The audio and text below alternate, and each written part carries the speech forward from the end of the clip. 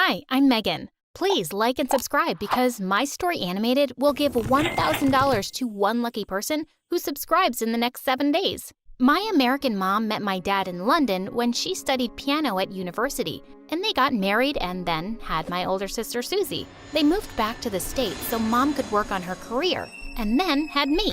Then they started having problems, and my dad thought it would be best to move back to London. But for some reason, Dad only loved Susie and ignored me all the time. On my 5th birthday, Dad bought her a PlayStation and beautiful dresses, while I only got a grumpy look from him. But Dad, it's my birthday. Why didn't you get me anything? Don't you love me? Oh, stop being such a crybaby. I told you, Mum, I only wanted one child. Susie was enough for me. But no, you had to come along. Seriously? He was such a jerk. And Susie always made sure to remind me she was his favorite. But thankfully, I had Mom, and she loved me to bits. Then one night when I was 8, Susie and I heard Mom and Dad fighting like crazy. I know that child ain't mine. I know you cheated on me, you awful woman. OMG. Is that why Dad hated me all this time? Because I wasn't his daughter? Dad stormed out of the house with his bags and didn't even stop for Susie as she called out to him. I hugged Mom and cried, but she convinced me that he was crazy and we were better off without him. But there was someone who was super pissed. Susie. Dad left because of you. You're the reason for everything bad, Megan, and I'm going to kick you out of our lives for good and bring him back. I thought she was just going to be mad for a while, but the next day, I screamed when I went into the bathroom. Stuck on the mirror was my head cut out from a photograph with the eyes poked out and red paint streaks on my face. Of course it was Susie. I found more of those pictures all around the house, and I showed them to Mom, and she grounded her. Over time, I grew even closer to Mom, and she discovered that I was great at playing the piano, just like her. She started teaching me, and by 7th grade, I was good enough to be selected as the key player of the school's music team. But Susie just couldn't live with that. On the day of the program, when I went on stage, I saw that my music notes had been burned. There was only a heap of ash on the piano with a note, "Hope you fail and keep failing for the rest of your life. You don't deserve happiness." Susie was a psycho, and I was gonna kill her. I nervously started playing the music from memory, and everyone in the audience loved my performance, except for Susie, of course. She looked fuming mad. As soon as I got home, I confronted her. "What's wrong with you? Don't you think it's time to find something to do with your life besides being a pain in my butt? My life? You ruined my life, my happiness, my family. I'm not going to let you breathe in peace, Megan. Just you watch and wait." OMG, she was unbelievable. But then what happened next shocked me even more. My left hand suddenly grabbed her hair and smashed her face into the cake Mom got to congratulate me. She screamed as loud as she could, and Mom came running. "What did you do now, Susie?" But it wasn't Susie this time, it was me. And I had no idea what had just happened. I ran out of there all confused. A few days later, I was taking my math test in class, but I couldn't figure out any of the answers. I started to panic when suddenly my left hand grabbed the test paper of the girl sitting next to me. She screamed in shock. And up next, detention. What the freaking heck? What was wrong with my hand? Susie couldn't wait to break the news to Mom. As soon as we reached home, she started screaming. "Look, Mum, your favorite has made you so proud. She got detention for cheating." Mom looked at me in shock, but I just ran up to my room. Later that evening, I told her what had been happening with my hand, and the next day, she took me to the doctor. And it turned out I had a strange condition called alien hand syndrome, where my left hand acts like it has a brain of its own. It's more likely to get out of control when you're experiencing extreme emotions, like stress. What? Then what about my career as a pianist? I freaked out and my left hand smashed the doctor's instruments into the wall. I decided to keep it a secret from Susie because I didn't want her to tell the world that I was a freak. I thought my life was just ruined, but at least I had my best friend Max. He never visited me at home anymore because once Susie had put so many chilies in his food, he ended up in the hospital. I didn't tell him about my hand, but he could tell I was bummed out. so he took me out for ice cream that evening. As we were walking back home, he suddenly turned to me. You have ice cream on your nose. Do you mind if I... Saying that, he moved closer, and my heart started beating a bit faster. What was he doing? He leaned in to kiss me, and I ended up slapping him really hard. Not my freaking alien hand again. Oh, Max, I'm so sorry. I really didn't mean to. It's just, No, it's my fault. I should have asked you first.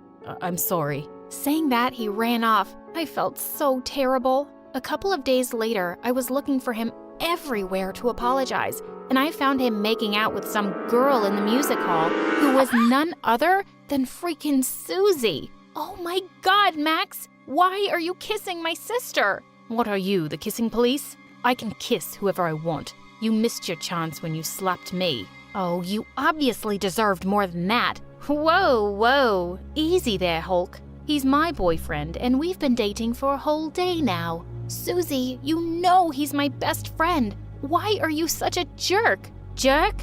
You're the jerk here, always wanting to take away my happiness. I'm not going to let you do it, Megan, so keep your paws off him. Saying that, she grabbed his hand and stormed out of the music hall. She just wanted to take away everything from me, even my best friend. Days passed and I focused more on my music. In the 10th grade, I had a chance to audition for a spot at the best music academy in the country. I was super excited for it. I reached the venue an hour early, but as I was waiting for Mom backstage, Susie called me on my cell phone, and she was crying hysterically. Megan, you have to hurry. Mom met with an accident on her way to you, and she's in the hospital now. Did that witch really think I'd believe her? But I called Mom 10 times and she just wouldn't answer. That's when I started to panic, so I quickly hailed a cab and rushed to the hospital. Halfway through, I suddenly got a call from Mom. Honey, my phone was on silent and I didn't even know. I just saw all your calls. I'm at the venue. Where are you?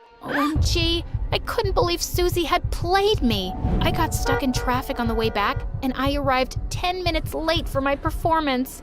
As the judges glared at me, I sat down shakily and tried to calm down, but I was so flustered. The performance started out fine, but only after a few minutes, my left hand went bonkers, and it turned into a complete nightmare. As people started to laugh, I ran off the stage in tears. I was so embarrassed and furious at Susie. She was so cruel. When Mom and I got home, I walked straight to Susie and slapped her hard in the face. I can't believe you'd stoop so low to hurt me. You ruined my performance. Do you have any idea how important it was for me? Yeah, I do, and I don't care. Just like you people don't care about me. Mom has always loved you and supported you, but me, after Dad left, she just abandoned me. Oh, honey, what are you talking about?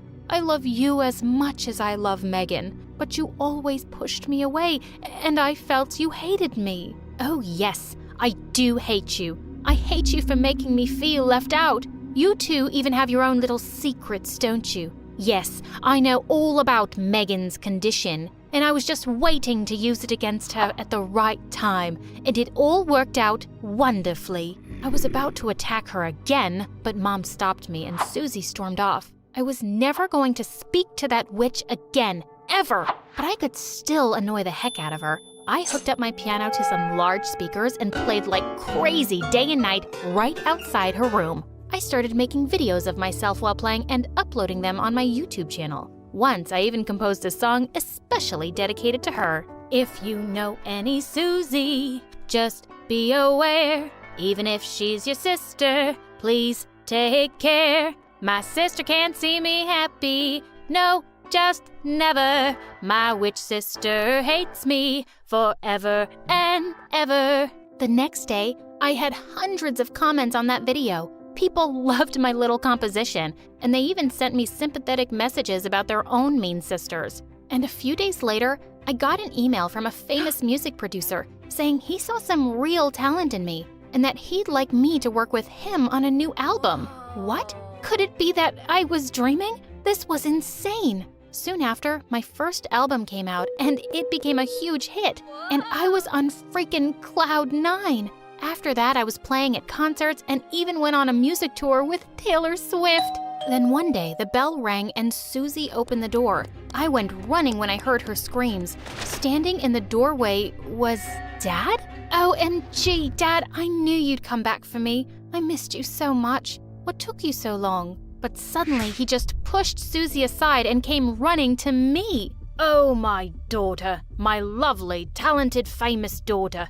I knew you'd make me proud one day. What are you saying, Dad? I'm your daughter, Susie, the one you love the most. You're not my daughter. You're the reason I left this house in the first place, 'cause you aren't my own blood. What? This was crazy. All this while I thought I wasn't his kid, but turns out Susie wasn't? She burst into tears when she heard this, but Dad wouldn't stop. I don't know whose worthless child you are. Megan is my only daughter. Just stop it, Dad. You're not Susie's dad, and you're not mine either. You never loved me, and then you just abandoned us all. You're not fit to be anyone's dad, and don't you dare talk to my sister that way. Just then Mom stepped in, looking furious. You crazy, horrible man. I never cheated on you, and they're both your daughters. But you wouldn't believe me. Well, you don't deserve either of them, you selfish creature. Dad looked at Susie and said that he loved her and that she needed him.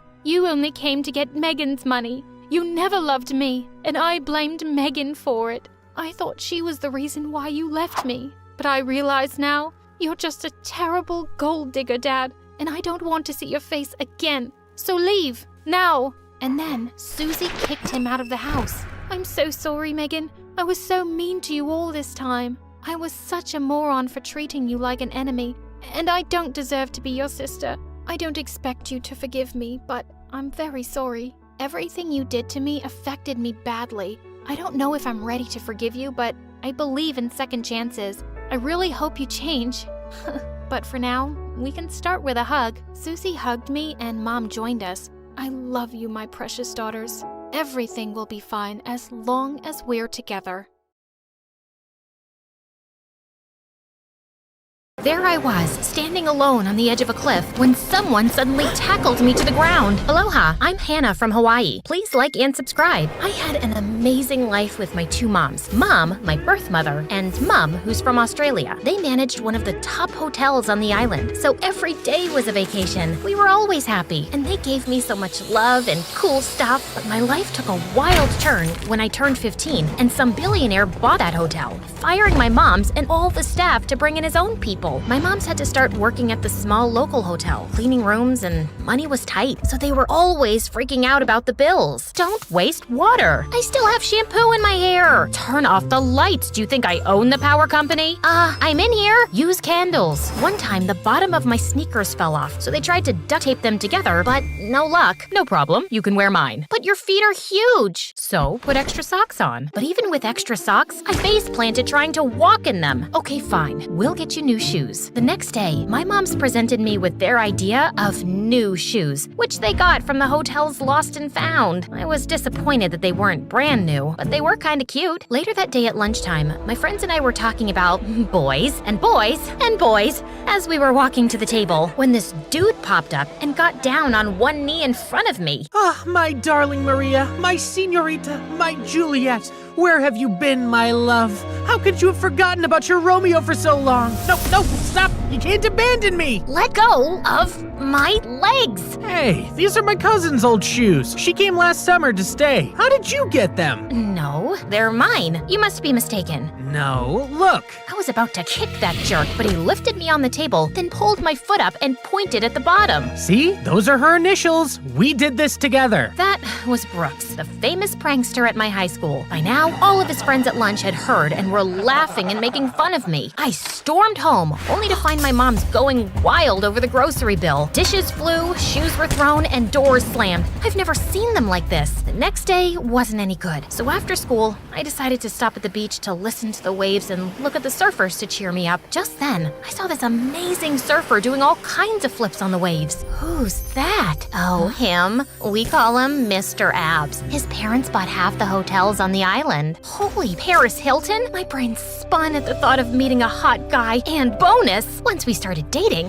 I could tell his dad how thoughtless he was for firing my moms after all their years of work and that he should totally give them their jobs back. This would solve all our problems and we would be happy again. So, I walked over to him. He was standing with a bunch of other hot guys. Hey, nice to muscle to meet you. He avoided me? I love a challenge. So I came up with a plan to bump into him and accidentally spill my smoothie on him. Then he would have to talk to me. Hey there, cutie. Slow down. You almost ran into me. Oh my god, he thinks I'm cute. I had to keep the conversation going. Oh, yeah, it's 'cause these creepy guys were chasing me. Are you okay? Where are they? They went that way. But wait, don't go after them. I'm really shook up. I need you here in case they come back. He held my hand and offered me a seat like a prince offering his throne. I'm Chris. Do you want me to call someone for you? Hannah. I'm Hannah. No, I just need a minute. Why were they chasing you? Yeah, so this guy at school likes me, but I told him I don't want to go out with him, and now I see him and his friends everywhere I go. Don't worry. I'll safely take you home. As we were riding home in his Jeep, I tried to find out as much as I could about him. So, your family just moved here when they bought the hotels? Yep. But I don't like to talk about it. Oh, I get it. Low profile. Nice. He looks humble. I wanted to know more about him, so I asked around and found out he doesn't like fries and loves jazz. As he pulled up to my house, I had to come up with a reason to see him again. Thanks for the ride. You're safe now. Those guys also come around in the morning before school, and my moms can't take me. They have this rare disease called, chew poops. A chew what? You've never heard of it? Oh, yeah. It's a new stream of COVID that's been going around. If you meet someone with this, or if they sneeze, you could have diarrhea for a week. Thankfully, I'm immune, but who knows about others? Just then, I heard my moms. Hannah, is that you? I needed to keep my moms away from him before they ruined my plan, so I rushed him off before he could say anything. Great, so see you tomorrow? Thanks. The next day, my moms were already at work when he picked me up, so I didn't have to worry about them meeting. And when he dropped me off at school, everyone thought we were dating. I figured it would be happening any day, so I didn't deny it. I was in heaven for the next few days, but that changed one morning. So I'm thinking, you seem to be out of danger now and… No, I mean, that's him. Where? I was looking in the parking lot for someone to point the finger at. You didn't see him? Then I spotted Brooks, who had made fun of me. A perfect target. Him! That's him! Brooks! Before I could say anything, he jumped out of the Jeep and confronted Brooks. I was on cloud 9. Everyone saw my gorgeous, soon-to-be boyfriend protecting me against my bully. Why are you stalking her? Don't you have anything better to do? Oh man, what are you talking about? Stalking? Who? As he pointed to me in the car, I pretended like I had dropped my phone on the floor. Is this about the shoes? I was going to… Then Chris took a swing at Brooks but missed, and Brooks punched him right in the nose and knocked him out cold. I jumped out of the Jeep, ran over, and slapped Brooks. Back off my boyfriend! Fortunately, Chris didn't hear it as he was out cold. Unfortunately, the principal only saw the end of the fight, and I was the one who got detention. My moms were so pissed because they missed work and came to talk to the principal. Hannah, you know we can't afford to take any time off work, and you're slapping people now? You're lucky that boy isn't pressing charges. But it was his fault. You're grounded for a week. I was feeling upset, but I wasn't about to let them ruin my plan. After all, I was doing this for them. I'm sure they would be so happy about it later. The next day, I snuck out of the house to go see Chris. He had his nose all taped up. We were just hanging out when some girls came up to us, batting their eyelashes at him. Aw, Chris, even with that nose, you still have a beautiful face. Yeah, handsome. Do you need someone to take care of you? Get away from here! Hey, is everything okay?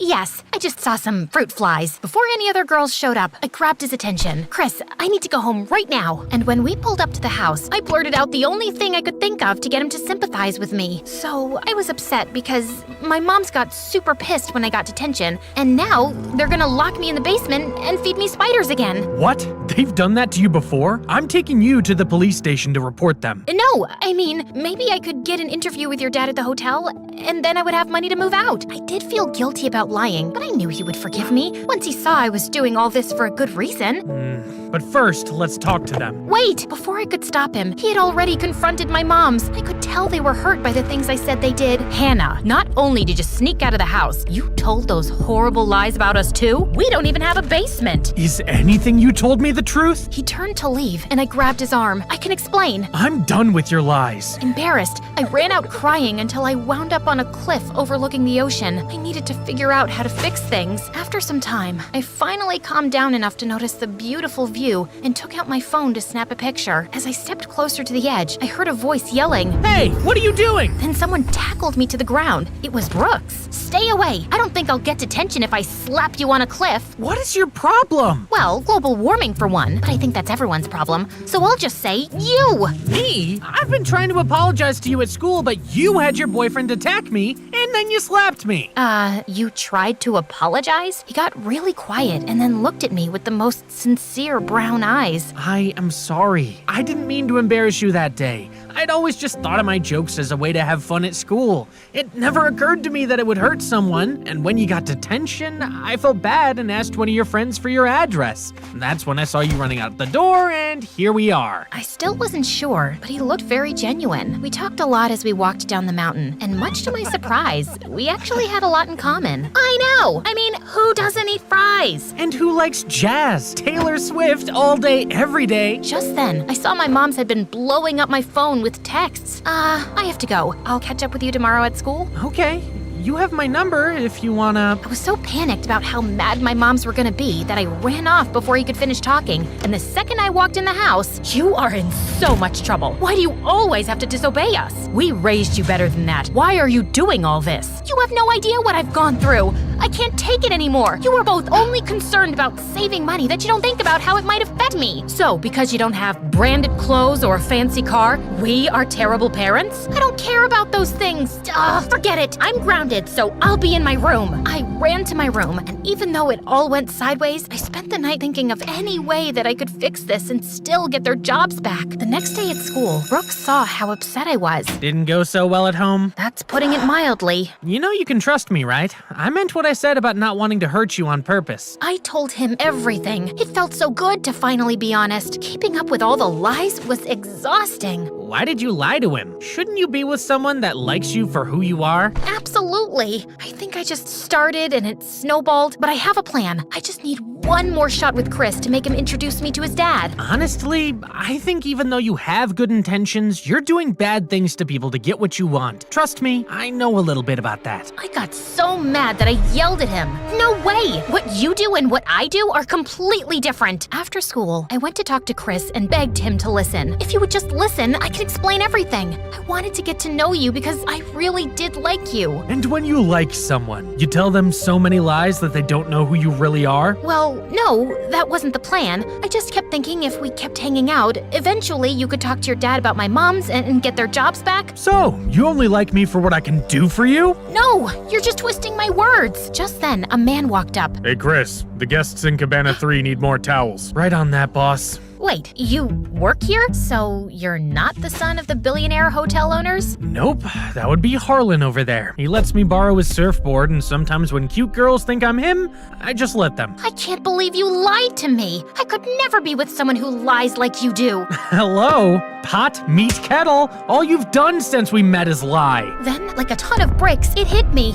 He was right, and I was mortified because I wasn't just like him. I was quite possibly worse. It did make me realize I needed to change my life and be better. First thing I needed to do was to come clean to my mom's. That night, when my moms came home, I made dinner for all of us, and I explained everything to them. You should have come and talked to us instead of coming up with some crazy plan. We do worry about money, and life isn't easy. We may fight, but every loving family fights. We're sorry for making you feel like we're not happy. We love each other, and you. That stuff money can't buy. I'm so sorry too. I know I acted terribly. I just wanted you to be happier and not worry about money. We love you, and we forgive you, but you're still grounded. And maybe you could also let me run the water until I've gotten all the shampoo out of my hair? Don't push it. The next day, I started helping around the house. I also started doing odd jobs in the neighborhood to help my moms with the bills. A few weeks later, a woman called asking me to paint her fence. When I got there, she walked me into the house. My son has told me all about you. Your son? I'll leave you two to work it out. I turned around to see Brooks. I'm sorry. It's okay, I think. I should have been more supportive. Actually, I'm glad you did. I needed to hear the hard truth, and I'm just happy that I have a good friend who isn't afraid to tell me that stuff. Not a good friend, a best friend. So, I'm guessing your mom doesn't need the fence painted? Oh no, she does. But it's a job for two. So, just remember, every lie has two lies. The lie we tell others, and the lie we tell ourselves to justify it. Or like we say in Hawaii, it's better to lie down with a lay than lay with a lie.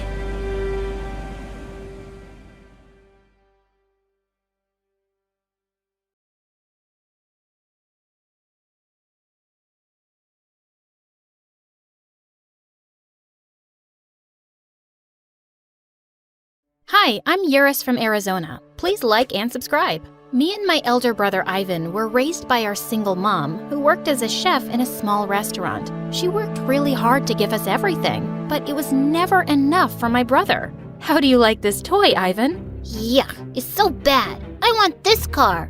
But that's really expensive, honey, and I don't have the money for it. I need to buy diapers and food for your sister. I hate her. Ivan just hated it. How he had to compromise on things because of me. So he secretly hid the car in Mom's bag, thinking that he could take it home. But I pointed it out right at the billing counter. Car, bag, Ivan. No, keep quiet.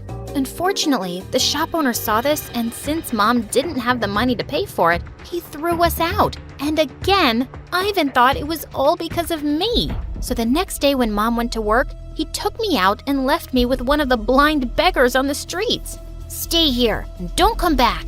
Thankfully, one of the neighbors saw this and she safely brought me home. But when Mom found out, she got really mad.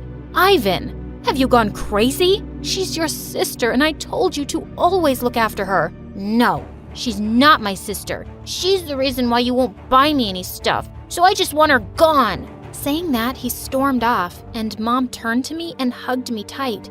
Oh, sweetie, you must have been so scared. But don't worry, your brother's just a kid. He'll come around. Well, I hoped so too, but only he didn't. Growing up, Ivan was never around for me, and I grew up into a shy kid who hesitated while talking to others. Sometimes when they'd ask me something, I'd go completely mute and just run away. But as shy as I was really curious about things too. One time in second grade, I saw two old men playing a game in the park. It seemed so interesting that I stood there watching for hours until they called me. Do you want to play the game, kid? Of course I did. I loved solving puzzles and games, and chess became the ultimate love of my life. After that day, I'd play chess all the time, every day. But Ivan just hated it, because he was the complete opposite. He never liked studying and was often caught cheating on his tests. And the worst happened when Mom lost her job and Ivan failed 6th grade. Mom was really stressed, so she ended up scolding Ivan, and he seemed upset. It's all right. I can help you with your studies. But he didn't take it the right way and thought I was making fun of him. You're gonna teach me, huh? You think I'm a kid and you're some genius because you play that stupid game? Go away. He pushed me away and I landed on my butt. Mom rushed in and picked me up. Are you okay, sweetie? But for some reason, I couldn't speak. I tried really hard, but I just ended up in tears. Ivan, your sister was just trying to help you and you hurt her. You're grounded. After Ivan left angrily, Mom felt something was wrong with me because it wasn't the first time that I struggled to speak. So she took me to the doctor, and that's when we discovered that I had selective mutism, a condition in which a person goes mute for some time under shock or surprise. Mom looked really worried, but I didn't want to add to her stress. It's gonna be all right, Mom. The doctor said the condition will go away with time, so don't worry, okay? Of course, Ivan thought I was making it all up to get more attention, so he spread all sorts of rumors about me at school. But I couldn't care less.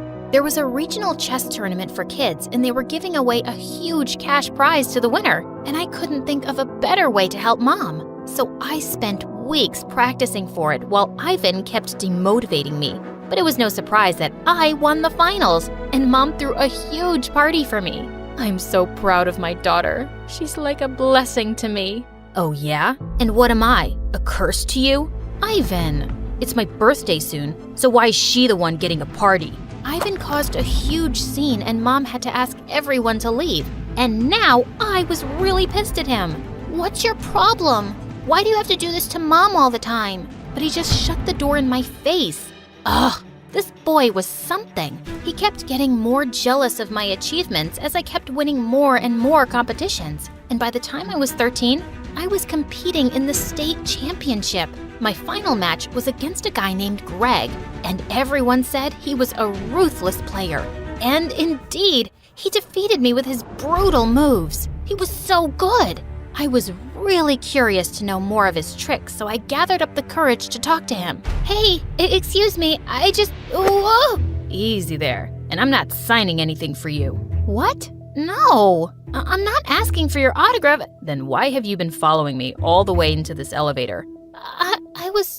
And there, my mutism was back again. It's okay. I get it. I'm so charming and handsome. Girls often go speechless when they see me. What? This guy was so full of himself. As soon as the elevator door opened, I stomped on his feet and ran out, hoping I'd never run into him again. And thankfully, the next year, I won the state championship because Greg wasn't there. By the time I was 15, I had won enough money from different chess tournaments for us to move into a better neighborhood and for Mom to start a small cafe. Things were really looking up for us, but Ivan continued to be a brat. He failed so many times now that he was in the same grade as me in high school, but he always hung around with the bad senior kids. One time when I was walking down the hallway, I saw him picking on some kid along with his minions. Ivan, stop it! What are you doing? But what I saw next shocked me even more. Greg? What are you doing here? Oh, so you know him. Is he your boyfriend? Then I guess I should trouble him more. Ivan! Just then the principal came in and most of the kids ran away, except for Ivan and his gang. When the principal asked what was happening, all the guys blamed Greg for trying to prank the seniors. No, I didn't do anything. Greg looked at me hoping I'd tell the truth, but I couldn't. I tried really hard, but I'd just gone mute. So Greg was put into detention, and I felt so bad that I decided to go tell the truth to the principal later. But Ivan caught me on my way. If you go and say anything to the principal now, I'm gonna make you and your little boyfriend miserable. Gosh, you're such a jerk. I can't believe you're my brother. I wasn't afraid of Ivan, but thinking about what he'd do to Greg, I decided to let it go. Just this once. A few days later, after the detention period was over, I went over to see Greg. Hey, I'm really sorry about the other... I don't want to hear it. Just leave me alone. He just walked past me without listening to another word. He was in the same class as me, but he hardly talked to anyone. And when I asked him to join the chess club, he just refused. He seemed so different from the time I'd met him at the chess tournament, and I wondered why he'd changed. A few days later, it was Mom's birthday, and I decided to go to her cafe after school and surprise her. But I got the bigger surprise when I saw Greg was laying out the tables there. What the duck? I asked Mom, and she told me Greg was in dire need of money and begged her to let him work there after school. But he was a chess master and a genius. Why was he begging for money? I had to find out. After we cut the cake, I went over to him. Here, this is for you. He hesitantly took it. And then I explained to him the whole situation about my condition. At first, he looked at me weirdly, but then he just broke into a laugh. So you weren't mesmerized by my looks in the elevator that day? Absolutely not, but I was mesmerized by your brain for sure. Suddenly, his gaze changed, and he looked at me with bright eyes. We then talked for a while, but when I asked him about why he wasn't playing anymore, he said it was getting late and ran out of there. And I felt something was really off. So I decided to follow him and saw him secretly sneaking into a dark alley. And then he entered the haunted house in our neighborhood. That house had been empty for over 20 years and no one ever dared to go inside. Some people even believed that ghosts lived there. What was Greg doing here? I somehow gathered courage to go inside. But then I heard screams and I ran away as fast as I could. The next day, I waited for Greg at school so I could ask him what was going on, but he didn't come. Now I was starting to get worried, so on my way back home, I sneaked into the haunted house through the back door and switched on the lights. But as soon as I did, I heard that same loud scream again. Gosh, this was really scary, but I had to find Greg. I walked upstairs and saw a woman sitting on the floor in one of the rooms. And as soon as she saw me, she started screaming. Don't hurt me, please. Go away from here. Leave me alone. I was really confused, but I could tell the woman needed help, so I calmed her down. But just then I heard Greg's voice from behind me. What are you doing in here, and how did you get in? Get away from my mom. Your mom? He lifted the woman up from the floor and made her sit on a broken chair. Are you crazy? If she's your mom, then why have you kept her here like this? He didn't answer my question and kept insisting on me leaving the house. He looked really mad and I had to leave. But this felt really wrong. Why was he hiding her in there? Later that night, I was in bed when I heard a loud thud and I was shocked to see Greg standing at the window. Greg, what are you doing here? But he didn't say anything and just hugged me tight.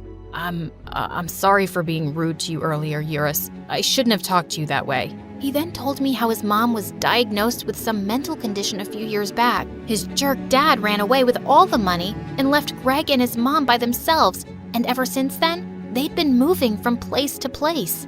But your mom needs medical help, Greg. You should at least inform your relatives or social services about it. They're all bad, Eurus. They just don't care, and they'll separate me from my mom. I don't want that. I promised I was going to help him with the situation, and he happily went back. But just then, my room's door flew open, and Ivan barged in. I heard everything you and your boyfriend were talking about. I've been hearing these screams, and I thought I was going crazy. But now, I can get rid of my headache for good. What do you mean? I'm gonna call the mental hospital and have that crazy cuckoo taken away. But why would you do that? Just 'cause I can. And I will. You're a piece of garbage, Ivan. I tried to stop him, but the very next day when I returned from school, I saw ambulances were leaving from outside the haunted house. And minutes later, Greg came running into our house. You informed them, didn't you, Eurus? They took my mom away before I could even see her after school. No, silly. I'm the one who did it. Why does no one give credit to me for what I do? Before Ivan could say more, Greg jumped onto him and they broke into a huge fight. I tried hard to separate them, but they didn't stop until Greg's mom came out. Stop it, Greg! Stop it, Ivan! Greg looked really confused, and even Ivan lost his mind. What the minions? Is she really a ghost? What's she doing here? I brought her here. This morning, after you both left for school, I told Mom everything and brought your mom to stay with us until things were sorted. Greg ran and hugged his mom really tight. No. Are you kidding me? She's a psycho. She belongs in an asylum. Stop it, Ivan. I think you're the one who needs treatment. Shut up, you little... That's enough, Ivan. I didn't raise you and your sister to be so different. But while she's so nice and kind, you're always looking for ways to hurt people. That's because you always hurt me. You've always liked her more and never cared about me. And treated me like I'm a good-for-nothing. But that's your own fault. Even though Eurus is younger than you, she's always understood me and helped me, while you just added to my troubles. And I know you're failing again this year. Enough's enough. I'm sending you away to your aunt's place in the countryside. What? Mom, no! Ivan ran after Mom, and Greg turned to me and held my hand. I'm really sorry for doubting you, Eurus. I'll never be able to thank you enough for your kindness. Well, you can actually. I'm going to be competing for the National Chess Championship, and I'd love to defeat you at the finals. You sure you won't be distracted by my looks? You... Come here.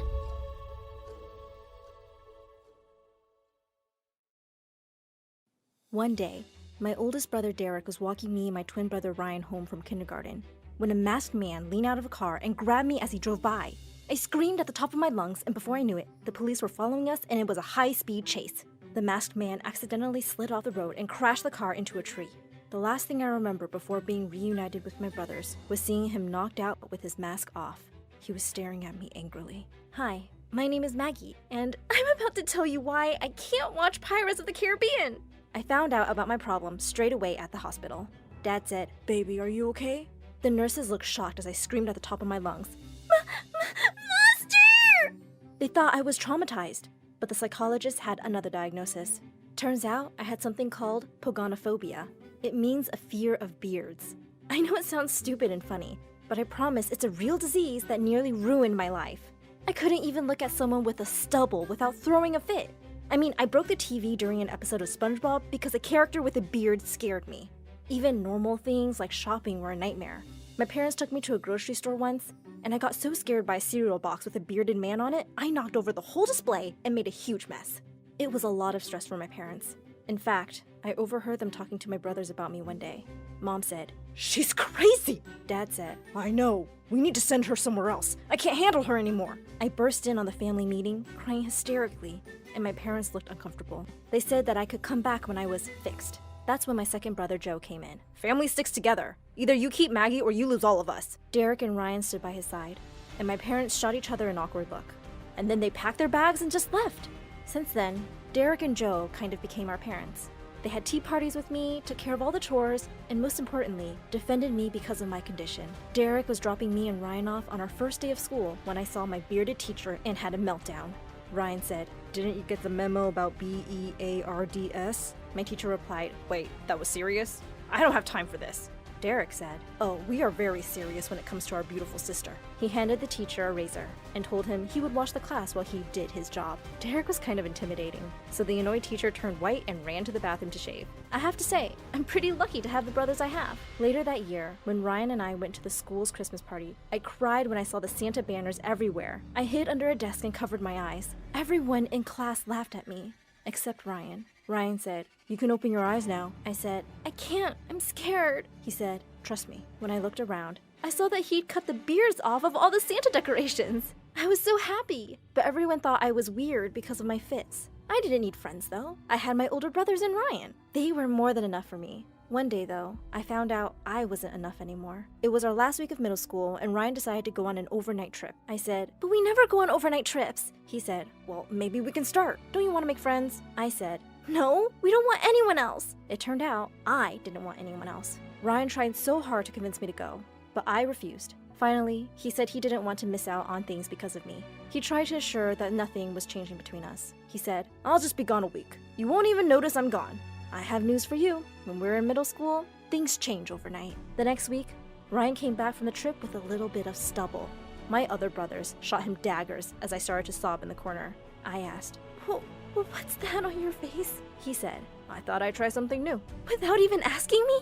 I ran upstairs and locked myself in the bathroom. Ryan came to the door and tried to explain that he wasn't trying to hurt my feelings. But this girl he had a huge crush on said she loved facial hair. I hadn't had an incident in so long. He thought I'd grown out of it. I didn't want to mess up his chances with his crush, so I agreed to try it out. My brothers were so proud I was doing well. They thought I was cured. In reality, I was purposely looking away all the time, and it was eating me up inside. One time, I was trying so hard not to look at Ryan that I fell down the stairs. See, as time passed and his stubble grew into a real beard, it was getting harder and harder to deal with my feelings. The day Ryan told me that he and his crush were finally going out, I broke down and begged him to shave it. He said, but she really likes my beard." I said, "You're already dating." He asked, "What if she doesn't find me attractive anymore?" I asked, "Is that more important than your own twin sister?" After a day of guilt tripping and a little convincing from Joe and Derek, Ryan walked into my room the next day, beard free. I ran up and hugged him. I was so happy. The next day, Ryan seemed really upset, but wouldn't say why. Joe decided to take us out to the new pizza place to try to cheer him up. Ryan asked, "Can Maggie even handle going there?" I said, "Sure I can." I tried with all my might to stay calm. Even when the restaurant was filled with bearded people, I could only do so much though. Then the waiter showed up and said, "Large pepperoni pizza for table 8. Ah! I screamed and knocked the pizza out of the bearded waiter's hands and splattered sauce all over Joe and Ryan. Ryan said, "I told you this was a bad idea." I said, I'm really sorry. I just wanted to cheer you up." He said, "Do you even know why I'm upset?" It turned out that his girlfriend had broken up with him the night before. When she heard he shaved his beard for me, she got mad that he did whatever his sister asked. He told me that I'd ruined everything. He wished I was normal. As he left, I started to cry. I wish I was normal too. Joe tried to tell me that it was okay. Ryan would get over it. He was just sensitive because of the breakup. Joe said, "It'll all be better in the morning." It wasn't. Ryan ignored me at school the next day. I nearly cried when I went to sit next to him and he told me the seat was taken. I ate lunch alone for a couple of days, till this really cute guy sat down next to me with 2 cookies, handing me one. He said, "Pretty girls like you shouldn't be sitting alone. Hi, my name's Matthew." A boy sitting next to me was sure to catch Ryan's attention. He was angry the whole time before coming up to us. Ryan said, "Is this guy bothering you, sis?" I said, "Oh, now you're talking to me? I was just upset. I'm sorry. Don't worry. Nothing could ever come between us." He was looking right at Matthew when he said that. He then sat down next to Matthew, took out his notebook, and started firing questions at him. Ryan said, "Are you serious about my sister? Have you ever had a beard? How often do you shave?" Matthew turned red and nearly fell out of his chair, saying we just met. I was ready to kill Ryan when we were all saved by the bell. Later after school, I caught up with Matthew and said I was sorry for Ryan's behavior. Matthew said, "Don't worry. I get it. He's your brother. I am serious about asking you out though." I totally wasn't expecting that. And of course I said yes. I immediately texted my brothers asking if it was okay, and they surprisingly agreed to a movie date and said they would pick us up. The car ride was really uncomfortable. Joe was the driver, Derek was looking as scary as ever in the front, and Ryan sat between us in the back seat. I couldn't wait to get to the date when the biggest surprise ever happened. Why are we parking at the house? Derek turned to me and said, "For your date, of course, silly." Poor Matthew had no idea what kind of date he was in for. I walked into the lounge with popcorn to see Derek grilling Matthew. You'd think he was a murder suspect being questioned by the police. "Are you planning to grow a beard? What does your beard mean to you? Do you consider it a sign of your manhood? If you were with Maggie and a bearded man came over, what would you do? You have only 3 attempts to answer that. Go." I said, "Oh my God, leave him alone, Joe. Matthew, let's pick a movie." Just then, Ryan walked in and said, "Yeah, what are we watching?" My brothers decided we were all watching a movie. Matthew wanted to watch a romantic movie, but Derek picked Frozen. I said, "Guys, we aren't 5. Can we watch something less lame?" Ryan said, "What are you talking about? It's epic. You know, when Anna and Elsa reunite. Aww." Then Joe said to Matthew, "Hey, can you make some room?" Derek said, "Yeah, just a little more to the left." Just like that, Matthew and I were sitting at opposite ends of the couch with all 3 of my brothers between us. At the end of our date, if you could even call it that, Joe drove Matthew home alone. I was so mad. They tried to assure me that they were just being big brothers and this was all normal. Yeah, well, tell that to Matthew. He avoided me all day and didn't respond to any of my texts. I didn't see him at lunch that day either. I was crying in the ladies' room when I heard a knock at the door asking if I was okay. It was Ryan. He said, "Is there anything I can do?" I told him he had done more than enough by ruining my chances with my first date. I was also silent the entire drive home from school. They bought me flowers and chocolates, trying to show me I didn't need a boyfriend since I had such great brothers. I yelled at them, saying how I wasn't going to be their baby sister forever, before locking myself in my room. A few hours later, someone knocked on my door and I walked over to shout at them to go away. When I opened it, it was Matthew. I've been crying all day, and now I look like a mix between a raccoon and the girl from The Ring. I covered my face and told him not to look at me right now. He gently took my hands away and said, "I don't care about all that. Listen, your brothers found me and apologized for ruining the date, and wanted to make it up to us by letting us go on a real date." My brothers were actually really sweet about it. Joe even helped me pick out an outfit and did my makeup. Matthew's jaw dropped when he came to pick me up. He said, "Oh wow, Maggie, you look gorgeous." Of course they came with us to dinner and taught Matthew how to scan the room for any bearded men and shield the lady till she was safely seated at her table. But thankfully, they sat a few tables away. Baby steps. After a year of dating, my brothers really started to trust him more. I would even say they became friends. They constantly made jokes about how he better not grow facial hair now that he was a man, and never to mess with my sister or else. It really did all seem like jokes until the day he came back from summer break. When he showed up at my house after his 2-month family vacation in Europe, he brought a lot more surprises than a postcard. He walked in, sporting a scruffy beard, and I immediately screamed, "Ah! Help! Derek!" Derek rushed in and started screaming at Matthew. "What were you thinking? We told you never to pull stuff like this!" Matthew kept insisting that he thought it was just a joke because of a problem I had as a kid. He thought I would have grown out of it by now. That was it! Matthew was lucky my other brothers arrived when they did to hold Derek back. Ryan shouted at him to not come back till he had shaved again. He came back with a clean face a few hours later to apologize and talk in private. My brothers, reluctantly, let us talk alone. Matthew said sorry and explained he thought I would find it attractive, and he didn't mean to scare me. I forgave him, but I could tell my brothers weren't happy with him anymore. After Matthew left, they argued I should break up with him because he knew what he was doing. I kept trying to tell them it was all a misunderstanding, but I could tell something was up between us, and he was different now. He started making a lot of mean jokes about me. One day, I asked him if he wanted to go out to eat, and he said, Are you sure? You're not going to cry like a baby if the waiter has a mustache?" I said, "Why are you acting this way? Come on, be nice." He raised his voice and said, "I am being nice, putting up with your stupid condition. It's pretty hard not to have a normal girlfriend and do normal things because you have a freak out wherever we go." I was really upset and went home crying. When my brothers tried to ask me what was wrong, I said I'd just seen a bearded man on my way home and gotten scared. Ryan came to check up on me and said, "Well, Matthew should have at least walked you home." I told him that Matthew wasn't my keeper. Nobody was. I decided to really push my boundaries one day. I decided I would surprise Matthew by going to the homecoming dance. I knew he was going alone because I avoided places with too many people. I only told Ryan about my plan. He kept begging me to let him come, but I insisted I needed to do this on my own, and he had to promise not to tell the others. He reluctantly agreed, but said I needed to check in every 15 minutes. I promised I would keep in touch as he dropped me off at the dance. I was trying really hard not to find anyone with a beard in the crowd. But then at one point, I caught a glimpse of a guy with some facial hair, and I screamed and knocked over the huge punch bowl. All eyes were on me. That's when I found him. Matthew asked in disbelief, "What are you doing here, Maggie?" His jaw was wide open in shock, and his arms were around another girl. The girl leaned closer to him and asked, "You know this weirdo, babe?" I ran out of the gym and into the hall, furious. Matthew came out and ran over to me. He wasn't trying to apologize, though. He was angry with me. I cried, You're cheating on me!" He started rolling his eyes and shouting, "This is all your fault, you know? It's really hard to date you, and I do my best. Seriously, if you break up with me, you won't find anyone who cares about you as much as me." His face turned white when he heard Derek say, "Oh, buddy. She already has 3 men that care about her more than anything." All 3 of my brothers emerged from the hallway. This time, no one stopped Derek as he chased him screaming down the hallway. Joe and Ryan rushed over to make sure I was okay. I asked, "How did you know I was in trouble?" Ryan winked and said, "I didn't hear from you every 15 minutes.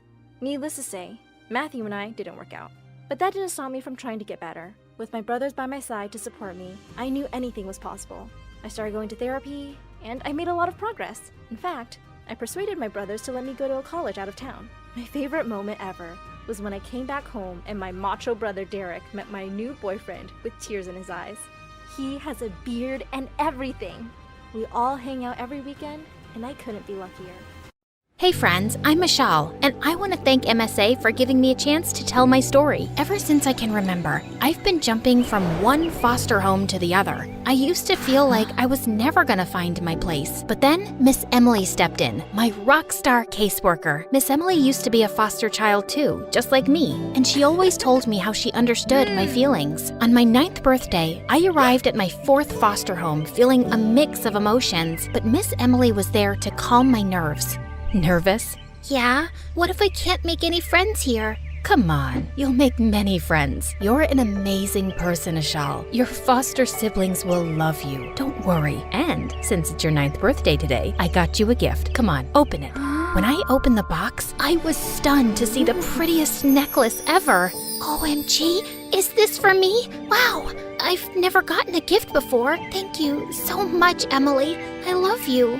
Love you too, kiddo. Come on, let's get you inside. The moment I stepped through the door, I knew things were gonna be different. First, because the house had 4 kids, all different ages. And second, the foster mom was really, really cool. She gave me pretty clothes, the best food, and the comfiest bed ever. But it was just a week in, and I felt the other foster kids being a bit jealous of me. One sunny afternoon, all the kids gathered to play hide and seek. I saw them forming teams and planning their secret hiding spots, and my heart sank as I stood there, unnoticed and left out.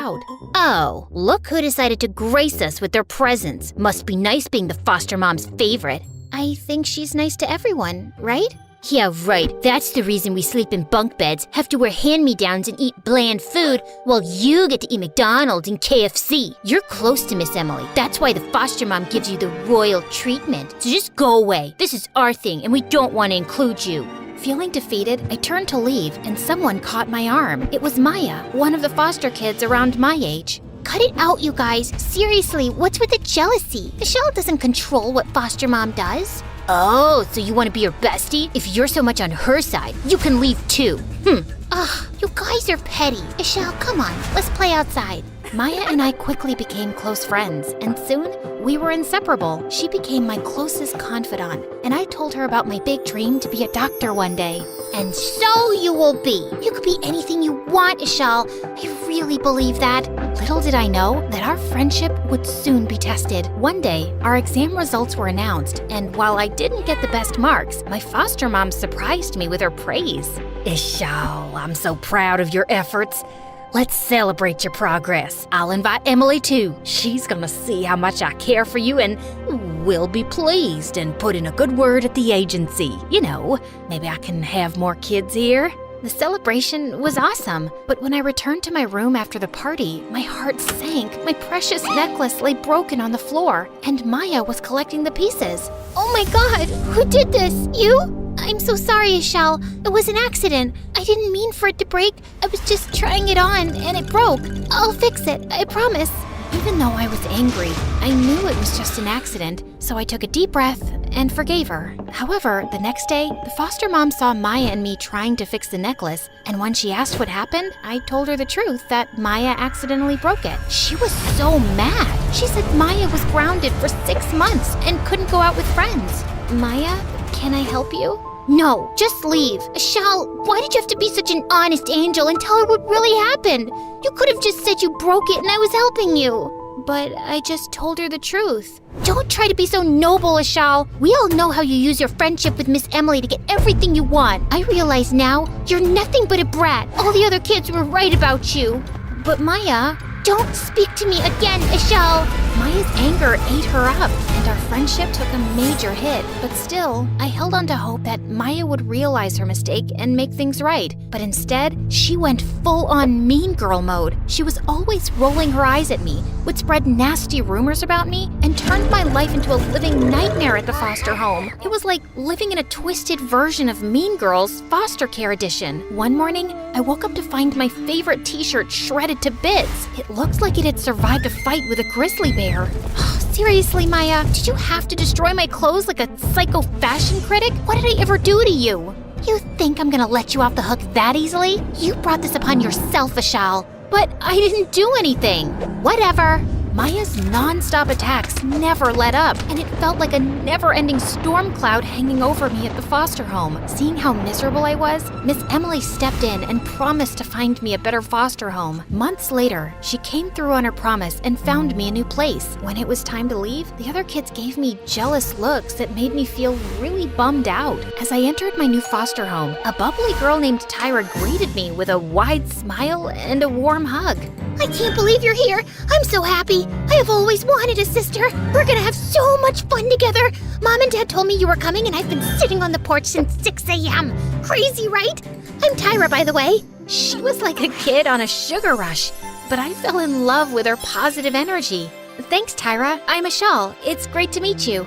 In the days that followed, I realized I had struck gold. Tyra's parents weren't loaded, but their hearts were pure gold. Seeing how much they adored Tyra filled me with hope and made me feel all warm and fuzzy inside. Over time, Tyra and I bonded and became BFFs. Tyra was an amazing painter who had a passion for creative expression. Even though Tyra and I shared everything, from secrets to clothes, her room was always kept like a locked vault. I never pushed her about it because our friendship was built on trust, and if her room was her private sanctuary, I respected that. But one day, while we were goofing around in the backyard, something happened. Tyra's leg came off and she fell to the ground. It was then I realized Tyra wore a prosthetic leg. I rushed over, wiped her tears away, and helped her up. Ishal, I didn't want you to see this. I have a prosthetic leg and it sometimes comes off. That's why I never showed you my room, because I take it off when I'm inside.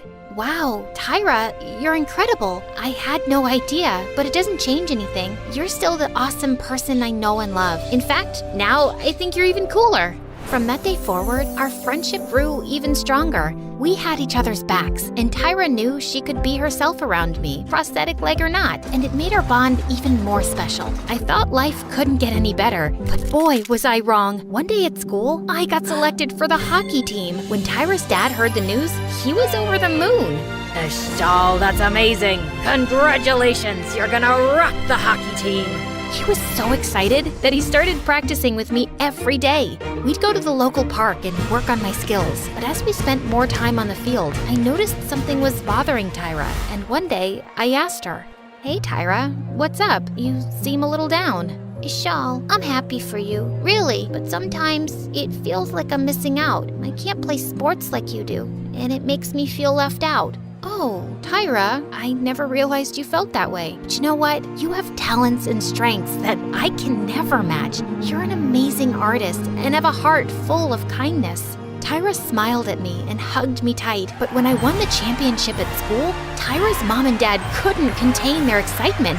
They lifted me onto their shoulders, cheering and celebrating. But as I glanced at Tyra, I could tell she wasn't liking the attention her parents were giving me. I knew I'd have to have a talk with her again. But before that, fate threw another curveball my way. One day in the school hallway, I spotted a familiar face. It was Maya. Anger surged through my veins at the sight of her. What are you doing here? What do you mean? You think only you can get a nice foster home and get into a good school? Are others not worth it? Guess what? A very nice and loving family has adopted me, and I'm living the good life. Good for you. Listen, Ashal, stay out of my way, and I'll stay out of your way. Understand? You better understand. I hoped Maya would actually stay away, but man was I mistaken. One day, I caught sight of her chatting with Tyra, and my gut screamed, uh-oh, something's up. I rushed over, ready to confront Maya and set things straight. Hold up, Maya. What are you doing talking to Tyra? Oh, just having a friendly chat. What's your problem? Come on, Tyra. Let's have lunch. I walked away with Tyra, but once we were seated, she asked me about Maya, and I told her everything. The bottom line is, Maya is trouble. Thanks for looking out for me, Ashal. I was determined to keep Maya at arm's length, but one day, when I saw her with Tyra again, I was so angry. I was walking towards them, but then all of a sudden, the witch pushed Tyra. That was the last straw. Fury consumed me, and I lunged at Maya, ready to defend Tyra with everything I had. It was an all-out battle, an explosive clash. But before things escalated further, school staff intervened, pulling us apart. We were all taken to the principal's office, and when she asked Tyra what happened, the words that came out of her mouth shattered me. It was Ashal. She pushed me and Maya and was just trying to help me, but Ashal attacked her too. What? No, that's not true. Tyra, you know it was Maya who... Before I could finish my sentence, Tyra's tears and her parents' arrival caused a shift in the atmosphere. They saw their daughter crying, and their anger was directed right at me. How could you do this to our daughter? We trusted you. Feeling rejected and utterly alone, I thought all hope was lost. But just when I thought I had hit rock bottom, my guardian angel, Miss Emily, appeared. I told her everything, and she was the only one who believed me and promised she'd fix everything. After that, things got a bit tense. 2 days later, Miss Emily came to pick me up, and I thought I was going to be moving to my 6th foster home. But when I learned Miss Emily had adopted me, I felt like I was on cloud 9. I was so happy that I had tears. You're my mom now? Yes, honey, I am. We're gonna have so much fun. And indeed, we did have a blast. Emily and I went on exciting holidays, exploring new places and creating wonderful memories. We laughed, we played, and we grew closer with each passing day. Emily also enrolled me in a new school where I worked my butt off to achieve my goal of becoming a doctor. As time passed, I worked hard and excelled in my studies. I even received a scholarship to a great college. Following my passion, I became a doctor, and I chose to help people with prosthetic limbs just like Tyra. One day, as I was checking patients at the clinic, I saw a familiar face. It was Tyra. Recognizing me, she looked ashamed. I decided to keep a poker face and act cool. I worked on creating a state-of-the-art prosthetic leg for Tyra. When it was ready, she looked at it with tears in her eyes and finally opened up. Ishal, can we talk, please? I want to explain things. No need. But I need to. I was scared, Ashal. You don't know this, but I was adopted by my family when I was 7. Before that, just like you, I had to move from one foster house to the other. Maya made me believe that my parents would replace me with you. Mom and Dad loved you so much. You were awesome at sports. I became jealous. I was just a kid, and I didn't know how to handle it. I didn't want to lose my family, so I followed Maya's words. But after you were gone, she turned on me too. It was then I realized she had always lied about you being mean to her when it was actually the other way around. She made my life at school a total nightmare. I guess I deserved it after what I did to you. Tyra's words hit me hard, and suddenly everything made sense. I could imagine the whirlwind of emotions she went through, seeing her parents praising me while she struggled with her insecurities. It's okay, Tyra. We all make mistakes. What's important is that you realize it and you want to make things right. So, how about we try this on?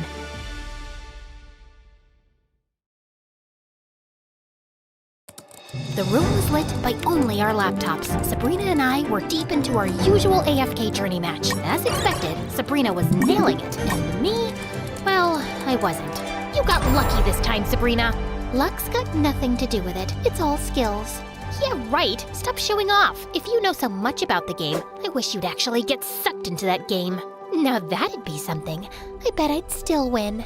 I suppose she was right. She'd still win. After all, she was Sabrina. My sister always shone bright, passing tests, grabbing the spotlight, and unbeatable in games, while I was just Ella. Plain, average Ella. The next morning, I woke up late, which only happens if Sabrina forgets our alarm. We were about to be late for school. Come on, Sabrina! When I checked her room, there was no sign of Sabrina. Then I saw her slippers near her laptop, like she disappeared. Really? Trying to make me think you're in the game? I laughed, but suddenly, I felt the pull towards the laptop, like I was being sucked into it. And just like that, I was in a place straight out of a storybook. Huge trees with colorful leaves, bright skies, and tall mountains. There were little streams shining in the sun, and I could hear strange, beautiful sounds everywhere. It was so amazing. This had to be a dream. Ouch! Nope, not a dream. Right then, I heard someone behind me. Turning around, I almost fainted. Dianelle stood there, looking hot. A new face in Asperia? You look lost. OMG, you're Dianelle. I know everything about you. How you can soar into the air, becoming untouchable while unleashing a storm of sword attacks on your enemies. Seems you know a lot about me. How about you share your story? So I spilled the beans, telling him everything. Fear not. I'll help you find your sister. You can't search for her alone. Just then, Lucius and other heroes joined us, and Dianelle introduced me to them. We Lightbearers stand for justice! Asperia will show you both its wonders and dangers. Lucius's words hit me hard. Sabrina could be in trouble. But as I set out to look for Sabrina with Dianelle, Lucius, and the rest, I started to feel hopeful. Right in the middle of our journey, we bumped into some Hypogeans blocking our way. I was worried, thinking we were in for a tough fight. That's when Dianelle gave me a look, like he had a plan. Watch this. And then suddenly, everything started moving super slow. Dianelle jumped up, sword ready, and it was like I could see every little detail of him slicing through the air. How's everything so slow? What's going on? Just then, Lika fired her ultimate ability, Starshot, shooting a deadly arrow that mesmerized me as it seemed to float in slow motion before forcefully pushing back her opponent. Begone. Wow! It's called bullet timing. It lets us slow down time to hit just right. Suddenly, Rainier, a villain from the Hypogeans, tried to sneak attack me, but Lucius jumped in front of me super quick, his shield up, stopping Rainier's attack, making him step back. Go back to the hell that spawned you! Wow, thank you so much. As we moved ahead, we entered the Dream Realm and saw Necrotraken, a beast straight out of a nightmare. We have to beat this thing? Yes, we do. The fight started, and Necrotraken unleashed his fearsome dragon's breath upon us. But Lucius was swift and blocked the attack, while Lika, Dianelle, the others, and I kept on attacking Necrotraken. Finally, after the battle, the beast fell, and we saw a path. Following it, we found Sabrina. Ella, I found you! Can you believe we're actually inside the game? Yes, it's incredible. Right after I arrived, the Necrotraken captured me. Ella, when I play, I'm fully immersed. It's like I'm not just playing a game, I'm living every moment of it. That's my secret to winning. But you've discovered something even more crucial, the power of working together. You've shown great courage today. Remember, the bond between heroes is the strongest weapon. And never forget, in Asperia, we stand together against any darkness. This journey, it was more than just a rescue mission. It was about discovering our strength and the magic of teamwork. And it's just the beginning. There's a whole world out there in Asperia, waiting for us to explore. Maybe next time. I think it's time for you both to leave. The heroes then led us to a portal, telling us it would take us back to our world. Goodbye. The next morning, when I woke up, everything seemed normal. Was it all just a dream? Did you have a dream too? About AFK Journey? Yes! We were both stuck in the game! I don't think it was just a dream. Ella? What's that under your bed? Curious, I leaned over to look and saw it. The sword Dianelle had given me. It was all real. AFK Journey isn't just any game. It's an epic adventure that brings together strategy, courage, and friendship. With its unique art style, innovative gameplay features like bullet timing, and a story that unfolds across a beautiful 3D world, it's an RPG experience unlike any other. Available on PC and mobile, it's where you'll find your next great adventure. Asperia awaits. Are you ready to join us and discover the magic that follows?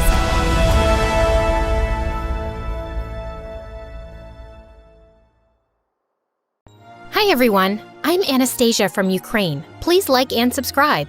My parents were obsessed with my little sister. Everything they did revolved around her. Holidays, clothes shopping, family dinners, all of it was for Eleanor. It was like I was invisible.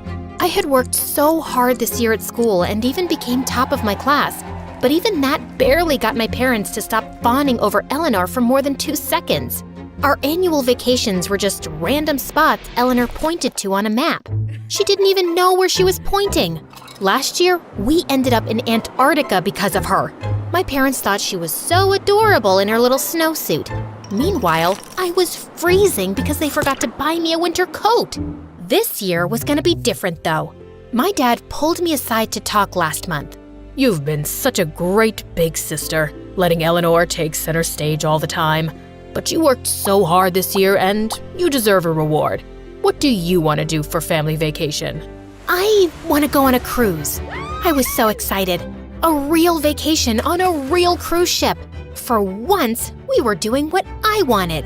When I walked into the living room, Eleanor had her eyes closed and then she spun around and pointed to somewhere on the map.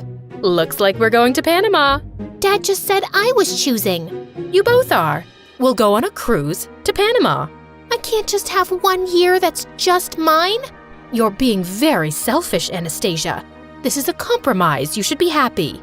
Why is it always me who has to compromise while Eleanor gets everything she wants? My dad looked apologetic, but he didn't stick up for me. I started to stomp off, but then I slipped on my sister's stupid toy. So annoying. I couldn't even storm away without her ruining it. But as soon as we got on the ship, I decided, you know what? I wasn't gonna let it ruin my vacation. I was gonna ditch my family and do my own thing. My parents probably wouldn't even notice me being gone anyway. I couldn't believe it. The ship was gigantic, not to mention gorgeous. I was so ready for this. Our cabin was a little small for 4 people, but that's all right. I didn't plan on spending much time in the room. We were thinking of hitting the buffet. Sorry, can't. I'm going to the pool. I zoomed out of there so fast, I practically left a dust cloud. I wasn't gonna get stuck in a buffet line with a bunch of old people and little kids. At the pool, I was lounging on a chair with a good romance book and not a care in the world. The best part? No nagging parents or annoying little sister in sight. I let myself fantasize about meeting a cute guy who looks like the cover model from my romance novel. Hey, not likely, but I could dream. At sunset, I walked to the railing. The sky swirled like cotton candy, and the ocean sparkled in every direction. Then I heard him. Beautiful. When I turned to look, I saw a boy with a long blonde mane like a lion. Was I crazy, or did he look exactly like the hero from my romance novel? The view's not bad either. Wow, that was cheesy, but I couldn't help blushing anyway. Hi, I'm Damon. I'm Anastasia. Anastasia, let me know if there's anything you need. That's kind of a weird thing to say to a stranger. I work here. He pointed to his uniform. Of course. I felt so embarrassed. Keep it together, Anastasia. He's just doing his job. Sorry. No worries. Want a tour? Yeah, that would be great. Damon took me on a private tour of the entire ship. I was trying to pay attention to all the interesting facts he was telling me, but I kept thinking about how much he looked like the hero from my romance novel. Was this a dream? Or maybe my fantasies becoming real. When we passed by the kiddie pool, my sister started jumping up and down and waving her arms. Anastasia! Anastasia! Come swim with me! I put my hands over my eyes and pretended I couldn't see her. Maybe it wasn't the nicest thing to do, but I needed to set boundaries. This was my time. Damon took me up to the bridge where the captain and all the navigation tools were. It was amazing. Is it okay to be here so late? It's almost night. That's when the captain came in and yelled at us. I guess it wasn't okay. Damon took my hand and we raced back down to the main deck. What happened? I didn't know we were breaking the rules. Technically, we're not supposed to schedule tours this late. Damon, I don't want to get you in trouble. You're worth it. How would you know? You just met me. Maybe I'm a criminal. Even if you were, I'd still like you. My heart started to thump in my chest. Damon gently took my hand in his and then kissed me under the stars. In the cabin that night, I lay awake thinking of the kiss. I felt like I'd been transported into a real-life romance novel. Even Eleanor's snoring couldn't wipe the smile off my face. The next morning, I couldn't wait to see Damon again. But before I could leave, my mom blocked me at the door. You know, this is supposed to be a family vacation. I'd like you to spend some time with us and your sister. I can't right now. I already made plans. Besides, I see you guys every day. You're not coming to breakfast, Anastasia? Yes, she is. Yay! But Mom, my friend's shift starts at lunchtime. If I don't see him now, You can see your new friend afterwards. she didn't listen to a word I said. I was too mad to eat when we got to the cafeteria. I watched the guests at the pool having a blast. Meanwhile, I was stuck here with my parents and annoying sister. And the lady at the next table over was throwing a temper tantrum. Something about her earrings being missing. Eleanor showed me the smiley face she made with her pancakes and bacon, but I wasn't in the mood. Do you want to help me build sandcastles when we get to shore, Anastasia? Maybe. I knew I couldn't say no here, or else Eleanor would start crying and make breakfast even more unbearable than it already was. Anastasia, stop sulking and eat your breakfast. I tipped the plate over into my mouth like it was a bag of chips and finished the whole thing in one bite. Then I gave my mom my most sarcastic smile. Can I go now? Go ahead, sweetie. I hightailed it out of there before my mom could contradict my dad. Damon wasn't on the sun deck where we agreed to meet, but that made sense. I was over an hour late. Thanks a lot, Mom. I searched all over the ship, but I didn't see him anywhere. Finally, after searching forever, I approached a crew member and asked him if he'd seen Damon. What he told me made my head spin. He told me that no one named Damon worked on this ship. I said there must have been some mistake. I showed him my romance novel and said Damon looked just like the model. But the crew member said he didn't know Damon or anyone else who matched that description. I needed to think. Had I misheard Damon? No, he definitely told me he worked on the boat. He had the uniform and everything.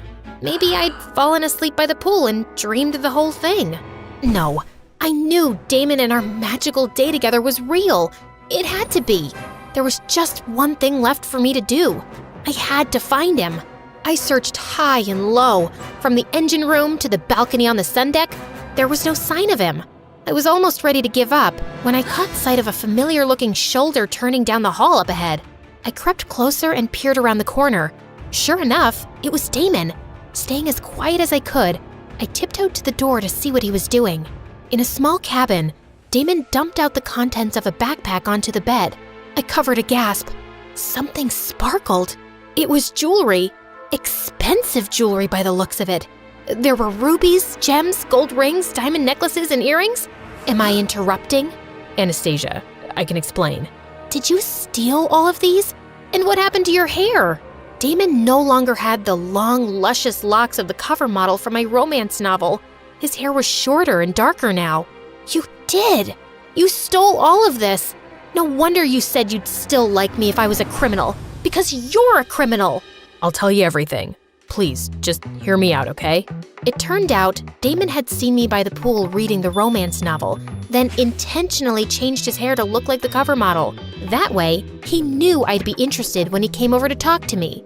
And it got even worse. The whole time he was giving me the tour, he was secretly stealing jewelry from the guests we walked past. I felt so stupid, like I was an accomplice. Look, I understand if you hate me now, but I didn't do all this for myself. My mom is really sick, and we're too poor to afford her surgery. Now, I can finally get her the medical care that she needs. You should have been honest with me. What if people think I was helping you? I would never give you up, Anastasia. If I get caught, I'll take the full blame, I promise. And I really am into you. That part wasn't a lie. I was still mad, but he really did have a good reason. My mom drove me crazy, but if she was sick, I'd still do anything I could to help her get better. Maybe we can hang out in Panama when the ship docks tomorrow. I know you did what you did to help your mom, but you used me. I'm not ready to just forgive you and act like it never happened. I understand. If you change your mind, I'll be at the hospital visiting my mom. When we got to the shore, I had to give Eleanor credit. Panama was really beautiful. The city was so bright and colorful, and the beaches were unbelievable. and the weather was definitely nicer than Antarctica's. Eleanor looked so lonely building a sandcastle by herself. I felt guilty. I had been kind of distant toward her on the trip so far. I think this castle needs a moat. What do you think? And more turrets and a drawbridge. To be honest, hanging out with her wasn't that bad. We even went collecting seashells, and she told me how when she grew up, she wanted to be like me. Really? Why? You're the smartest person I know. You do so well in school. You're like a rock star. I had never realized how much she paid attention to me. I wouldn't go that far, but thanks. When I looked over at my parents, I could tell they were glad to see us getting along. We finished up at the beach, and I decided to stop by the hospital to see Damon. After having some time to cool down, I wasn't that mad anymore, and I thought with all this stress from his mom being sick, it might be nice for him to have a visitor. But then when I was about to leave, my mom got in the way again. We're going to family dinner. All of us. I just spent all day with you guys. I need to go see my friend. He's going through a really hard time right now, and he needs my support. Anastasia, your sister needs you too. I'm tired of always having to put Eleanor's needs before my own. What about me? What if I want to have fun or help my friend? You're being selfish again. Selfish? If she wanted my kidney, you'd probably make me give that to her too. You have 2 kidneys, honey. If your sister needs one, you should give it to her. See what I mean? Before anyone could stop me, I stormed off. I needed to get away. My family was smothering me. At the hospital, I stopped in the gift shop to grab a get-well card for Damon's mom. I could see Damon through a window checking in on her.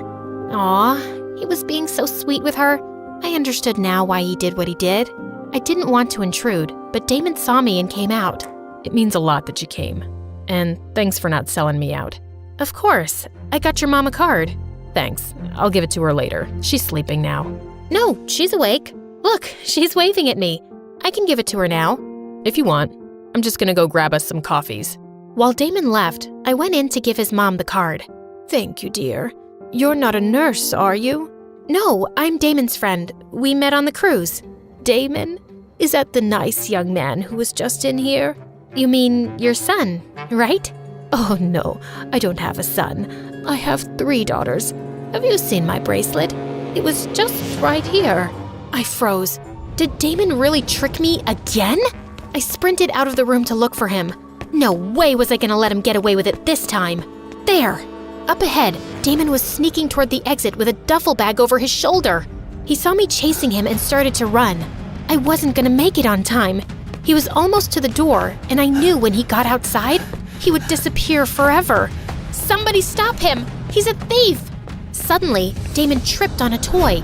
He tumbled to the floor, and the bag spilled jewelry everywhere. Bullseye! It was Eleanor with my parents. They must have followed me to the hospital. Security came over and grabbed Damon before he could try to escape again. You know what? You didn't look that much like the cover model. He has way more muscles than you. I turned to Eleanor. I was so happy to see her that I actually hugged her. Anastasia, why don't you like me? Of course I like you, Eleanor. Sometimes I just want to do my own thing, that's all. But no matter what, I'll always love you and I'll always be your big sister. My dad started crying seeing us hug. He was such a big baby. And then something even more shocking happened. I'm sorry, Anastasia. We should have given you more free time. We'll compromise more on the next vacation, I promise. Perfect. Who's hungry? I'm starving. I could eat. I let Eleanor hop on my back and gave her a piggyback ride to the restaurant. She may have been an annoying little sister, but she was my annoying little sister.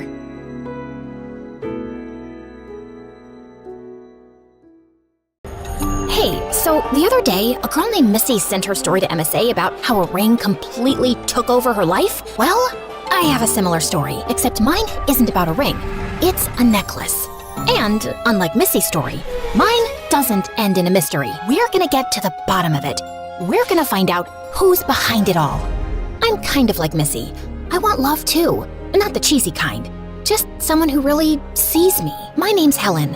I'm a junior in high school. And I've spent most of my life feeling like background noise, invisible. I wasn't very popular, not like my sister Lucy for sure. She was a year younger, but a step ahead in everything. She was the kind of girl who naturally drew attention, thanks to her beauty and ridiculously high IQ. And I loved her for that. But sometimes I wished I could have her life, where I was the one getting more noticed, until the necklace came along, and everything changed. I was halfway through brushing my hair before school when the doorbell rang. Weird. No one ever shows up that early. I opened the door and found a small package sitting alone on the porch. No return address. Just silver wrapping and my name written across it in perfect handwriting. Inside was a dark velvet pouch, and when I opened it, there it was, a delicate necklace with a diamond at its center that looked way too real to be a prank. There was a note folded beside it. I picked it up and read it out loud. For as long as you wear this necklace, true love will find you. I slid the necklace around my neck. It settled lightly against my throat, like it belonged there, but not in a comforting way. It felt like it was claiming something. My voice, my identity. And then something shifted. When I got to school, I could tell something was off. Usually, I was invisible. Just another face in the hallway that people only noticed if I was in their way. But today, people actually looked at me, smiled, waved, like I was someone. Jessica and Dana, the queens of the social food chain, who usually wouldn't waste a blink on me, walked right up to me. Good morning, Helen. You look so cute. Yeah, doesn't she, Jessica? We should invite her to sit with us, Jessica. What do you think, Jessica? Yes, all right. You don't have to say my name that much. Jeez. And you, Helen, babe. We're waiting for you at lunch. That's when I knew something had changed, and I knew it was because of the necklace. Even in biology class, Mr. Smith, my teacher who's impossible to impress, complimented my homework. Everyone could learn a thing or two from Helen. She's the only one who turns in fantastic work. By lunchtime, it felt like people were practically fighting to sit near me. My mind was racing. I'd spent years feeling invisible, and now suddenly, everyone was noticing me. Well, almost everyone. Alan still walked by like I didn't exist. Back in middle school, I'd had a tiny crush on him. He was the quiet type who never tried too hard. Maybe I liked that he didn't try at all. I guess I thought that if even someone like him noticed me, then I'd finally matter. Later when I got home, my phone wouldn't stop buzzing. Calls, texts, new likes, and followers flooding in. I didn't even recognize half the numbers. That's when Lucy stepped into my room. So you're famous now? It's this weird necklace. I got it yesterday with a note, and the next day, boom! My entire life changed. You've got competition now. Be careful. Guess we're the new dream team then? And whether it's the necklace or not, who cares? The important thing is that you enjoy it. Since you're basically the most popular girl in school now, let's hit a party. Over the next few days, I started getting used to this new version of me. Girls whispered about me like I was some kind of trend. Guys tripped over themselves just to talk to me. And I let them. I flirted without thinking, just because I could. Hey, Helen, I used to have a crush on your sister, but suddenly, I adore you. What can I say? The heart wants what it wants. There's something wrong with this one. Yeah, what she said. For real, nerdy? Why would I pick you when I could have anyone in this school? Guys who are like double your worth? Ouch, you go, girl. Then I saw Alan at his locker. I walked past him, flipped my hair, and tossed a comment over my shoulder. Hey, Alan, wicked shirt. Oh, thanks. Nothing. Barely even a reaction. I wasn't sad or hurt. I was angry. I wanted to slap Alan back into reality, back into the world where I was the diva he was supposed to fall for. Just then, a deep, accented voice sliced through my storm like a blade. Who dares make our queen angry? It was Edward. He had moved to the country just a few months ago. Even though he kept to himself and barely talked to anyone, he carried that mysterious new kid energy like a designer coat. Rumors swirled that he came from a ridiculously rich and powerful family, lived in a mansion, and spoke 5 languages or something. I wasn't planning to give him the time of day, but I was still mad at Alan, and I wanted to prove to myself, and everyone else, that I could get someone way better. So I leaned in. You always show up when someone's having a breakdown? Only when it's interesting. The coach blew his whistle and started pairing people for the relay course. Helen, Edward, you're together. He looked at me, waiting, but I was the one who stepped forward first. Guess you're lucky. I was just thinking the same thing. The course was brutal.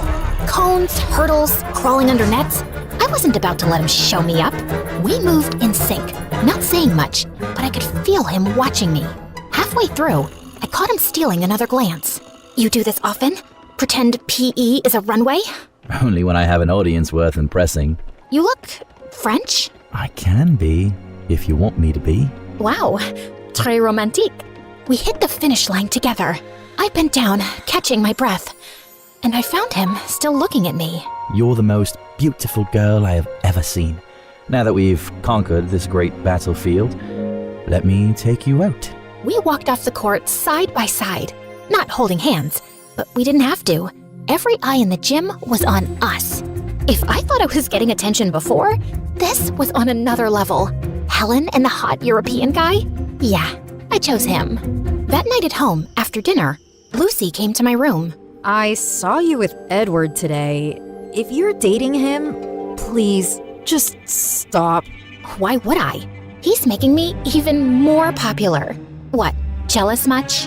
Whoa, easy there. He's suddenly being nice to you? Yeah, like an axe being nice to a turkey. Ugh, God. And you? You're not like the others? You're not chasing after me, worshiping me? And now when I've got the most powerful, popular guy in school, you're telling me to back off? What am I supposed to get from that? I don't chase you because I'm your sister. I loved you before the necklace, but it's changing you. Well, I like this change. Well, I don't. The ones who shine brightest often burn fastest. You and your so-called wisdom. Just shut up and get out. Lucy shook her head in disappointment and walked out.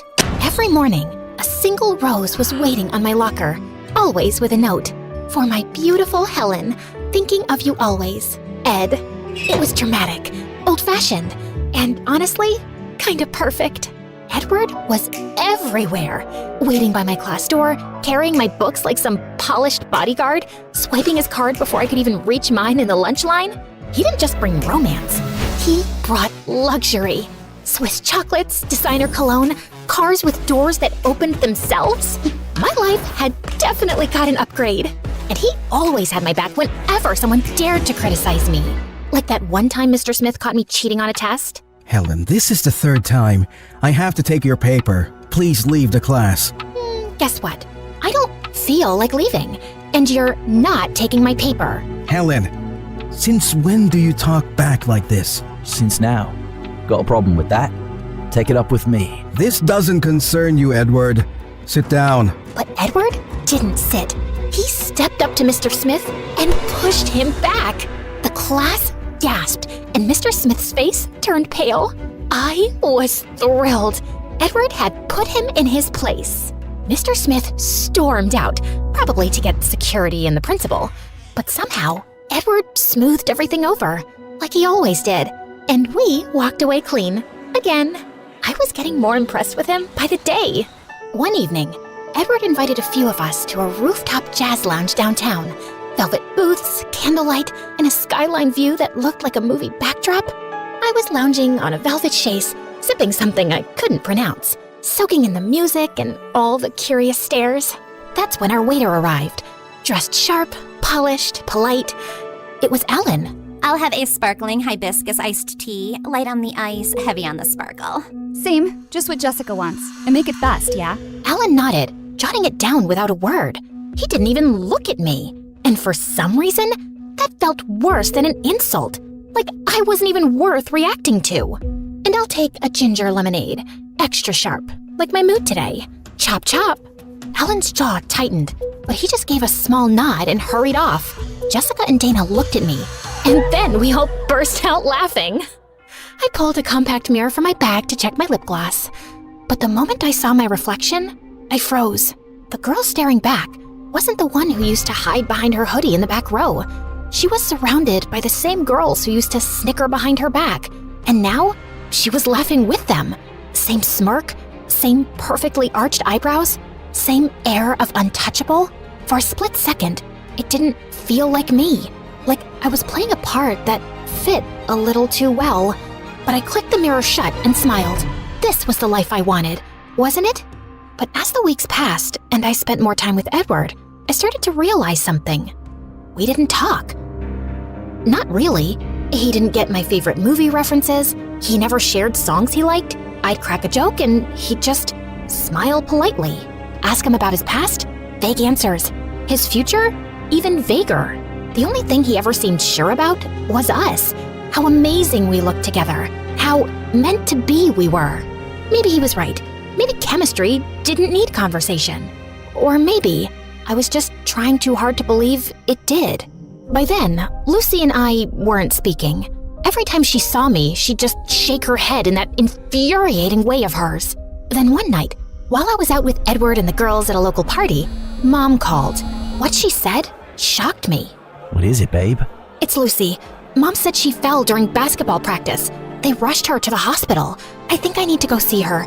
Would you give me a ride? Babe, she's fine. Probably just tripped from being distracted, too busy obsessing over your life. She never supported you anyway. What kind of sister is that? Yeah, like your mom didn't say it was the ER or anything, right? She's probably okay. Come on, the party's just getting started. I hesitated. A part of me did want to go, but another part whispered, why? For people who don't even care about you? So I brushed it off and stayed at the party. I was having the time of my life. The music was loud, the lights were spinning, and the night stretched on forever. It was 5 a.m. and we were still partying, when suddenly the door burst open. My parents walked in, with a police officer right behind them. Helen, what are you doing? We've been trying to reach you for hours. Your phone went straight to voicemail. We had to call the police. Told you, these cases are always the same. Worried parents, missing teen, and surprise, she's just out partying. Just another kid thinking the world revolves around her. Well, kinda does. Helen, your sister's in the hospital and this is where we find you? Partying like nothing happened? We've tried to be patient, but this is too much. Mom, Dad, seriously? You're embarrassing me. Embarrassing you? In front of them? These nobodies? Helen, are you really going to let them talk to us like that? I'd never talked back to my parents before, but them showing up here, making a scene in front of everyone, that crossed a line. Since when do you care about me? I was always the easy one, the quiet one, never got your attention. Now that I've finally found happiness, you want to ruin it. Honestly, I should have called child services years ago. What are you even talking about? I don't know why I said that. I just wanted to hurt them. So I started lying, saying they were abusive, that they harassed me. I went all in. They tried to defend themselves. She's probably lying. She looks like a spoiled brat, but we still have to investigate. Both of you, come with me. And you, Helen, you're going home. Party's over. Everyone, out. The music stopped. People grabbed their stuff and shuffled out awkwardly. As I walked past Edward, escorted by the officer, he leaned in slightly, caught my eye and mouthed, I love you. It was the first time he'd said it, and my stupid heart fluttered. After a few hours at the station, my parents were sent home. The report stayed open for now, but no one expected it to go anywhere. Not that it mattered. They were already crushed. So now, one daughter's in the hospital and the other wants to send us to jail. Lucky us, honey. We've got the perfect family. I ignored them. From that day on, I didn't say a word to either of them. I didn't need to. I'd stopped caring the moment Edward told me he loved me. Who needs parents or siblings or anyone when you've got Edward and the necklace that changed everything? For the next few weeks, I lived like a queen. Everyone respected me. Even the teachers and the principal avoided getting on my bad side, no matter what I said or did. I remember one day after our English teacher gave us a surprise quiz, and I failed. I got so angry. I scratched up her brand new car in the parking lot, keyed it from end to end. When she found out, she nearly cried. Nice job, babe. Bet she's got 6 years of loan payments left. Why do poor people even buy fancy cars in the first place? She deserved it, getting her car blessed by your holy hand. Holy? Of course, you're like a goddess now. People hang on your every word. They adore you. They do anything just to be close to you. Darn right they do. And he was right. I did feel like a goddess. The kind that everyone wanted to please. That is, until one day. After Lucy got out of the hospital, she stayed home for a few weeks to recover.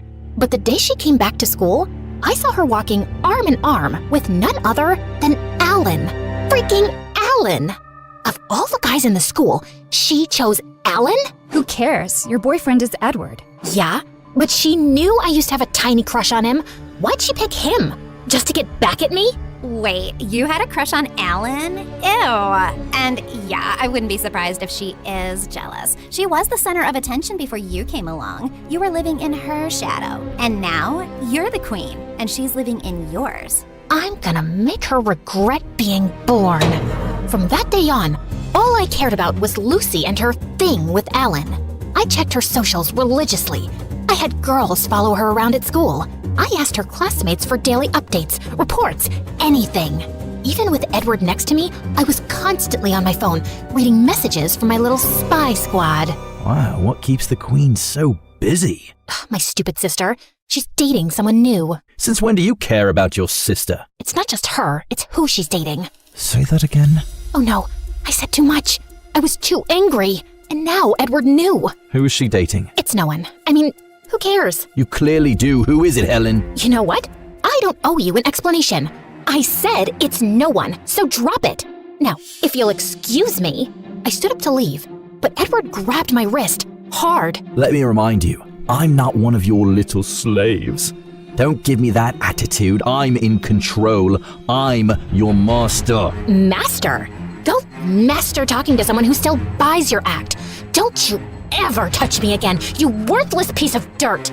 He stared at me, shocked. I'd never seen him look like that before. But I didn't care. I walked away. Who needed him when I had the necklace? There's something I didn't tell you. Something I've known for a while. I knew it was Edward who got me the necklace. You see, a few weeks back, he was acting weird. And one day, a card fell out from his pocket that belonged to some witch. It didn't make sense.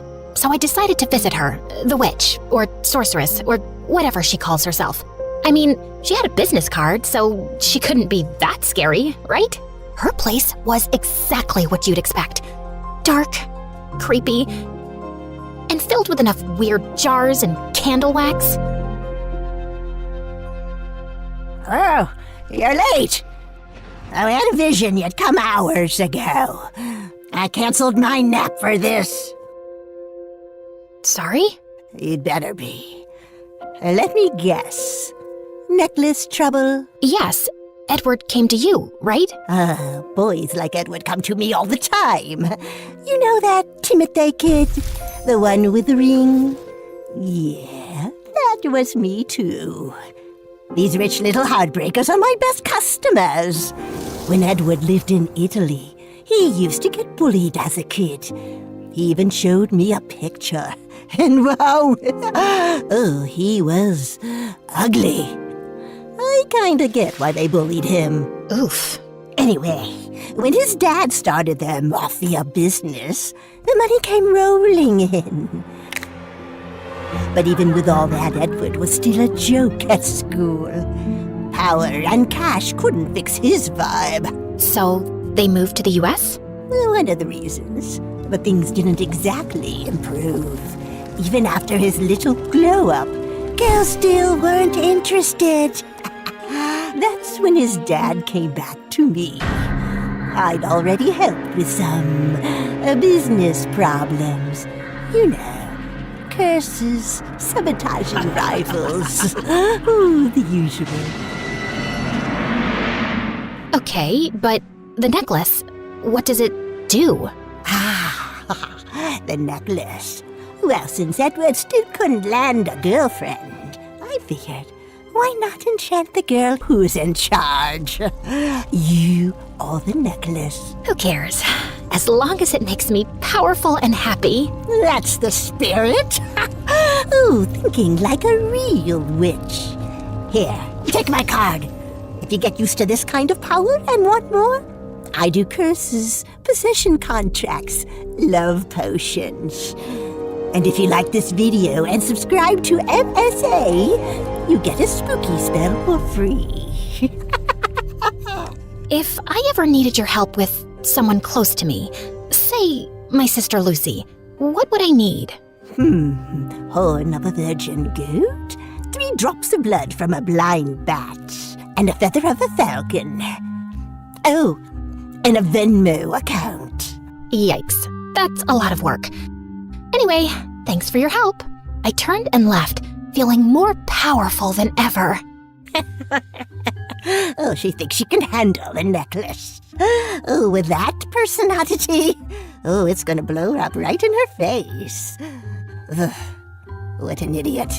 So I believed I had full control over the necklace, and no one could take it from me. Lucy knew I was after her. She tried to ignore me, even though she knew I had girls following her and Alan everywhere they went. Eventually, she'd had enough. One night, she stormed into my room. Listen, Helen, you have to leave me alone. You and your little cult. I don't get in your business, so stay the heck out of mine. Dump him. I already did. But listen carefully. Starting right now, you forget you ever had a sister named Lucy. We're done. And from that night on, we never spoke again. Not a word. My parents sided with her, of course. Not that it bothered me. The next day, Edward didn't show up at school. I didn't care. At least, that's what I told myself. But when he didn't come for a whole week, I started to panic. What if he'd moved to another school? What if he was already dating some new girl? I didn't love him, but the idea of him moving on that fast, it lit something in me. So I hired a bunch of kids to investigate, but they couldn't find anything on him. Are you a bunch of useless clowns? How dare you come back to me with nothing? We staked out this mansion, Helen, for a whole week, day and night. We think the police are after his parents or something. They fled. Neighbors said the house got seized. We did our best. Then your best is garbage. Get out of my sight before I really lose it. I looked at the necklace. It shined back at me, mocking, like it was laughing at my failure. I was getting less patient, more demanding, sharper, meaner. Helen, maybe you should take a little break. Just for a few days. Stay home, watch some YouTube, relax. Are you saying I'm losing my mind? No, that's not what she meant. She just meant... And who gave you permission to speak? Are you her attorney? They both blinked and stood there like ashamed toddlers. Get lost, both of you, now. That day, I tried to talk to Alan, not because I still liked him or wanted him. I just wanted to see if he wanted me, so I could reject him. What do you want now? Your sister broke up with me because of you. It wasn't that deep anyway. You know what is deep? You're evil. I couldn't believe he talked to me like that. What if someone heard him? Without thinking, I slapped him. You watch your tongue when you talk to me. I could curse you and your whole pathetic family. You're nothing. He glared at me and his jaw clenched. But just like I expected, he lowered his head and walked away. Some kids nearby had seen it. I caught one of their eyes, and they immediately looked away and scurried off. From that day on, Jessica, Dana, and even Alan ran the other way whenever they saw me. In fact, most of the people who used to worship me now avoided me altogether. At first, I acted like I didn't care. Who needs these losers anyway? Hey, Necklacey, you'd never leave me, right? You love me as much as I love you? Maybe even more? The necklace sparkled in response, like it was nodding yes. Then my birthday came. No one wished me anything. I thought maybe they were planning a surprise. But when I arrived at school, the halls were eerily empty and silent. A random girl finally appeared at the end of the hallway. I snapped my fingers at her. You're here to wish me a happy birthday, right? She looked at me like I was some kind of serial killer. Then she took a step back and ran. I looked down at my necklace. It was glowing even brighter. But, Necklacey, you were supposed to keep them wrapped around my finger. They're supposed to adore me, worship me. Why are they avoiding me now? The necklace kept shining. I don't get it. Why are you glowing like that? Are you trying to tell me something? I stared at it. Maybe I should go back to that witch, huh? Yeah, you're right. I'll check with her. I went back to the witch for help, but the place was empty. There were burnt candles everywhere. There was a mirror near the back wall. I caught my reflection in it, and for a moment, I remembered the first time I saw myself change. The day I made fun of Alan. That was the last time I still had a conscience. I looked at the necklace through the mirror. It was shining on my face. Something in the reflection looked off. I reached for the necklace, just to feel it, to understand. But as soon as my fingers touched the chain, it tightened, fast, sharp, like it didn't want to be touched. It wouldn't budge. I yanked harder. Nothing. I started to panic. Maybe I needed help. But from whom? No one was talking to me. I went home. When my parents saw me at the door, they just turned. Mom, Dad, please, can you help me pull this necklace off? But my parents ignored me and went their way. Panicking, I rushed to the nearest hospital. Wait, you came here to get a necklace taken off? Do we look like jewelers to you? For the first time in months, I didn't yell, I didn't insult her, I didn't do anything. Why are you staring at me like that? Girl, are you okay? Where are your parents? They stopped talking to me the day I put this necklace on, and then everyone else followed. My sister told me to forget she existed. My boyfriend disappeared. I thought I was in control. I thought I was powerful. But now, I think the necklace is controlling me. I think it's cursed. I reached up, fingers brushing the chain at my throat, tears sliding down my cheeks. Don't ever wear a necklace you find on your doorstep with a note that says, "For as long as you wear this necklace, true love will find you." Love's running away from me now. I'm alone. I thought I didn't care. But my God, I am alone. And it's all because of this necklace. I got closer to the nurse. Take it off. Smash it. Rip it off my skin if you have to. Just get it off me, please. The nurse stepped back, looking very concerned. She exchanged a look with another nurse and gently reached for my arm. Okay, come with me. Let's get you inside. But I pulled away, panicked. I screamed and ran. It was raining hard. I didn't stop. I didn't know where I was going. I just ran, like I was trying to escape my whole life. But the necklace, still glowing, stayed on my neck, mocking me. Eventually, I collapsed on the wet pavement. I looked up at the sky and screamed, "Take the necklace! I don't want it anymore! I just want my life back! I want to be invisible again! I was happy when I was invisible, when Lucy was still with me. I'm stupid. I'm weak. I'm ashamed. I didn't realize what I was becoming. I pushed everyone away on purpose. And now I'm just lost. I thought I didn't care, but I do. I really do. Please, take it off. I'll be better, I swear. Just, please." I never stopped hoping you'd come back. I turned. She was standing there in the rain. Back when I was in the hospital, Mom told me how you offered to sell your necklace to help pay the bills. And wrapped my arms around her, crying harder than I had in months. And for the first time in what felt like forever, I didn't feel alone. And then, just like that, the necklace slipped off.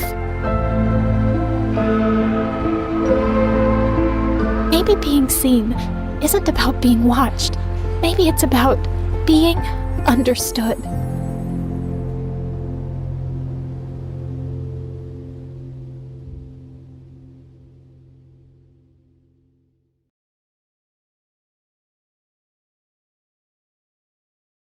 Hi, my name is Ginny. The day I was born, there was someone who cried more than me.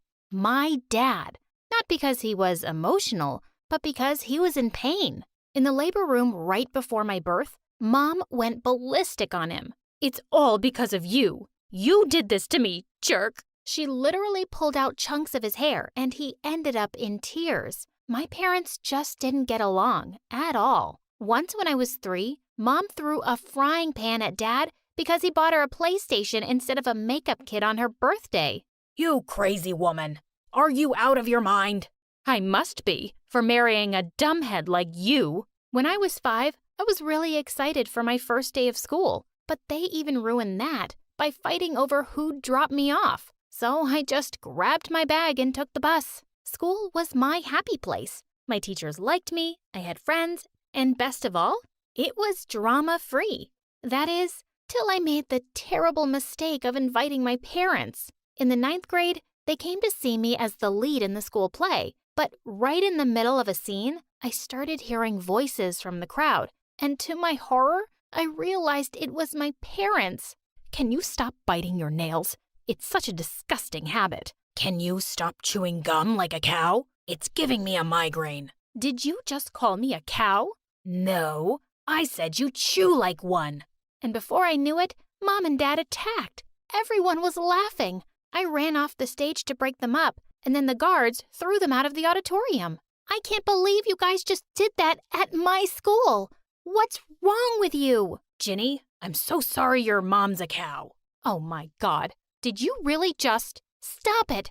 I can't deal with this! I stormed out of the house and kept walking, but soon I realized I was far away from home, without a phone. Suddenly, a weird-looking man stepped out of an alley and grabbed my wrist. Oh, my daughter, I've missed you. Let's go home. Mommy's waiting. What? You're crazy. Let me go. Just then, a guy came out of nowhere and pushed him aside. He took my hand and we ran like crazy. Once we were a few blocks away, he turned to me. Hey, you okay? Why are you alone in this neighborhood at night? I told him I'd just gotten lost and he walked me back home. I was about to ask his name, but he'd just turned around and left. The next day at school, all anyone could talk about was my parents' meltdown, and I was a laughing stock. At lunch, I was trying to ignore everyone's comments when I accidentally ran straight into someone. It was Brittany, a new girl who'd joined our class recently. OMG, you idiot. Do you know how difficult it is to get stains out of a pure silk Prada dress? I'm sorry, but it was an accident. I guess I should feel sorry for you because you come from a family of morons. But I don't. She grabbed a glass of juice to throw it at me, but instead, she threw it at herself. Then she burst into tears and ran off. What just happened? As I walked out of the cafeteria, I saw her crying on a boy's shoulder. When our eyes met, I realized it was the boy from last night. He walked over to me, looking mad. Hey, why are you bullying my sister? Sister? Me? I don't know what she told you, but she... Just stay away from her, okay? With that, he walked away with his arm around Brittany, who looked back to grin at me. What a psycho! A few days later in the library, I was reaching out for a book on the top shelf when I lost my balance, and someone caught me just in time. Oh gosh, thank you. What's your name? Paul.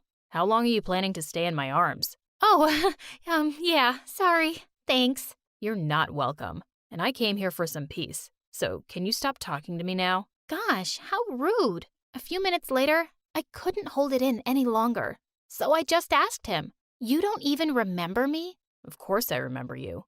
I thought you looked really pretty that night. And what about right now?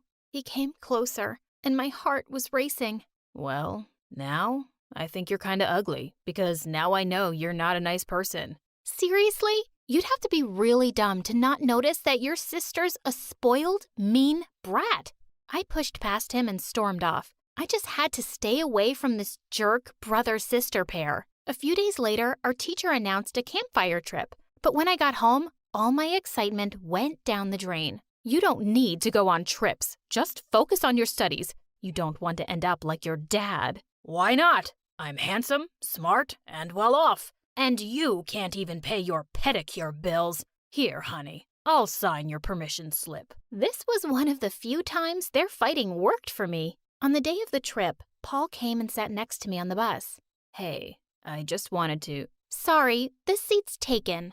As Paul moved away, I put my backpack on the seat and put on my earphones. I wasn't letting anyone ruin the trip for me. Later that evening, everyone gathered around to play Truth or Dare. After a few turns, the spinning bottle landed on Paul, and his friends dared him to kiss me. As we crawled towards each other and our faces came close, my heart was pounding. And when our lips touched, I felt fuzzy. I was completely lost in the moment till someone shouted, You guys trying to set some record for the world's longest kiss? Get a room or a tent. As I went back to my spot, I could feel Brittany's death glare on me, but I couldn't care less. Later that night, I suddenly woke up to see a weird shadow on my tent. I got up to peek outside, but someone pushed me back and we both fell onto the sleeping bag.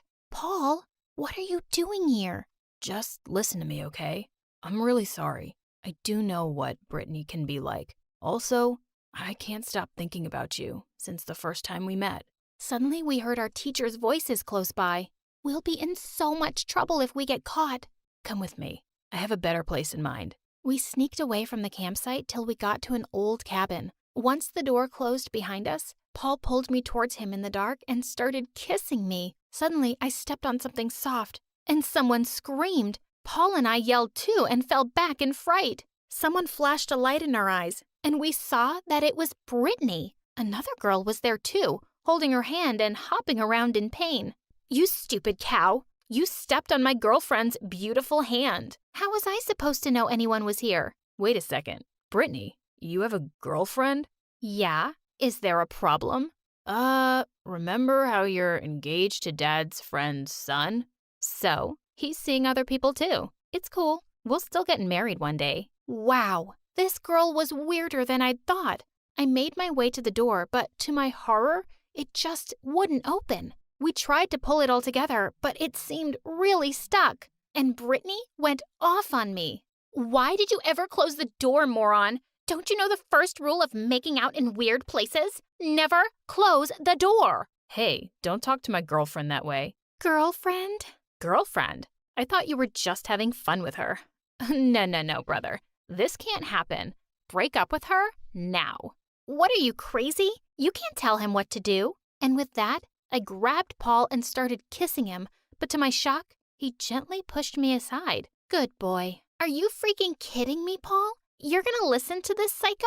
He just stood there silently. I was so mad. I pushed him aside and sat down in the farthest corner. Once I was out of here, I was gonna change schools. There was nothing we could do till someone came looking for us. Brittany laid out a sack and she and her girlfriend cuddled on it together. I sat in my corner feeling cold and grossed out by their kissing noises. But at some point, I drifted off to sleep. Suddenly, I woke up to find a warm pair of arms around me. Paul, I swear I'm gonna punch you. Shh, keep it down. You'll wake them up. Why are you so afraid of your sister? I promise. I'll explain everything once we're out of here. Just be quiet right now and let me kiss you. I felt myself sinking in his arms, but moments later, I yelled out in pain when a flying shoe hit me on the head. Brittany was staring down at the two of us, looking completely manic. I told you to break it up, Paul. Have you forgotten that I know your biggest secret and I own your butt? That's it. I want to know what she's talking about, Paul. What is she holding over you? Paul suddenly looked like he was near tears. Ginny, our mom left us years ago, but I found out recently that she cheated on our dad around the time I was born, which basically means he isn't my dad. And I'm afraid if Dad finds out, he won't want me anymore. Oh, I know he won't. He'll send you packing to your good-for-nothing real dad. I was stunned and then really mad.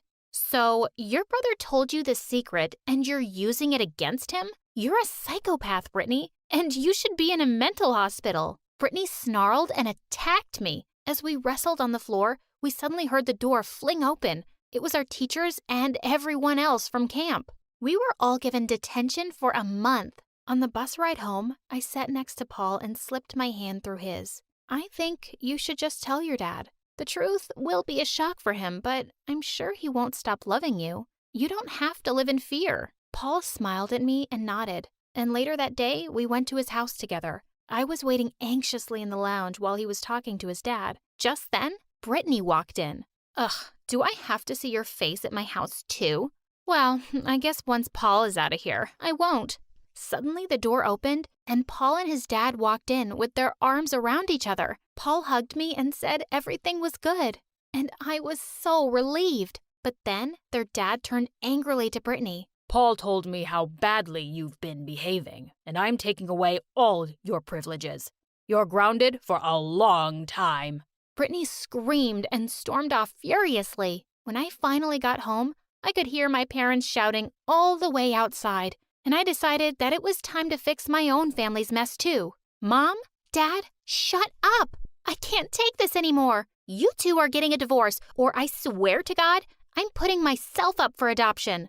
For once, I actually got through to my crazy parents, and they did file for a divorce. I also found out that Brittany's rich boyfriend dumped her because he didn't know she was cheating on him, and her dad sent her to a very strict boarding school. Paul and I have been dating for a couple of months, and now we're headed off to my parents' divorce party, and no one is happier than me.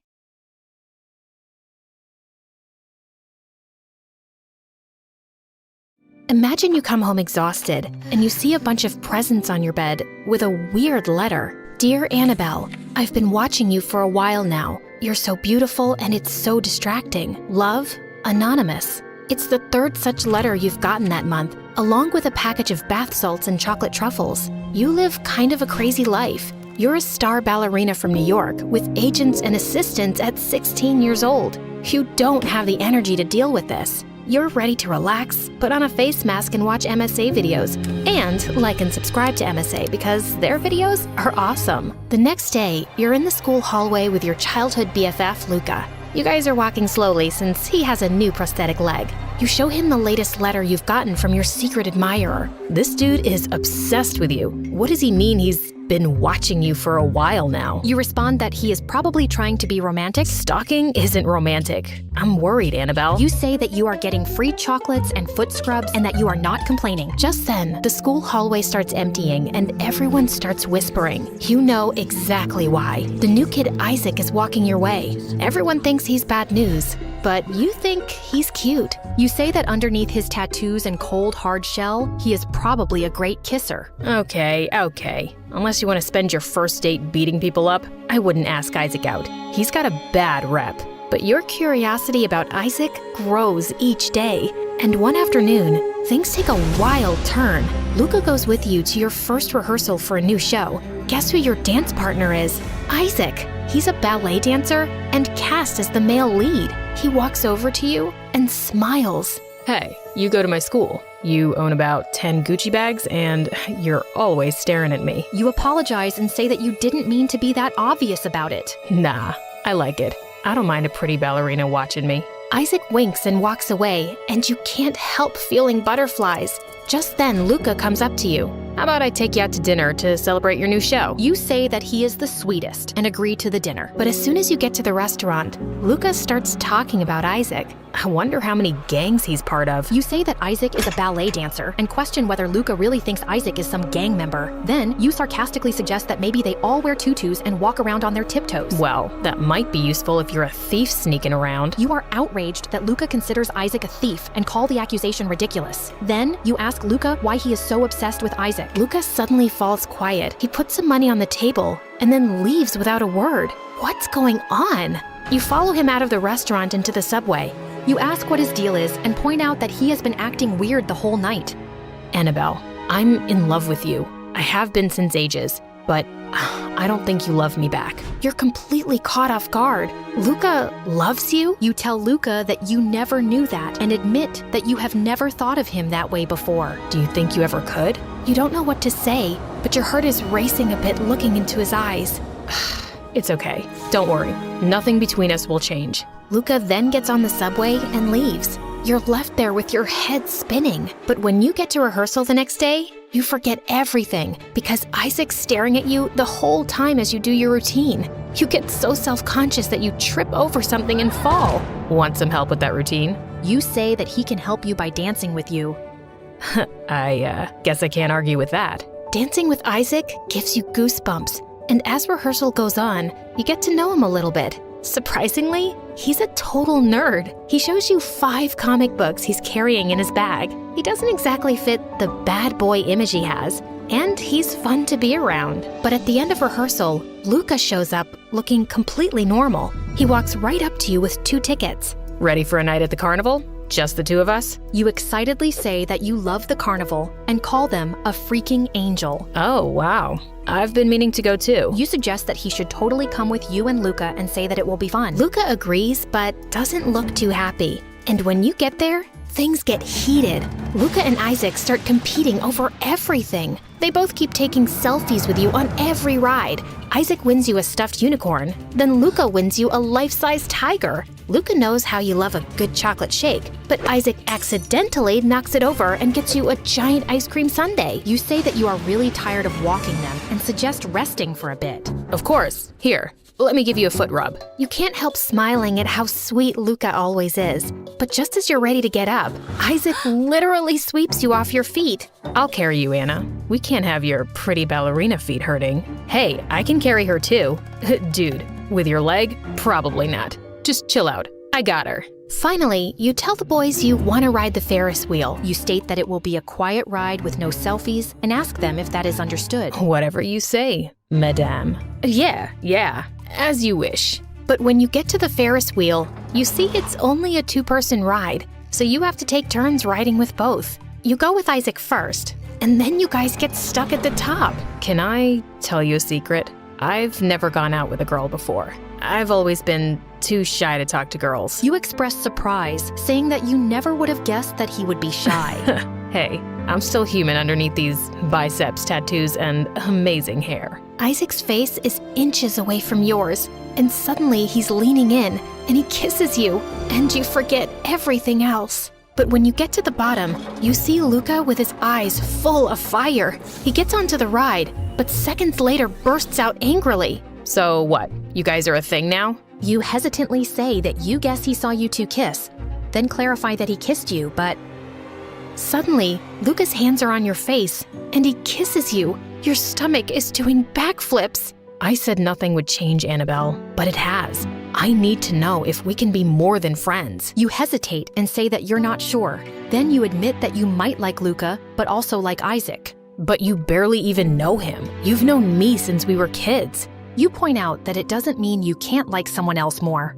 Oh, so you do like him better. You clarify that that's not what you said. Annabelle, I'm going home. I guess I need some space from you right now. Luca walks away, and things change after that. You start spending more time with Isaac since you rehearse together every day, and you can feel the chemistry growing, but you hardly see Luca over the next few weeks, and you really miss him. Then one night, you're walking to the subway after rehearsal when you see someone with a black mask coming towards you. You freeze for a second, and then swing your purse to smack him with it. He drops what he's holding and runs away. It's a package with your name on it. He's the guy that's been sending you all that anonymous mail. This time, when you open the package, there's no present, just a single note that reads, "Why don't you love me?" And suddenly, you get a shocking thought. What if the stalker is Luca? He's been in love with you for ages, and he knows where you live. The next day at school, you see Luca in the courtyard. You walk up to him and push him. You call Luca a creep and accuse him of being your stalker. What? Are you crazy? You accuse him of following you to the subway last night and running away after leaving the note. Annabelle, I can't even run properly. Don't you think you would have noticed my limp? Of course. He was right. You feel so stupid. Suddenly you start crying, and Luca puts his arms around you. You say that you weren't freaked out before by the letters and presents, but now that Isaac is following you, you feel scared. Hey, I'm here. I won't let anything happen to you. You feel so safe in Luca's arms, and you look up into his eyes. He's leaning closer, and you pull away. You tell Luca to stop and say that you can't kiss. Because you have a boyfriend now? You confirm that you do have a boyfriend now. And I'm just your friend. It's because of my leg, isn't it? You exclaim in shock and ask how he could even think that. Luca doesn't answer and storms off. You go looking for Isaac, but he's not at school because he's sick. You spend the next few days alone, and riding home, you're terrified of running into your stalker again. Finally, the night of the show comes, and Isaac comes into your dressing room to wish you good luck. He's leaning in to kiss you, but just then, Luca comes in. Sorry, didn't mean to interrupt your makeout. Just wanted to wish you good luck, but I'm guessing Isaac already did that. Then all of a sudden, Isaac turns to him angrily. Dude, just let it go already. Annabelle doesn't want to be your girlfriend. It's time you stop acting like a jerk and be happy for her. And yeah, she and I were in the middle of a kiss. At that second, Isaac pulls you close to kiss you, but you can see the hurt in Luca's eyes, and you just can't do it. You tell Isaac to stop and say that Luca already gets the point. He has to get over himself. It's not fair to us. You look over at Luca, but he's already left. You take some time alone after that to do warm-ups. Then suddenly, you feel someone watching you. It's the masked guy from the other night. He runs out of your dressing room and you go after him, but he's disappeared. That's when you see the basement door is open. You go inside, and it's pitch black. Suddenly, the stalker comes up from behind and pushes you to the ground, and you hear the door close and lock. You bang on the door like crazy, calling for help, but no one hears you. You stay locked inside all that night. Finally, the next morning, the door opens and a bunch of cops come in. Your parents are crying and asking if you're okay. Just then, you see a policeman with a boy who looks around 14 years old. This is the young man who's been stalking you, sending you letters and presents for the past month. I've just had a crush on you ever since I saw you perform, so I saved up my allowance to buy you presents. I know I kinda got carried away, but I didn't mean to freak you out. You ask him if he is kidding, then you accuse him of locking you in a dark basement all night. No, it wasn't him who locked you in the basement. To your horror, you notice Isaac is in handcuffs with another cop. We did a background check and your friend here has a restraining order from his ex-girlfriend. He's a criminal. You ask in confusion what he is talking about. Annabelle, I locked you in that basement because I was angry. You didn't kiss me in front of Luca, and that made me think you had feelings for him. I hated you at that moment. And yeah, I lied. I did have a girlfriend, and she pushed me away, just like you did. You feel like you're gonna throw up as the cops take Isaac away. The next day, you sit at your favorite spot in the park to collect your thoughts when someone sits beside you. Want some company? You tell Luca that he was right about Isaac and admit that everyone was right about Isaac being bad news. You acknowledge that you were the only one who didn't see it. I also didn't do a great job looking out for you. I acted like a jealous— His warm breath on your lips. You say you want to try it again so you can be sure.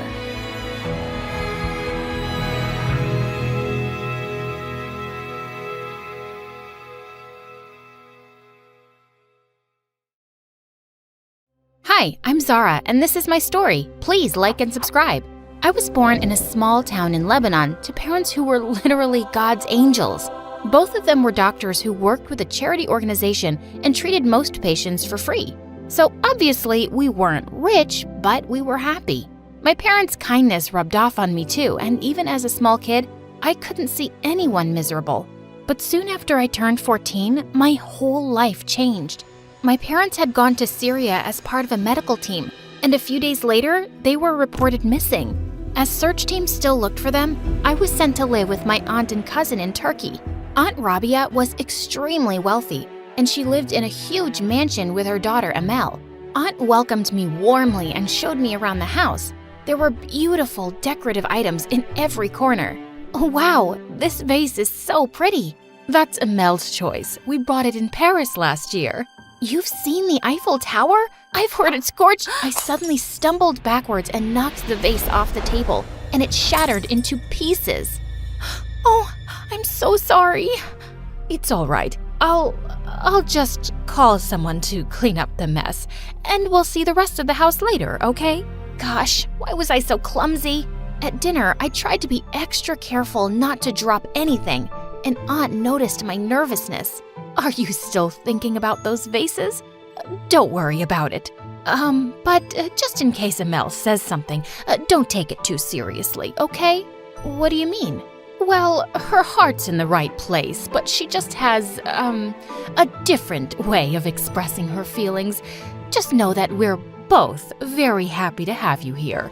I wasn't quite sure what Aunt meant, and I was quite curious to meet this mysterious Amel now. Aunt had to leave when she had an important call during dinner, and as I cleared up the plates, a group of laughing girls barged in.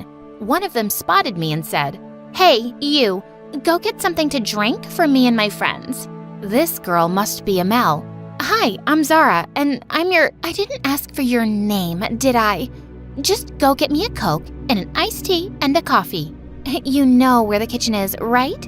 I nodded and returned soon with the girls' drinks, and no one even said thank you, which felt odd to me. Just then, one of Amel's friends accidentally knocked over her glass, spilling her drink on the table.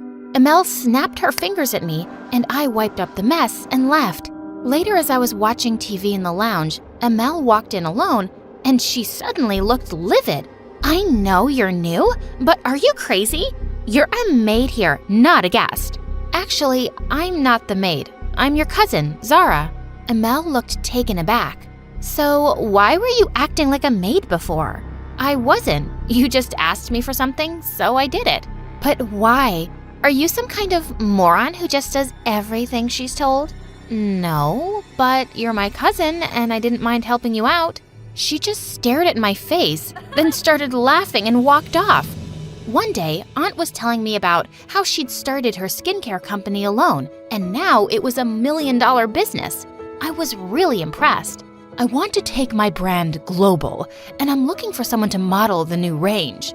But you're so gorgeous yourself, Aunt. You should be the face of your products. Jeez. Yeah, she's letting you stay in her home, but there's no need to be such a suck-up. No, I'm serious. Aunt is stunning, and you take after her, you know. As if. I guess Mom hasn't told you her little secret yet. And suddenly, she leapt forward and grabbed Aunt's hair. I thought she was gonna hurt her, but then Aunt Rabia's hair came off. It was a wig, and she was completely bald. Aunt looked really embarrassed, and I was shocked beyond words. But Amel just laughed and walked off singing, "Mom is a baldy, Mom is a baldy." Aunt quickly tried to put her wig back on, but I stopped her. Amel shouldn't have done that. But Aunt, you're stunning even without your wig. Oh, Zara, you don't have to say that. I lost all my hair due to alopecia a year ago, and I know I look like a freak. No, you don't. You look strong and beautiful, like a superhero straight out of a Marvel movie. It really suits you. You really think so? Absolutely. I started school soon, and I felt a little out of place, but I decided I'd just focus on my studies. One day, I was having lunch outside in the schoolyard when a football came flying out of nowhere and hit a young boy playing close to me, knocking him down. I immediately helped him to his feet, then took him to the bathroom and got him cleaned up. Are you feeling okay? Yeah, I'm fine. But wait, my iPod. I can't find it. It must have fallen down somewhere. Don't worry, I'll help you look. We both went back to look for it, but when I found it, it was completely smashed, like someone had stepped on it. The boy was about to burst into tears, and I quickly said, "Hey, don't cry. Okay, how about I give you mine?" Really? Is your mom gonna be okay with that? Yeah, I'm pretty sure my mom won't mind. There, it's all yours. Thank you so much. You're awesome. Suddenly, someone behind me spoke. Wow, awesome indeed. I turned around to see a tall, handsome boy holding a football. I'm sorry, that was my football that hit him. Kicked it a little too hard. I think you should be saying sorry to him, not me. But the little boy was already skipping away with my iPod. I guess I owe you an iPod. Why'd you give yours away anyway? Because it's just an iPod, and look how happy he is. He was about to say something when suddenly Amel appeared and threw her arms around his neck. There you are, babe. I see you've already met my cousin. And Zara, this is my fiancé, Murat. Oh, you two are cousins? Yes. Remember I told you about the orphan cousin from Libya that we took in? You know how big-hearted Mom is. It's Lebanon, and I'm not an orphan. My parents will be back soon. But yes, my aunt is generous and amazing. And with that, I walked away. A few days later, Aunt was hosting a dinner for Murat and his parents. Everything seemed to be going smoothly. But when the soufflés were served, they had sunk in, and Amel called for the cook. Did you expect me and my guests to have this soup for dessert? I know you're not the brightest, but how stupid do you have to be to mess it up? Amel, that's enough, honey. You can go now. I felt furious. I wanted to tell Amel off so badly, but I didn't want to create a scene. Later that evening, as we all sat in the living room, Murat suddenly turned to me and said, "I've noticed that you're always wearing this big watch. It seems too heavy for your wrist." Oh, yeah, it's my dad's. Mom gave it to him for his birthday, and, well, I've just borrowed it till they get back home.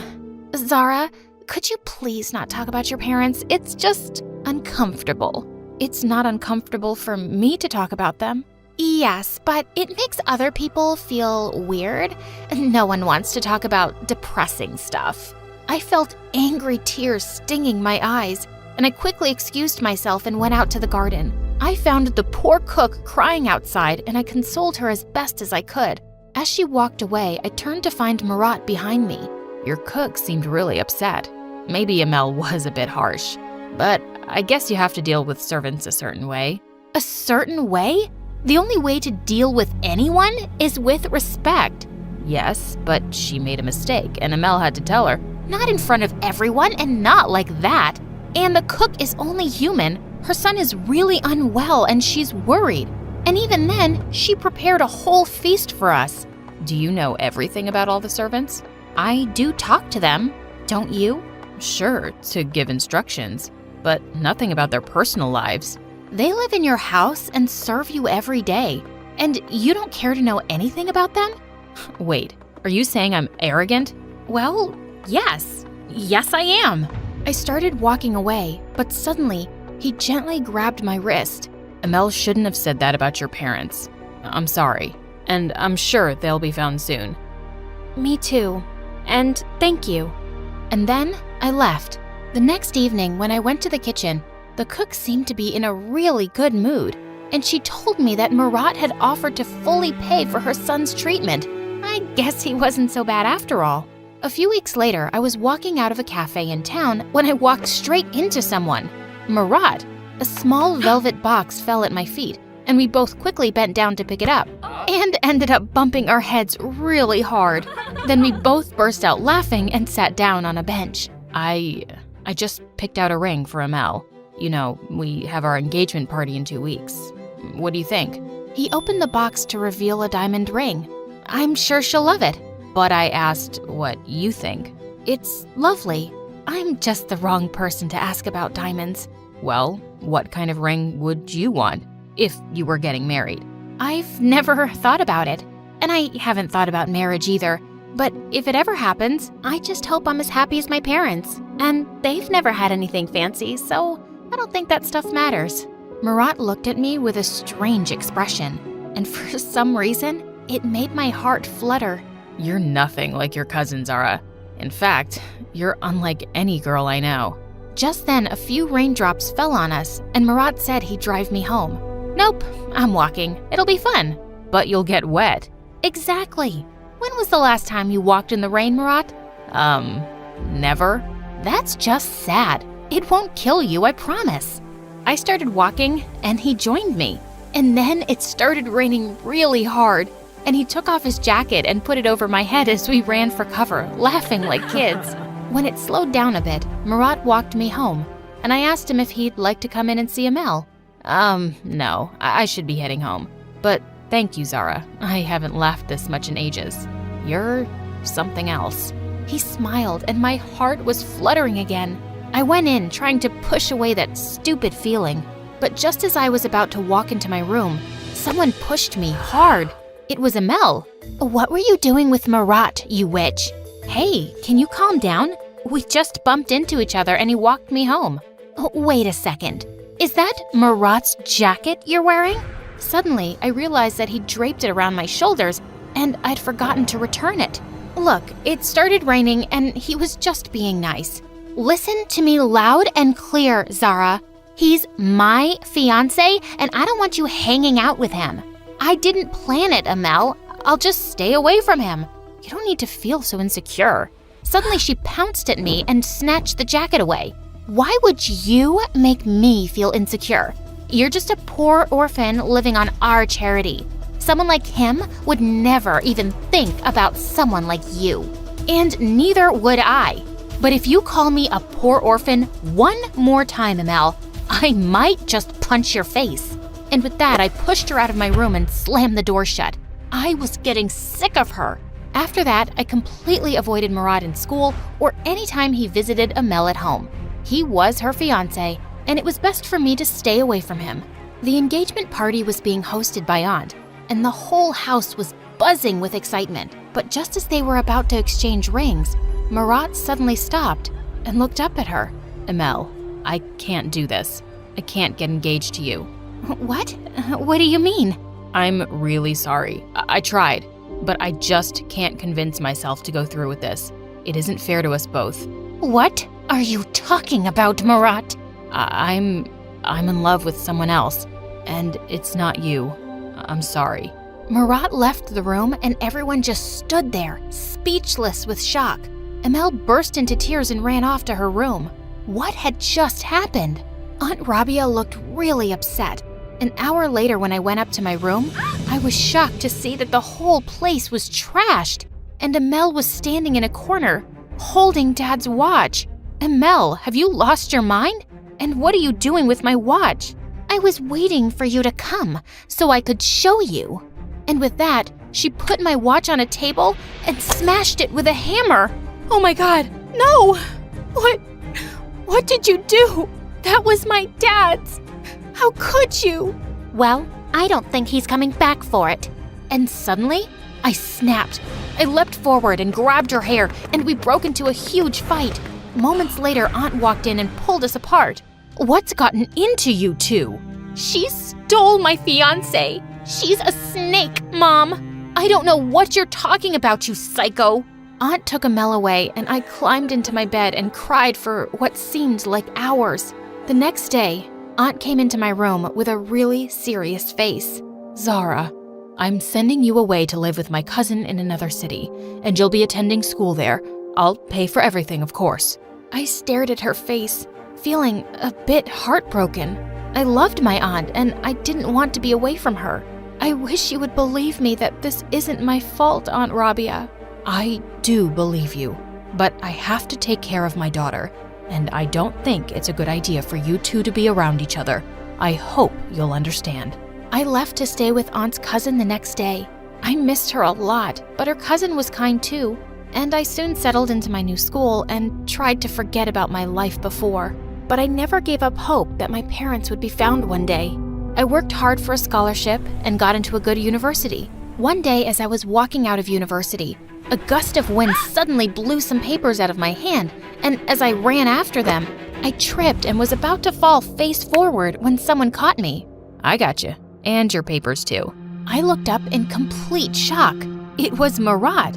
What are you doing here? Obviously looking for you. But why, Marat? You don't know how difficult you made things for me. I know, and I'm really sorry. When I found out you left, I knew there was no use coming after you, because you'd never make your aunt or Amel unhappy. And I went away myself, trying to forget you, but I just couldn't. You somehow changed me, Zara.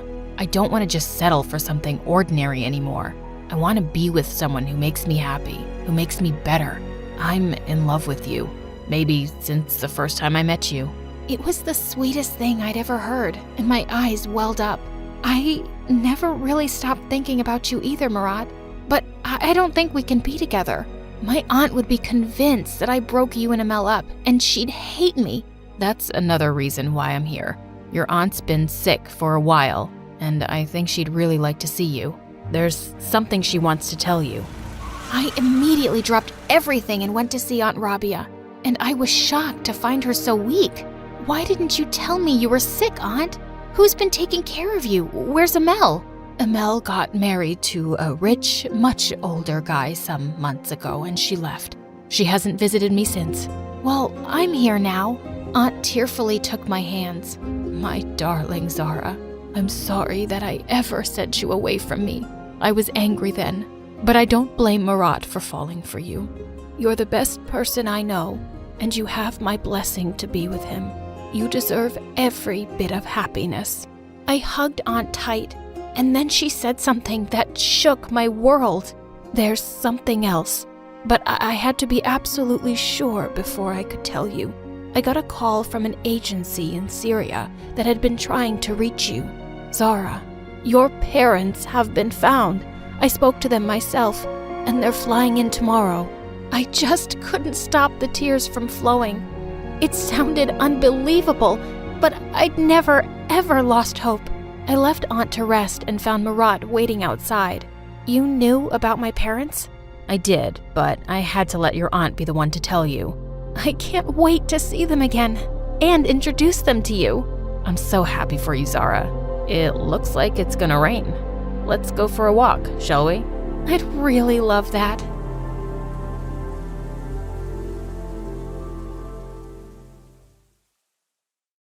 I woke up in a terrible place I'd never seen before. I screamed in horror. A guy next to me put his hands on my shoulders and told me to calm down. I screamed even louder when I saw him. Then he gently put his hand on my mouth and said, "Please, calm down. I'll explain everything. I'll take my hand away now, okay?" I nodded. He pulled his hand back and, oh boy! I looked into his eyes. He was so cute! I demanded to know who he was, and he said, "I'm your brother.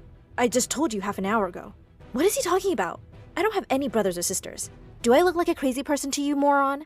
He explained that he'd been looking for me for years. He'd finally found me. He'd waited for me after school and had tried to talk to me and explain everything. But you passed out. I had to get you here. I didn't have a choice. I started screaming again. He pushed me into the corner and stood up. He said, "Sorry, sis. I have to do this. Forgive me." And just like that, he left. I looked around, and for the first time, I noticed that I was in a bank vault filled with gold and safes. This was crazy. Then I looked back at him, and I could see him clicking a digital locker. The wall opened, and I saw a super fancy apartment behind it. Minutes later, he came back with some fancy-looking food and asked me to eat. I'm not going to eat anything until I know what on earth is going on. Okay, you lose. He started eating, making all these annoying noises. Such a creep. After he was done, he offered me some water, and I agreed to drink. I asked him about this place and why we were here. "Oh, I live here." Who lives in a bank vault? Its owner. This was getting more confusing. I asked him how he could own a bank vault when he only looked about 18. He said he was a self-made billionaire who created mobile games and had a huge company. I asked him why he was keeping me here, and he suddenly looked really mad and got up to leave. You asked too many questions. I started crying and begging him to come back. I just want to talk to my parents. Please. He froze. Don't worry about them. And with that, he left. He came back minutes later with a blanket and a pillow. Don't bother crying for help because no one can hear you in here. I asked him about my phone. Oh, I think we forgot it at the restaurant. Here, take this. He threw the latest iPhone he was carrying. I was thrilled. I waited for him to leave and dialed my dad's number. The phone didn't have a SIM card in it, and I couldn't download any message app because there was no signal or internet connection. Of course that would be the case. How dumb of me to think I could use the phone to get out of here. The phone was filled with all of his stupid games, and I played them all night till I fell asleep. After a few hours, I opened my eyes, and his face was very close to mine. He was looking at me creepily. It startled me and I pushed him away. You do look a lot like her. Like who? Our mom. Listen, you creep. If you knew my parents, why didn't you just come to our house and introduce yourself like any sane person would, instead of keeping me here like a psycho? He gave me a cold look and changed the subject. Here, I got you some food. This time, I was really hungry, and I ate all the food in one go, while he just kept looking at me like a creep. Again. Can you at least tell me your name, brother? He looked deep into my eyes. Justin's mother has 2 children, a girl and a boy. The girl's name is Abby. What's the boy's name? My name's Abby. Was he talking about my mother? The child's name would be Justin. That is correct, but Justin's mother loved Abby more. Justin's mother didn't love Justin, and he walked away. This time, I watched him carefully and memorized the digital code. I had to run away. He seemed dangerous. He got back a minute later, dragging a disc table with a big TV on it. He sat next to me, holding a popcorn box. A video started playing. It was me! My 7th birthday party, my 4th grade math competition, my trip in the 6th grade, my first date, my first ballet show, my first driving lesson. I gasped. Had he been stalking me? I got angry. I started yelling at him and demanding answers. Who are you? And what do you want from me? Why don't you just eat some popcorn and chill? I threw the popcorn box away and started crying. He got up and started apologizing. Please, calm down, sis. I pushed him away. How am I supposed to calm down, you psycho? And don't call me sis. I can never be related to someone like you. He suddenly froze and looked really hurt. He whispered, I'm sorry, sis. I can't explain. And then he left. But he forgot about the TV. I tried to see if it was connected to Wi-Fi. And it was! I was about to open Gmail to send my parents a message when I noticed a file in the left corner of the desktop. It said, a letter from my parents. I immediately clicked on it. There were 2 files. A picture of my parents when they were younger holding a baby, and the second file was a letter. It was written yesterday. It said, Dear Justin, Son, we are so glad that you finally agreed to meet us. Your sister Abby will be thrilled. We haven't told her about you yet because Suddenly, Justin opened the door and glared at me. He turned off the TV and dragged it inside. It's not the right time for you to know. I was shocked. Why hadn't my parents mentioned him before? A while later, I knocked on the door till he answered. What? I need to go to the bathroom. He gave me a cold look. Follow me. He walked towards the opposite wall behind me. He took a remote control from his pocket, clicked a ball, and suddenly, the wall opened up. A big fancy bathroom appeared. The walls, the toilet, the sink, everything was made of gold. I was about to turn around to shut the door when I bumped into Justin behind me. I need some time alone here? He was looking down at his phone. Fine, but I need your help with this since it's your favorite channel. You have any idea why they created My Story Animated? I looked at him for a moment and realized he was serious. So I said, I guess this dude, the channel's owner, has been in love with telling people stories since he was little. You know, like it's his passion. Justin looked impressed. You're smart. I asked why he was asking. It's nothing. It's just something related to my job. He got out, and I shut the door. He said while leaving, call me when you're done. It doesn't open from the inside. I tried to find a window or anything to help me escape, but there was nothing. After I was done, I called Justin's name. He didn't respond. I called him again, and I heard nothing. I started to freak out, screaming his name. Justin! Just open the stupid door! After 5 minutes, he opened the door and started laughing like an idiot. Being a brother is so much fun. I shoved him. Not cool! Then he started to leave. I knew I had to do something or ask something just to make him speak. So I blurted out, why did my parents abandon you? He froze for a second and stuttered. Because they were too young and poor for the responsibility. They put me up for adoption. They made a mistake, and I had to pay the price. And that is not fair. And with that, he started walking away again. I tried to run after him to stop him. I needed to tell him that it wasn't my fault. Suddenly, I stumbled and fell flat on my face. He immediately ran over to me and took me in his arms. He looked really worried. Are you okay, sis? I said I was fine, but he didn't seem convinced. He ran to his apartment and got a first aid kit, then started taking care of my leg, which hurt a bit. Then he got food and drinks and an iPad to keep me company. He was treating me like a little kid, and it was actually really sweet. He didn't want to leave until I swore 1,000 times that I was fine. Dude, I swear, it's nothing. Go now. He left, and honestly, I felt a little warm inside. I didn't know why. Maybe he wasn't completely crazy after all? After a couple of hours, I heard a loud noise and a bang on the door. Justin then opened the door and came running over to me. He looked scared. Abby, I need your help. But before I could respond, he fell to the floor. Oh my God, did he just pass out? I looked at his face. Darn, we did look alike. I seized the opportunity to escape and ran to the door. I entered the code and the door opened. To my utter surprise, I saw a girl standing in front of me. I screamed, please help me! This psycho kidnapped me! She didn't move at all. Don't call him a psycho. He's my husband. She pushed me back into the vault. I tried to fight, but she was really strong. Justin woke up. Get away from Abby, now. Are you okay, my love? Did this girl hurt you? No girl messes with my husband. I'm not your husband, Judy. We broke up. You're only my assistant now. Okay, this is getting weirder. Now I have to deal with 2 psychos.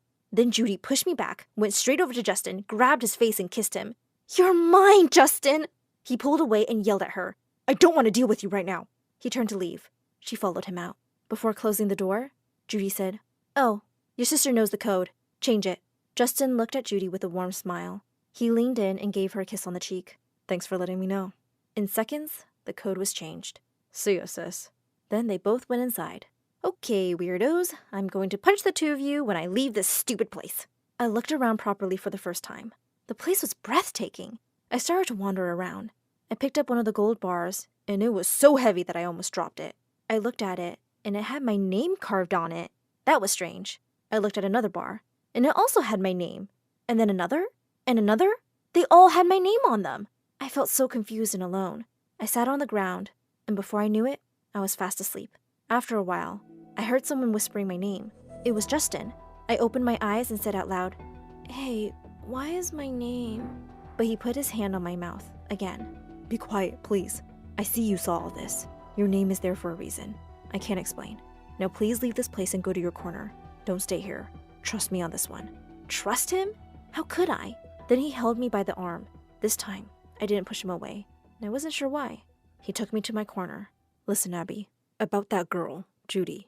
Then his phone started ringing. How was that possible? There was no signal. He looked at his phone nervously. His face turned pale, and then he looked at me. I have to take this right now. We need to leave this place as soon as possible.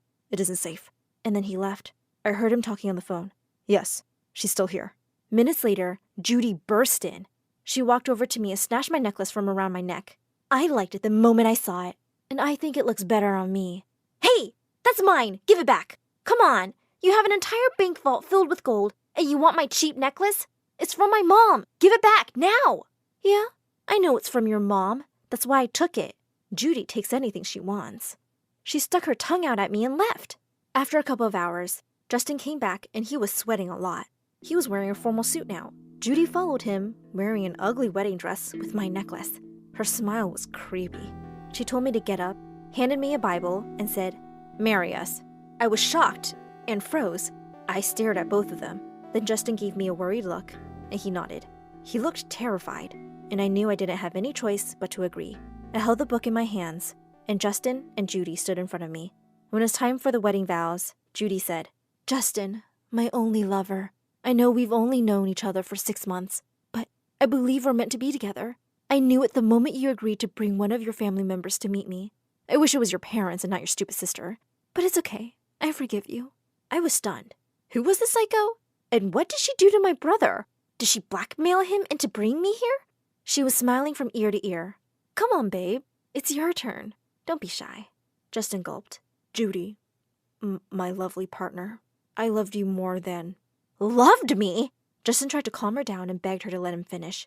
"I love you more than this bank vault and all of its contents." And he looked at me out of the corner of his eye. Was he trying to tell me something? The bank vault and its contents? Ugh, you're so bad at this. Just shut up and put that ring on my finger. Just marry me. Marry me.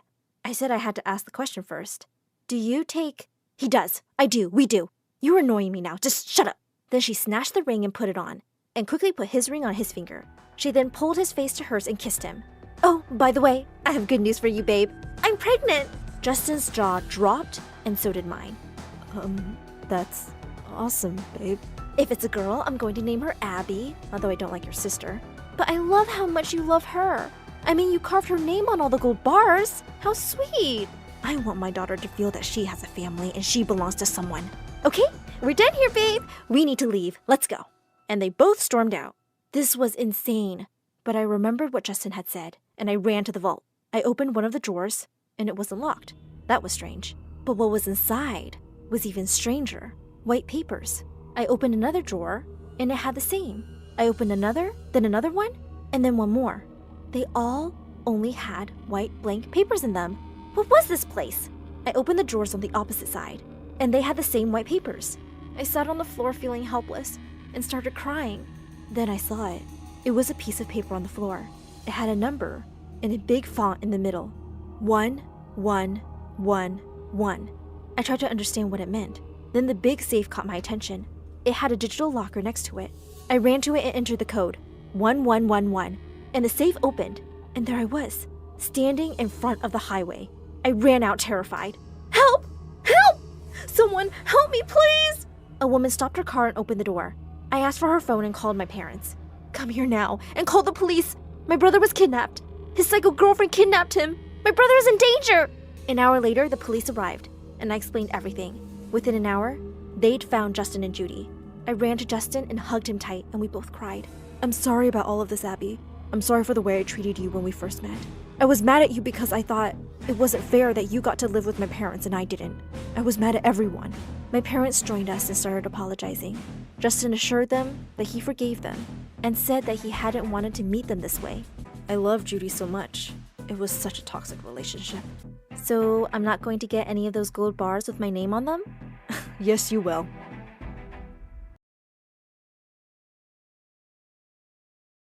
Hi, I'm Ariana, Ari for short. I grew up on a ranch with my Aunt Paula. She was my mom's twin sister and raised me all on her own. You'd think that meant we were close, but nope. For starters, we couldn't look more different. I've got red hair, brown eyes, and I'm not bragging, kind of a pretty face. And second, even though she and my mom were twins, Paula hated her.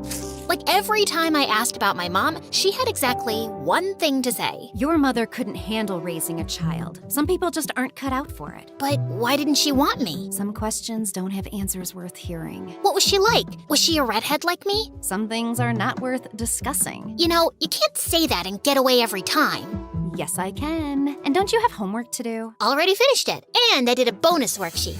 Did you know octopuses have 3 hearts? When they swim, one of them stops beating. So technically, exercise stresses them out. And you stress me out. Now, if you're done wasting my time, I've got bills to pay. Bills no one's paying for me. Bills that keep me up at night. Bills that are the reason my hair's falling out. Ugh, bills. I hate bills. Yeah, Paula was kinda bitter, but not in a cruel way. She fed me, clothed me, and made sure I did my homework, but never let me go too far. We lived a little outside the city, and since Paula couldn't afford school fees, I was homeschooled. The closest I ever got to traveling was watching travel vlogs on YouTube, imagining myself in Paris or riding the train through the Alps. Oh, and talking about YouTube, have you liked and subscribed to MSA yet? Do it now if you haven't. Anyway, traveling the world was my dream, but for now, I was stuck on a dusty ranch, counting down the days to our monthly grocery run, the only time I got to see the city. This one time, we were picking up supplies when I read about a carnival happening in our city. I asked Paula if I could go, but as always, she refused. So I snuck out, and it was amazing. Everything was so bright and alive. I couldn't take my eyes off it. It was the most independent I'd felt in 17 years. And I even met this cute guy. We talked, laughed, and I was having the best time till Paula arrived. Get away from her, you moron! Paula? What are you doing? I should be the one asking you that. How dare you sneak away? Thank God the neighbors saw you leave, or I never would have known. And who is this boy? He's my boyfriend. We love each other. And one day, we're gonna get married, and he's gonna take me away to a home where I don't feel like a prisoner. Away from you! I swear, I just met her. Oh, don't worry, honey boo. She just looks old and wrinkly and terrifying. You don't have to lie to her. But the boy panicked, yanked his hand out of mine, and sped off. Paula and I drove back, and once we got home, she grounded my butt. Not that it mattered. I was already grounded for life. That night, I cried into my pillow, wishing my parents were around so I never had to put up with this life with Paula. I guess I must have prayed extra hard, because the next morning, I was in the stables when I saw a car approaching. The door opened, and this woman stepped out dressed like a model. And then she ran over and hugged me. Ariana, it's you. I never thought I'd find you. I'm sorry.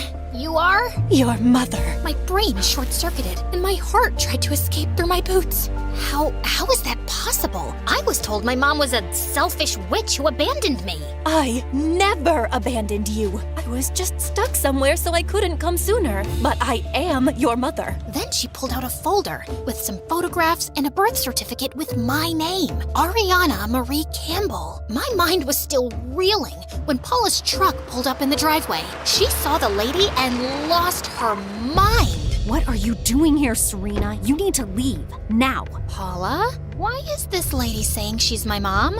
Darling, because I am. Tell her, Paula, how all those years ago you framed me for a crime I didn't do, then stole my child and ran away. Serena told me how she and Paula were brought up in foster care and eventually started working for the wealthy Campbell family when they were young. Your father, James Campbell, loved me, but Paula had feelings for him after we got married and had you. I hoped she'd move on, but she only got more bitter. Stop lying! James and I were just friends. Tell that to yourself. You loved him. That's why you turned on me. You convinced James I was stealing from his company and got me thrown in jail. But the day I was taken away, James got into that accident. And just like that, I lost everything. The only thing I had left was you, Ari. But you were the last Campbell heir. And Paula knew you'd be useful. So she took you and came here where no one could find you. I tried reaching out to her after I got out, but she kept dodging me. So, I hired a private investigator to find you. I avoided you because you're vile and disgusting. Ari, this woman is bad news. She used your father, and after him, I couldn't let her get her claws into you too. That's why I kept you here. So she is my mom? Yes. And you knew she was looking for me and you didn't even tell me? I was trying to protect you. From what? From knowing that my mother was looking for me? You didn't protect me, Paula. You trapped me. I kept asking you for answers and you kept lying to me. That's it. I'm leaving. Please don't go. This is your home. Everything you know is here. Is it? Because all I know is how to milk cows and clean stables. I don't even know how to live, Paula. You never let me grow up like a normal teenager. You're a spoiled brat, Ariana. I raised you, and you're just gonna abandon me? And you think she's going to make everything better? That woman will drop you the second you stop being useful to her. That's for me to find out. Paula kept screaming that I was making a mistake by believing Serena, but I ignored her. She had 18 years to come clean, but she chose to lie. So now I was gonna do what I thought was right. Mom and I reached California, and when I saw the size of Mom's mansion, I was stunned. My room was bigger than our entire living space back at the ranch, and the bed was so soft. It felt like I was on a cloud, but everything felt so surreal. My brain just wouldn't shut off, and I just couldn't sleep. So I decided to explore the house. As I wandered through the hallway, I saw stairs leading to the basement, and at the bottom was a heavy wooden door. I reached out to try the knob, but it was locked. Ariana, what are you doing? I spun around to see Serena watching me carefully from the shadows. I couldn't sleep. What's in this room? Oh, that room is under renovation. Some infestation issue. But you're pretty brave to be wandering around the basement at this hour. I'm used to living on a ranch, so I've seen my share of creepy stuff.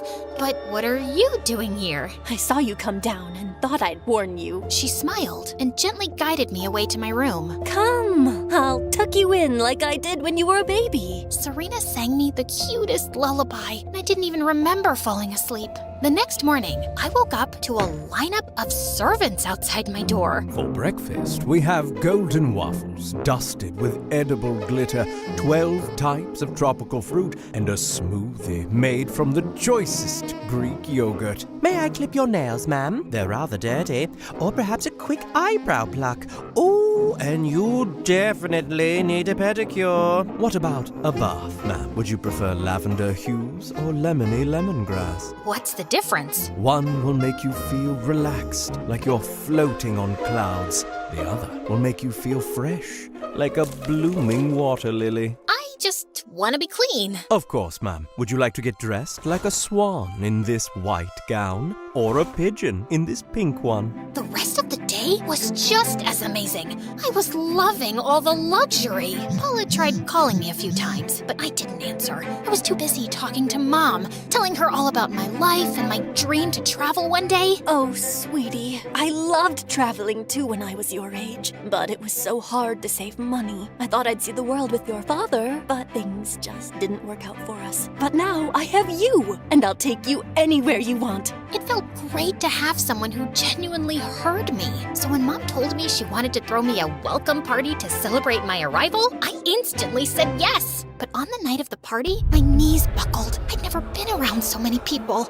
and it made me really nervous. So I slipped into the garden for some air when I saw the bushes rustle and a boy my age stuffing his face with shrimp. He freaked out when he saw me and threw the shrimp in my face. Dude, what are you doing? Sorry, I thought you were security or something. What if I was? Were you gonna blind me with a slippery shrimp? I didn't think it through. I was just trying to eat something. This shrimp cocktail is disgusting, by the way. Don't know what the host was thinking. The host is my mom. Seriously? My bad. Look, please don't tell her I stole food. I was just really hungry. I had school all day, then my shift at the cafe, and then I had to rush here to work this party. I'm Leo, by the way. Leo told me that he was one of the waiters at the party and that his mom and sister worked as maids at our house. We got talking and I ended up telling him everything about myself. Oh, wow, that's tough. So now you'll stay with your real mom? That's the plan. At least this way, I have an actual shot at life. True, and you also get to eat these disgusting shrimps. So disgusting. We laughed and cracked dumb jokes until Mom called me back inside. After that night, Leo started coming around more, and slowly he became my first real friend in the city.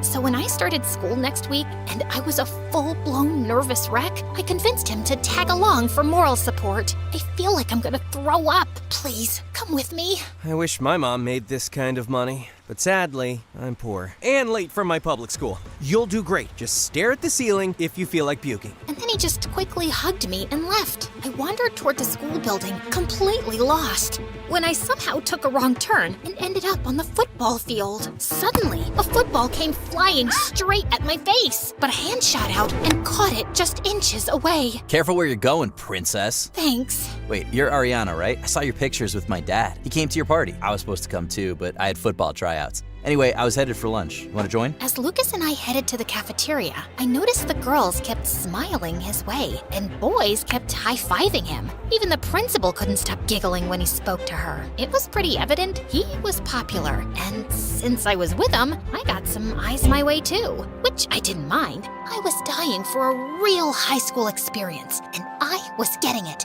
I made tons of friends the first day, and even got invited to some parties. Mom was very excited when I told her. Lucas is a gem of a boy. I'm so glad you guys have hit it off. Well, that's a stretch. I'd say I'm getting to know him. Of course, sweetie, but he's a charmer. It won't take you long before you fall for him. Oh, I'm so excited. Okay, that was weird. Why was Mom pinning for me and Lucas? And sure, he seemed like a nice guy, but he wasn't really my type.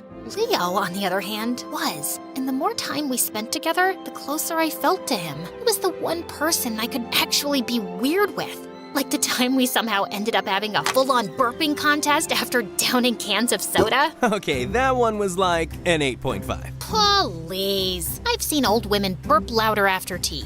Watch and learn. Wow, very ladylike. Your mom would be proud. Was that sarcasm? What gave me away? I don't know. The eye twitch, or maybe your smile. What about it? You do this thing, smiling from just one corner of your mouth, like you've made the world's greatest joke and you're waiting for applause. You know, of all the things I've been told by all the girls who've ever fallen in love with me, that has to top the list. But I'm not in love with you. Keep noticing my smile, and maybe you will be. Leo leaned in, and for a second, I thought he was gonna kiss me. But then he reached out and plucked a leaf out of my hair. I was still trying to catch my breath when his phone pinged. My mom wants me to run some errands. I'll catch you tomorrow. Leo left, and I was so giddy as I walked back home. I barely noticed Mom sitting on the sofa, glaring at me. What was that? Oh God, Mom, you scared me! What were you doing with that boy? Who, Leo? He's a friend. He looked more than a friend to me. And weren't you supposed to be with Lucas today? Oh, right. Lucas had asked if I could help him pick outfits for his birthday. I'd totally forgotten. Yeah, it slipped my mind. And I'm sure he has a dozen other friends who can take him shopping. You're going to call him and apologize. And you're going to tell him you'll make it up to him by being his date to his birthday party tomorrow. No, I won't, because I'm not interested in him like that. And who are you interested in? That street rat? Lucas is important. His father has a major investment in my company, and I don't want to make him upset. I gave you this life, and it's time you learned how it works. Call him, or I'll fire that guy. And then she just turned around and left. I wanted to tell her she couldn't push me around like that. But I decided to wait until morning, once things cooled down. But the next day, I woke up to Mom knocking on my door. Ariana, are you awake? What do you want, Mom? I'm sorry. I shouldn't have yelled. It's just that things are different now. You're rich, and like it or not, you can't be seen hanging out with people like Leo. I know it's difficult to understand, especially after the way you were raised, but high society has rules, and we all have to follow them. I just want what's best for you. So you used my friend to threaten me? I didn't mean that. I was just angry. Now, please, let's forget about it. Thought you might like this for Lucas's party. I didn't want to go, but Mom was genuinely apologetic, so I didn't make a scene and agreed. When she left, I called Leo, asking if he was available to meet up, but he didn't answer. And then I got busy with getting ready. I arrived at the party and was immediately greeted by Lucas at the gate. Serena, you look ravishing as always. And here's the girl who ditched me. It's cool though. I like when a girl plays hard to get. Makes things exciting. come now. And before I could protest, he grabbed my arm and took me to his friends. Some faces I recognized from school, others I didn't. And Lucas was giving the worst introduction possible. Guys, this is Ariana. You know, she used to live in a barn. Like with cows and stuff? And horses and hens. Were there hens? I mean... Oh, and she was super poor too. She had to live with her aunt in the middle of nowhere. And get this, she's never even been to school before. So tragic. It wasn't that bad. Really? Your mom said you hated it, that your aunt made you wipe floors and keep you locked in a room, and you went for days without a shower. Oh, you poor thing. Is that why your hair looks like that? Like what? Like straw or hay cows eat? Lucas's friends started giggling, and I felt my blood boil. At least I have good manners, something that doesn't come with money, apparently. What did you just say to me? You heard me, and then I turned around and left, but Lucas followed me. You cannot talk to my friend like that. And what about the way she talked to me? You had no right to bring up my past like that, Lucas. My aunt may not have had much, but she raised me the best she could. Oh, relax. That was just a joke. Just laugh and move on. Ha ha. Now get out of my way. And I stormed out of his house without looking back. I wanted to call Leo, but my phone was dead, so I put it away and was looking for a cab, when suddenly I felt a shadow following me. Get out and face me, you punk! I was all set to punch him when the shadow moved and Leo walked out, dressed like a hot dog. Leo, what are you doing? Sorry, I went to your house, but then saw you heading out, so I followed you. Why are you dressed like that? I couldn't risk your mom seeing me, and this was the only disguise I had. Well, this and Bugs Bunny, so I picked this one. Anyway, we need to talk. Leo told me that last night my mom had fired his mom and sister and threatened to deport them if he didn't stop talking to me. My mom's from Serbia. We moved here a few years ago because of my dad. Long story short, he's kind of a jerk, and going back isn't an option, so we had to leave. And now, we're moving to another town tonight. What? She promised me that she wouldn't fire you if I went to Lucas's party, so why would she do that? I don't know. Also, last night I'd gone back to your house to collect Mom's salary when I heard Serena talking to someone about some trust fund in your name. I couldn't hear the whole thing, but that's one word I caught. But she never mentioned anything to me about a trust fund. Maybe she doesn't want you to know. I've always found her a bit odd. Paula warned me about this. She said my mom can't be trusted, but I didn't listen to her. Ugh, I'm so stupid. Hey, you were just trying to find a family. It's not your fault. I wept like a child as Leo pulled me into a hug. He was so close. I could feel his heartbeat against my cheek, but he pulled away. I wish we had more time, Ari, but I have to go. Leo, before I could finish, he was already leaving. I was furious, confused, and heartbroken. And as soon as I got home, I called the one person I never imagined turning to again, Paula. But she didn't answer. I left her texts and voice messages, but a whole day went by, and she didn't get back to me. Without any help, it was on me to find out what Mom was up to. But I had no idea what I was looking for. The only thing I knew was that she was oddly secretive about her room. So that day when she left for a meeting, that's where I started. I was going through her stuff when I bent down and spotted a bag under her bed. I opened it, and inside were fake IDs, passports, and an old key. I put the key in my pocket and was about to leave when I heard footsteps coming down the hallway. I quickly turned to leave, but my foot caught the edge of the bed, and I fell. And then Mom walked in. Ariana, what are you doing in my room? I was just checking the wood structure, you know? Paula always said the foundation of the home starts with solid beams. I thought maybe I could surprise you by getting it polished as a thank you gift, 'cause I'm so thankful you came looking for me, Mommy. I love you so much. Then I kissed Mom, hugged her, and left before she could ask me anything. That night, I kept thinking about that key. Where did it go? Why hide it under the bed? And then it hit me. That locked door in the basement. Serena was pretty weird about it when she found me there. I had to try, so I slipped out of bed and headed downstairs. I slid the key into the lock, turned it, and it clicked. The room was kind of dark, but when I flipped the switch, I froze. There was a man lying on a hospital bed, surrounded by wires and machines. I took a few steps closer to see his face when I felt a hand on my mouth, and everything went dark. When I woke up, I was sitting on on a chair with Serena, Lucas, and his dad standing in front of me. I warned you to stay out of this room, Ariana. Now look what you've done. Let me out of here. Oh, but I can't. If you leave, then I'll lose the one thing I need you for. Your trust fund. What trust fund? The one your father set up in your name before his accident. That's when Serena told me that the man on the bed was my father, James Campbell, and he was in a coma. He's my dad? You said he died. I lied. He was in a private clinic overseas for years. We only moved him here last month when the bills got too high. But he's basically a vegetable. How could you say that about your own husband? Have you no heart? Why should I have a heart when no one cares for me? I grew up with a sister who hated me. I married a man who threw me in jail because I was stealing a few bucks from his company. He was a billionaire. He could have ignored it, but he didn't, and put everything he owned in your name because you're his flesh and blood. I'm your flesh and blood too. Oh no, sweetie. You're James's daughter with some filthy maid. We had to hide the affair. The scandal would have ruined everything. Even Paula didn't know. What? So you're not my mom? Is there anything you've said that's not a lie? Nope, but I accepted you. And James, well, he adored you.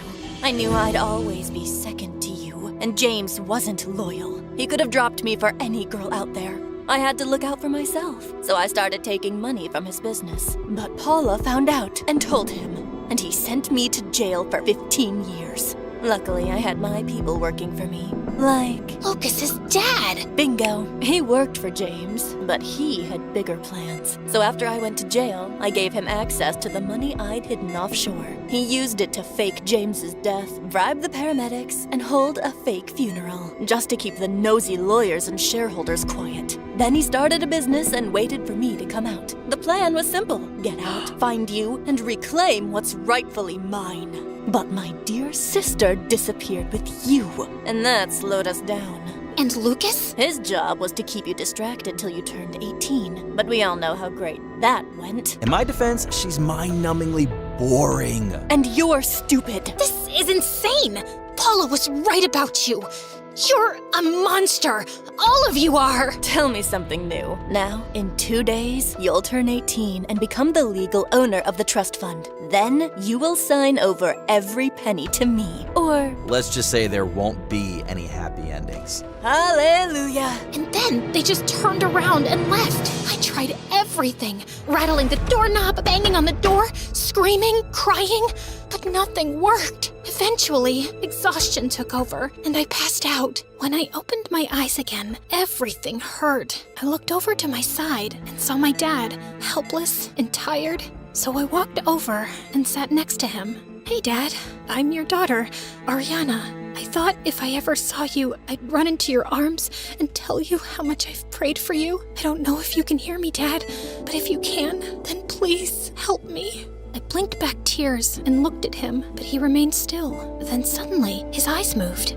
At first, I thought I imagined it, but they moved again, this time toward the side of the bed. I followed his gaze and saw a broken wooden stick in a corner. You're right, I can't give up. I will do everything to make this right. I grabbed the stick, then started banging on the door, praying someone would hear me and would come down to check. For a while, nothing happened. But then I heard footsteps, so I backed into the shadows and waited. And seconds later, Lucas walked in. Hi, butt-face. I hit him with the stick, and he staggered. Then I elbowed him in the stomach, pushed him aside, and ran like a maniac. I was almost at the front entrance, but Serena grabbed me. You just don't learn, do you? I fought and kicked, but Serena was too strong. And just as I was about to give up, the front door flew open, and Paula walked in with Leo and a bunch of officers. Let her go! Serena froze, then tried to make a run for it, but the officers grabbed her and dragged her away. Lucas and his dad were right behind her, handcuffed. Paula rushed forward and dropped to her knees beside me. I'm so sorry, Ari. I should have been there. It doesn't matter. You're here now. But I tried calling you Sophie. And as we stood there in that quiet moment, Leo pulled me into a hug. And for the first time in a long time, I felt safe.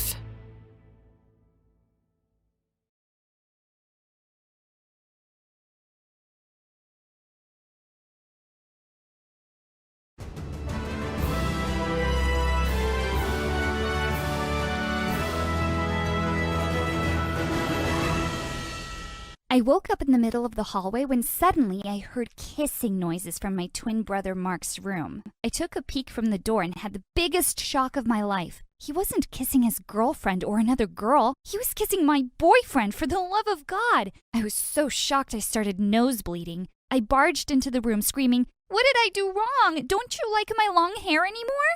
"My love, Mark shoved him away and defensively said, "Get out of my room, you little perv." He then ran to the window and started pretending to throw up violently. "Oh, and now you're pregnant? Lagot kai." "Shut up, brat. It's not what you think." My boyfriend immediately jumped out of the window without any explanation and was never seen again, ever. He was a jerk anyway. Mama barged in and asked what happened. "Ma, Mark kissed my boyfriend." "Correction, her stupid boyfriend sneaked into my room and kissed me. Gadidi, it's not my fault that both girls and boys are crazy about me." "OMG, you're just jealous because I'm better than you at almost everything, even soccer." "You wish. I'm the man of the house. I'll do whatever I want whenever I want, and I will make sure to ruin your life." Mama glared at me. "Stop annoying my darling boy. Gay or not, at least his room is clean. Look, it's more organized than your entire life, you useless girl. Go clean your room now." "My room is always clean. It's just organized in a messy way. And did you ever hear him threatening me, like just now?" Mama continued blabbering, which made me sleepy, and I yawned. Moments later, I just dropped on the floor and fell asleep. Again. "Oh, hi there. My name is Trixie. I'm from the Philippines, and I have a condition called narcolepsy, where I sleep literally anytime and anywhere. But that didn't stop me from stealing my brother's girlfriend to get revenge on him. Like and subscribe to hear my story. You see, my annoying brother was in the same class as mine, and he made my life crazier with this condition. One day, our history teacher was talking about how our country was made up of 7,640 beautiful islands when Christian, Mark's best friend, suddenly went down on his knees and asked me to marry him. Was this for real? "Oh, yes, Christian, I do, I will marry you." Suddenly, our teacher kicked my seat and I was wide awake. "Detention for sleeping in class again, Trixie." I looked around and saw that everyone was laughing at me, including Christian himself. My stupid brother teased me. "Oh, yes, Christian, I do. I will marry you." So freaking stupid. Oh no, had I seriously said that? I had been secretly crushing on Christian since forever, but I'd never admit it because he was my jerk brother's best friend. While on my way to the detention room, I bumped into Christian of all people. He was grinning from ear to ear as he helped me up. "So, I heard from a reliable source that you want to marry me." It was just a dream. Like, ew, you're not even my type." My heart instantly raced when he leaned in closer and started playing with my hair. "You're really cute, you know." Huh? He pressed my nose and gave a wink before leaving. OMG, my heart. Just then, Mark and his girlfriend Julia, the most beautiful girl in school, walked by me. They just pushed me away and continued walking. I landed on the ground and fell asleep right away, and when I woke up, girls were looking differently at me. Were they drooling? I got even more confused at what they were saying. "Oh my God, who is he? He's so cute. Have babies with me, new guy. He can ruin my life and I'll thank him." I passed by a locker which had a mirror attached to it and screamed at the top of my lungs when I realized that someone had cut my hair short. I immediately thought of Mark. It was surely him. I stomped over to Julia. Her eyes grew wide upon seeing me. "Did he send you to cut my hair?" "Huh? What are you talking about, and who are you?" "Duh, I'm Trixie." She looked totally shocked and a bit hooked. Mark was gonna pay for this. This is a joke, right? Julia leaned in closer to inspect my face, and our lips almost touched. "You look more handsome than your brother." Mark showed up looking very, very jealous. It gave me an idea for a perfect payback. By stealing his girlfriend. "Babe, what are you doing?" "I was just telling your sister how she got uglier and short hair." "Come on, babe, stop wasting your time on her." He snatched Julia away, and the girl looked back at me and gave me a weird smile. Later that day, I was looking for her and found her watching the soccer practice along with hundreds of other girls. She was surprised when I sat beside her. I tried talking to her, but she was ignoring me. Why couldn't she be like those other girls who were suddenly going crazy over me? Mark turned in our direction, so I grinned and whispered some nonsense in his girlfriend's ear to make it look like we were flirting. "Robot potato." Huh? I so wanted to laugh at Julia's face. The girl looked so confused. I was so loving the look of jealousy on Mark's face. Minutes later, I had fallen asleep in the bleachers, and when I woke up, Christian was kicking the ball and flew it in my direction. Thank God I immediately caught it with one hand. Everyone looked very impressed. I really was good at soccer. Christian ran up to me and said, "I'm so sorry about that, dude." Wait, Trixie? Is that you? Why did you cut your beautiful hair? His disappointed face made me want to cry. I missed my long hair so much. Because of that, my hatred for my brother grew even more. Somebody cut it while I was sleeping. I bet it was someone insecure. I made sure that Mark heard it. It will grow back again in a month, don't worry. Anyway, that catch was perfect. You should be our new goalkeeper. The last one is in a coma since he got hit on his head. Mark immediately rejected his idea. Dude, seryoso ka? My sister's a girl and she just messed the game. Try me. Their coach agreed to it, and the next moment I was already standing in the goal box with all the players lined up in front of me, ready to kick the ball. They were all stunned when I caught them all effortlessly. Mark looked like he was about to eat me alive, but Christian was looking very impressed. Oh my God, Trixie, that was so cool. Suddenly, hundreds of girls were running towards me looking like hungry pregnant cats. Oh no, I immediately excused myself and hid inside the janitor's closet. I took out my pillow and instantly fell asleep. When I woke up, I almost screamed upon seeing Julia's face up close. She was on top of me, and she was holding scissors. Panicking, I pushed her away and she crashed against the janitor's things and knocked them all over, making some loud noise. You stupid girl! Why can't you be ugly? I should have cut everything last time. No one should be prettier than me. What? So it was actually her and not Mark? What a psycho!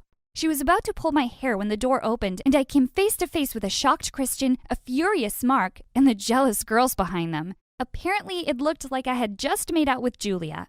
I swear, at that moment, I wanted to disappear. Julia immediately went after Mark, while I was left with Christian and the other girls. I was about to explain, but he stopped me. It's okay, Trixie. I understand. I wanted to run after him, but these furious girls were blocking my way. Could this day get any worse? The soccer finals finally came and I tripped over something out of nervousness. To my surprise, someone picked me up and carried me like we just got married. Christian! What are you doing? Just making your dreams come true. I was blushing hardcore when he gently put me on my seat and sat next to me. I wanted to be clear to him that I wasn't a lesbian, but then Mark suddenly squeezed himself between us and they started talking about girls and Mobile Legends. Ugh, boys. When we reached the stadium, the game immediately started and it was intense. The players of our rival school were really good. One of them was already kicking the ball in my direction. I was so confident that I'd catch it, but to my surprise, I tripped again and missed it. I looked down and noticed that I'd actually forgotten to tie my shoelaces. I caught Mark smirking at me. Oh, that jerk was happy I messed the game. Thankfully, I was able to catch the next ones. Things got really boring in the middle of the game, so I fell asleep in the middle of the goal box. Minutes later, I woke up to my brother pouring water over me and the sound of my teammates and everyone screaming at me. Trixie, wake up! I instantly rose to life and saw the current score. It was now a tie, and we only had 10 seconds left. When I got up, a player was now running my way, and oh boy, those legs were scary. All right, Trixie, you're a girl and you're cool. You can stop this. He kicked the ball real hard, and I jumped to reach it and slapped it away. My teammates in the audience rose to cheer for our victory. Christian picked me up and twirled me around like we were happy lovers. You were amazing. He was about to kiss me when Mark interrupted us. You did great, sis. I couldn't believe my ears. It was the first time he'd ever said a nice thing about me. Thanks, Skuya. When we came back to school, everyone was treating me like a hero, and the girls were showering me with gifts and marriage proposals. I turned to Christian and gave him a help me look, but he just gave me a very sad look. Did he really think that I was enjoying these girls' attention? Suddenly, I felt brave. I grabbed his face and finally kissed him in front of those girls. He kissed me back, and I had butterflies flapping around wildly in my stomach. I looked for Mark, but I couldn't find him anywhere. I wondered if he was okay. He didn't go to school the next day, and I got a bit worried. One night, I decided to sneak into his room, only to get another shocker when I saw him staring at Christian's picture in his wallet. Oh my God! I thought he was jealous because of Julia, but no, it was because of Christian, his best friend and my crush. Grabito! Suddenly he spoke. I know you're there, sis. Come and sit with your loser brother. For the first time in my life, I felt sorry for him. I sat beside him, and to my surprise, he hugged me, and his body shook as he cried. You're not a loser, okay? We are not losers. Remember that. Christian has really liked you since day one, you know. Take care of that jerk for me, okay? I promise. The rivalry between my brother and I finally came to an end. And as a bonus, I also became Mama's new favorite when I finally cleaned my room. I was exploring our building when I walked into a strange, empty apartment. The walls and ceilings were all painted blue. Even the tiles on the floor were blue. Suddenly, I felt like I couldn't breathe. I tried to run out, but to my horror, I realized that the door had closed behind me and it was locked. I don't even know how long it took my parents to find me. Hi, I'm Piper, and since that day, I've had cyanophobia. Did you know that it's a fear of the color blue? And people who have it can't look at anything blue without freaking out. I don't even own a pair of blue jeans. If I look at the sky without my tinted glasses, I feel like I'm having a heart attack. So imagine how I felt when I got stuck in the middle of the ocean when I agreed to go with my best friend Tori to her private island. That was the worst day ever. Before I start my story, please subscribe to My Story Animated for the craziest stories ever. Are you sure you can't fix the engine, Conan? What kind of genius are you anyway? Stupid? We were a few miles away from the island, and the yacht's engine had suddenly died. Miss, I told you he can't fix it. We'll have to call some mechanics. Right now, I'll arrange the rowboat for you all to get to the mainland. My stomach churned. It was bad enough being in a yacht. I didn't want to be out there on the open water in a tiny boat. Don't worry, Piper. Just keep your glasses on and I'll hold your hand all the way. Tori was the best. Your glasses are so dorky. They match you pretty well. Ace held out his hand to help me off the boat, and I felt my legs turn to jello. He turned to Tori next. What a gentleman. Thank you, babe. She pulled him in for a long, steamy kiss. I turned away, only to see Lucy looking crushed. As soon as we got inside the house and I took my glasses off, Ace suddenly jumped in front of me, grinning. Hey, Piper, guess the color of my shirt under this jacket. I swear to God, Ace, don't. I looked away when he suddenly unzipped his jacket and laughed his head off. As soon as we'd settled into our rooms, everyone got on their bathing suits and headed straight for the pool, except for me, of course, and Conan, who probably didn't know how to have fun. Tori and Ace were chasing each other around the pool. Boy, Ace looked good. I felt so bad for feeling jealous of Tori. She'd asked me to help Ace with math lately, and stupid me, I'd just gone and fallen in love with him, and he only saw me as a weirdo. I wasn't the only one with a love problem, though. Lucy was trying so hard to get Ace's attention. Hey, Ace, I can hold my breath underwater for a really long time. Why don't you time me? When she came back up a few minutes later, almost blue in the face, Tori and Ace were kissing each other. Even though I didn't like her at all, my heart went out to the poor girl. Just then, Lucy started splashing around in the water like she was drowning. Ace, help! Ace started swimming towards her quickly, but someone else had gotten to her first. It was Conan. He emerged from the pool like a hero, carrying Lucy in his strong arms, and she looked furious. Luce, are you okay? What happened? Nothing. I just got a cramp in my leg. I would have been fine, but hey, thanks, Conan, I guess. I thought you screamed for help. So why didn't you come for me, Ace? God, I was feeling embarrassed for her. Could she be any more obvious? Just then, the yacht captain came running to the pool area. He told Tori that the earliest anyone could come fix it was a week. Tori called home for her private helicopter. Geez, my stupid sister Stacy has taken it on a spa retreat. We won't be able to get it for 3 days. Why is this happening to me? It's probably Conan's fault. He brought bad luck with him. My life suddenly seemed to have turned into something from my favorite channel, My Story Animated. I saw the story of a girl once who got stuck with her crush and his girlfriend in a basement. Who would have thought something like that would ever happen to me? They all came into the house looking bummed out. We were going to miss our own graduation. Everyone started freaking out. I tried to calm them down, so I said, guys, there's nothing we can do but make the most of it. Let's play a game. How about hide and seek? Everyone agreed. Surprisingly, Conan too. We drew straws, and it was Tori's turn first to find the rest. She started counting to 100 as we all slipped away looking for our hiding places. 85, 86, 87. She was almost done, and I still hadn't found a good place to hide. I quickly ducked into a small broom closet at the bottom of the stairs. I nearly had a heart attack when someone put a hand over my mouth. Shh, it's me. You're in my spot. Just be quiet now. Ready or not, here I come. When we heard her footsteps fade away, there was an awkward silence. I'm pretty sure he could hear my heart pounding. So Are you afraid of the dark too? No, Ace. I'm not afraid of everything. You know I'm just kidding around with you, right? I wouldn't actually scare you. Well, honestly, my phobia isn't really a laughing matter. He fell quiet. To my shock, I suddenly felt him take my hand. Listen, I'm sorry. I won't bug you again. I could feel him pulling me closer. My head was spinning. Was he going to kiss me? Hey, Piper, there's been something I've been meaning to tell you. Just then, the door opened and we jumped apart. It was Tori, and she didn't look happy. What are you guys doing? Nothing, Tori. I ended up in Ace's hiding place by accident. Did you find the rest? Ace had turned red, and Tori kept looking between the two of us. Oh, I wish I could walk back into the closet and go out the other way, to Narnia or something. She said that she hadn't found the others yet, and I told her we'd help her look. We found Conan pretty quickly. He was hiding under the sheets in his bed, and he was fast asleep. And we all knew where Lucy would be. Somewhere in Ace's room. Let's call it a night, guys. I'm pretty tired. Walk me to my room, babe?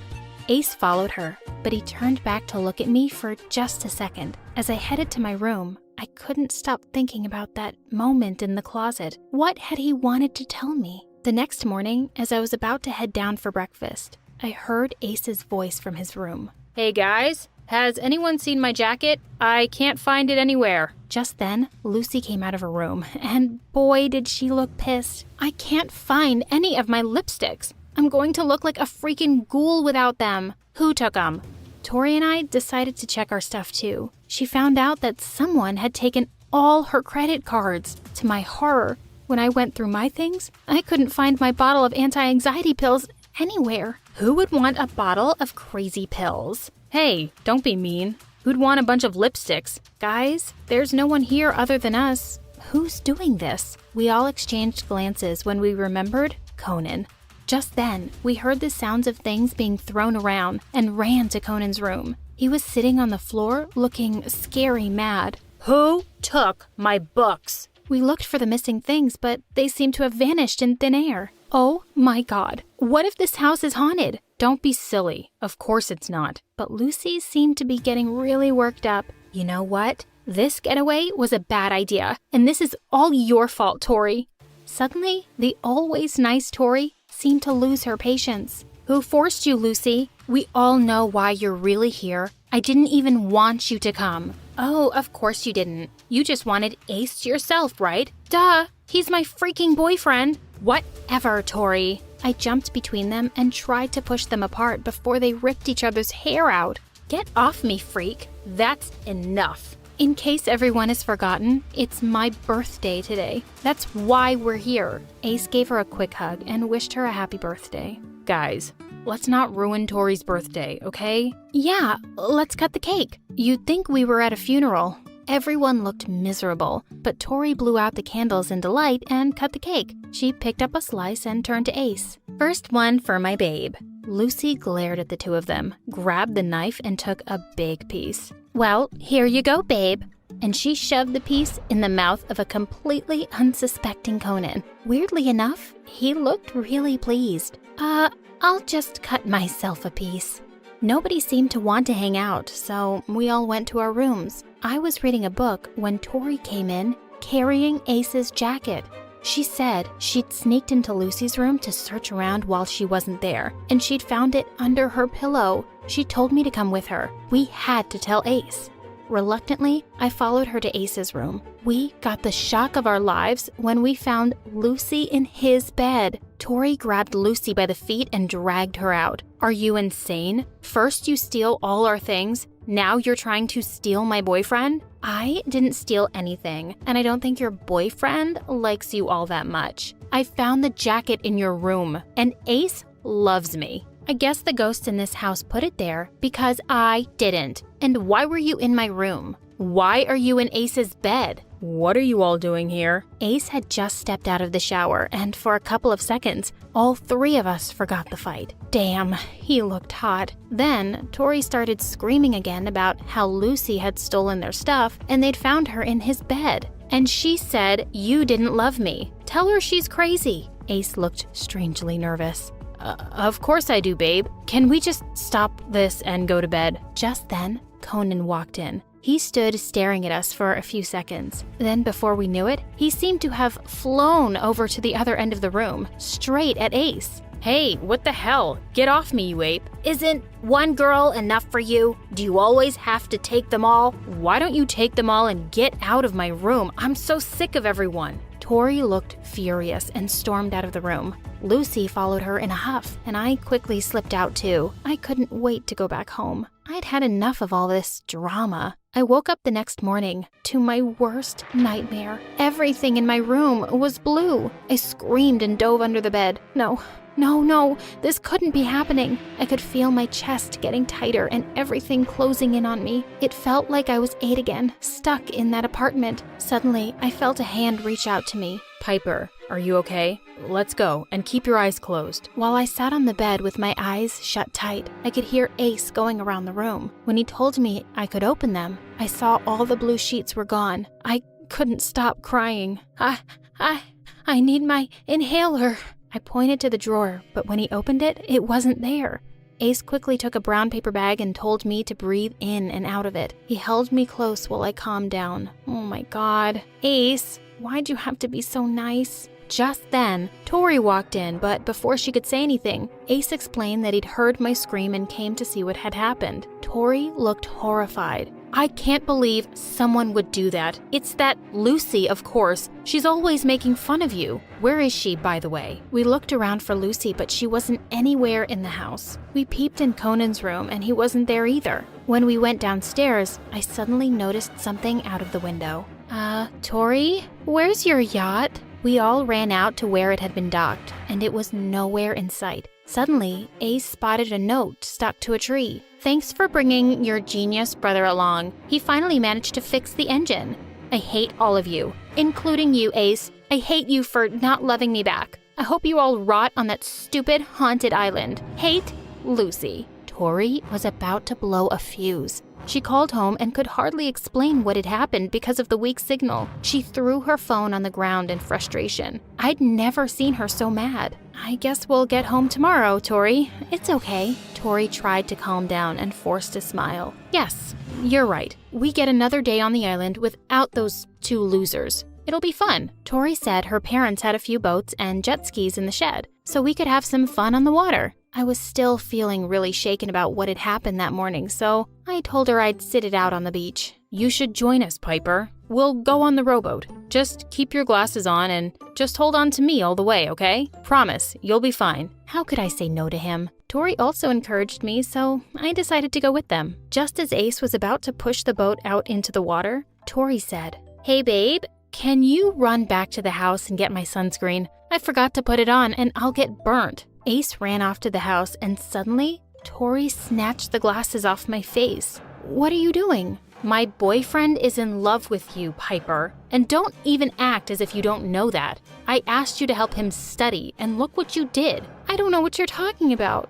Please, give me my glasses back. He has been planning to break up with me after my birthday. I hoped he'd see on this getaway what a freak you are. I stole everyone's stuff. Messing around with everybody, especially that idiot Lucy, was just an added bonus. And I made your room blue. I stared at her, horrified, as she jumped off the boat and pushed it into the water. It's really you I want to punish, Piper. You stole my boyfriend. And with that, she walked away with the oars while the boat was carried farther away by the waves. I was going to die. I couldn't take this. I closed my eyes and hid my face in my knees. Just then, I heard the sound of a machine, and I barely opened my eyes to see Ace racing towards me on a jet ski. Oh, my knight in shining armor. He stopped next to the boat, and with shaking hands and legs, I somehow made it onto the jet ski behind him. My eyes shut tight. I'm so sorry she did that, Piper. She must have read my text to a friend. I was planning to break up with her because I've kind of fallen for someone else. Who? Open your eyes. I promise, it's not that bad. I did, and holding onto him tight, this was the least afraid I'd felt in a really long time. He turned around and kissed me, and of course I kissed him back. I couldn't believe the crazy events of the past few days. had led me to Ace. Of course, we're no longer friends with Tori and Lucy. I've enrolled in therapy for my phobia, and I have a long way to go, but I'm slowly making progress. I got a delivery on my doorstep today. I chose roses because they're not blue. That would be my life without you. Jeez, he's so lame. Hi everyone, I'm Alana, and I'm one of the smartest people in the world. Please do like and subscribe to MSA. Okay, not in the world, but I am the smartest of my siblings. Straight A's, winning debates, and a pro at piano. I had it all. Well, I should have had it all, but there's a saying, the squeaky wheel gets all the grease. And that's my siblings. My parents only cared about my popular older brother Derek and his college future. Then there was the other squeaky wheel, my little sis Lisa. She was adorable when she was younger, but recently she'd grown into a little grumpy, attention-seeking grouch. My point is, I was the forgotten middle child. Even worse, Derek, aka Mr. Popular, was as dumb as a doorknob, always complaining about his phone not working, even though he didn't know how to use it. Eventually, I lost patience and I decided to mess with him. Maybe the battery is faulty. I read somewhere that you should rub the battery on your head. Apparently, it helps recharge it. That's not a thing. Fine, don't believe me. Why would you trust the nerd anyways? Wait, she is a total nerd. Maybe she's right. Derek walked around the entire day rubbing the battery against his hair. Dad noticed his struggle eventually and bought him a brand new phone. See what I mean? I'd been asking Dad for a new laptop for months because mine was literally hanging by a thread. But all he said was, I'll get it on the way home from your brother's game. Don't worry. Oh dear, I forgot. Anyways, I'm busy with your baby sister now, so I'll do it later. Later never arrived. Eventually, I saved up my own money.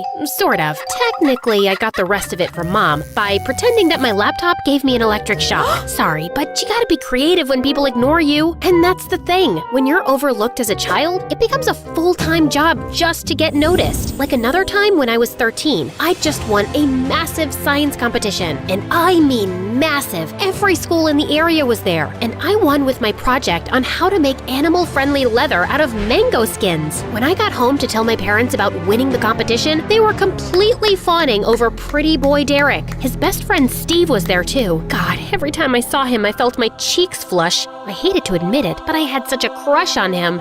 Elena, honey, did you congratulate your brother? His team won the game, and he's in the running for prom king this year. My star quarterback. I'm so proud of you. That's nice. I won the science competition for our entire district. Wow, congratulations. You're really smart, Alana. Ugh, science. I never understood that subject. It's always about worms somehow. We knew you'd always win, Alana. No big deal. Since when was entering for prom king or winning a game with your entire team helping you a big deal? But my parents obviously thought so, because they booked a beach resort just to celebrate Derek's achievements, and they invited the entire extended family. Great. Just great. And as usual, things didn't go my way. When we got to the resort, Dad realized he forgot to put my luggage in the car, even though I was done packing 2 days ahead of everyone else. Typical. Aw, honey, let's turn it into a positive. It's been so long since the two of us went out clothes shopping. Careful with her, Mom. She'll make you buy a jacket made out of mangoes or shoes made out of lemons. When Mom and I got back, the entire family decided to go out for a fancy dinner. I wore a dress Mom bought me, and secretly, I felt cute. Then everyone started complimenting me, and I knew I really looked good. Okay, she's looking nice for once, but anyone can look good on vacation. Try doing it every single day of your entire high school career. He couldn't handle losing the spotlight for a second. While everyone was laughing at my brother's corny jokes, I hit the beach. Grabbing my phone, I opened the piano app to play my favorite song. The music took me away to a special place, but then I noticed someone watching me. It was a boy my age, a really good-looking boy. Huh, didn't expect to find someone my age who liked older songs. You play really well. Thanks. It's one of my favorite songs. He introduced himself as Wayne, and we got to talking. We both had a lot in common. We listened to similar music and even had the same favorite movie of all time, The Notebook. Just don't tell me it's because of Ryan Gosling.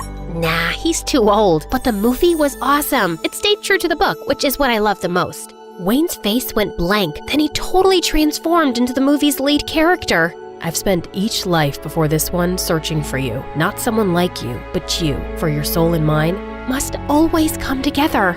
I couldn't believe I was sitting with a boy alone on the beach and quoting Nicholas Sparks. Finally, someone noticed me. I spent the rest of the trip sneaking away from my family to meet Wayne. I told him all about my family, and he listened. He told me something that really stuck in my mind. Don't hide your true self, Alana. Do whatever you like doing, even if your brother says it's nerdy. I thought playing video games was a waste of time, but now I'm pretty dang good at it, and quite famous too. On the last night of the vacation, I was sad to say goodbye to Wayne. He squeezed my hand and told me we'd keep in touch, and we did. We texted each other every day, but when I hit school again, things had changed. My shopping trip with Mom had transformed my dress style, and now I felt everyone's eyes on me, even Steve's. It became too much, so I hid in the music room during recess. Then, the most unexpected thing happened. Elena, how are you? I'm good. Derek's not here though. I know. I wanted to talk to you. How's music class going? I couldn't believe it. I did my best not to act like the other girls who screamed when Derek or Steve walked past them. Steve and I talked for a while. I told him about my vacation and showed him some of the beautiful pictures I took of the place. That's when I noticed how he kept moving closer. And before I knew it, he was holding my hands. You know, this new look is really cute on you. Do you seriously think so? Yeah, I do. And I am the cuteness expert. Hey, listen. Sorry, I gotta take this. As Steve talked into his phone, I watched him walk away, but all I could think about were his words. This new look is really cute on you. After that day, Steve and I hung out quite a bit, but only at school. The more I got to know Steve, the more I told Wayne about him. But when I got home one day, my numbskull brother Derek was waiting. He turned my closet upside down and ruined my new clothes. He was angry. Stay away from Steve, nerd. You got it? Finally, someone takes an interest in me, and you want me to stop? Derek, I'm gonna ask Steve to be my homecoming dance date, whether you like it or not. And if you ruin all of my clothes for the night, I just won't wear any. Derek was shocked. Looks like the boring middle sister wasn't so boring after all. Alana, please. As if I was gonna listen to him of all people. The next day, I went to find Steve. I wanted to ask him to the homecoming dance, but as I reached for the gym door, I heard Steve's voice inside. My heart raced when I heard another girl's voice. Come on, babe. There's no way I like Alana. I just wanted to get close to her so she'd do all my assignments. I can even get her to do your assignments too. I couldn't believe it. I wanted to yell at him, but I was way too upset. If I confronted him, I'd probably have puked on him. When I got home, I jumped straight into bed and texted Wayne to tell him everything. He cheered me up right away. He sent me a surprise package of brownies and some exotic flowers I'd never seen before.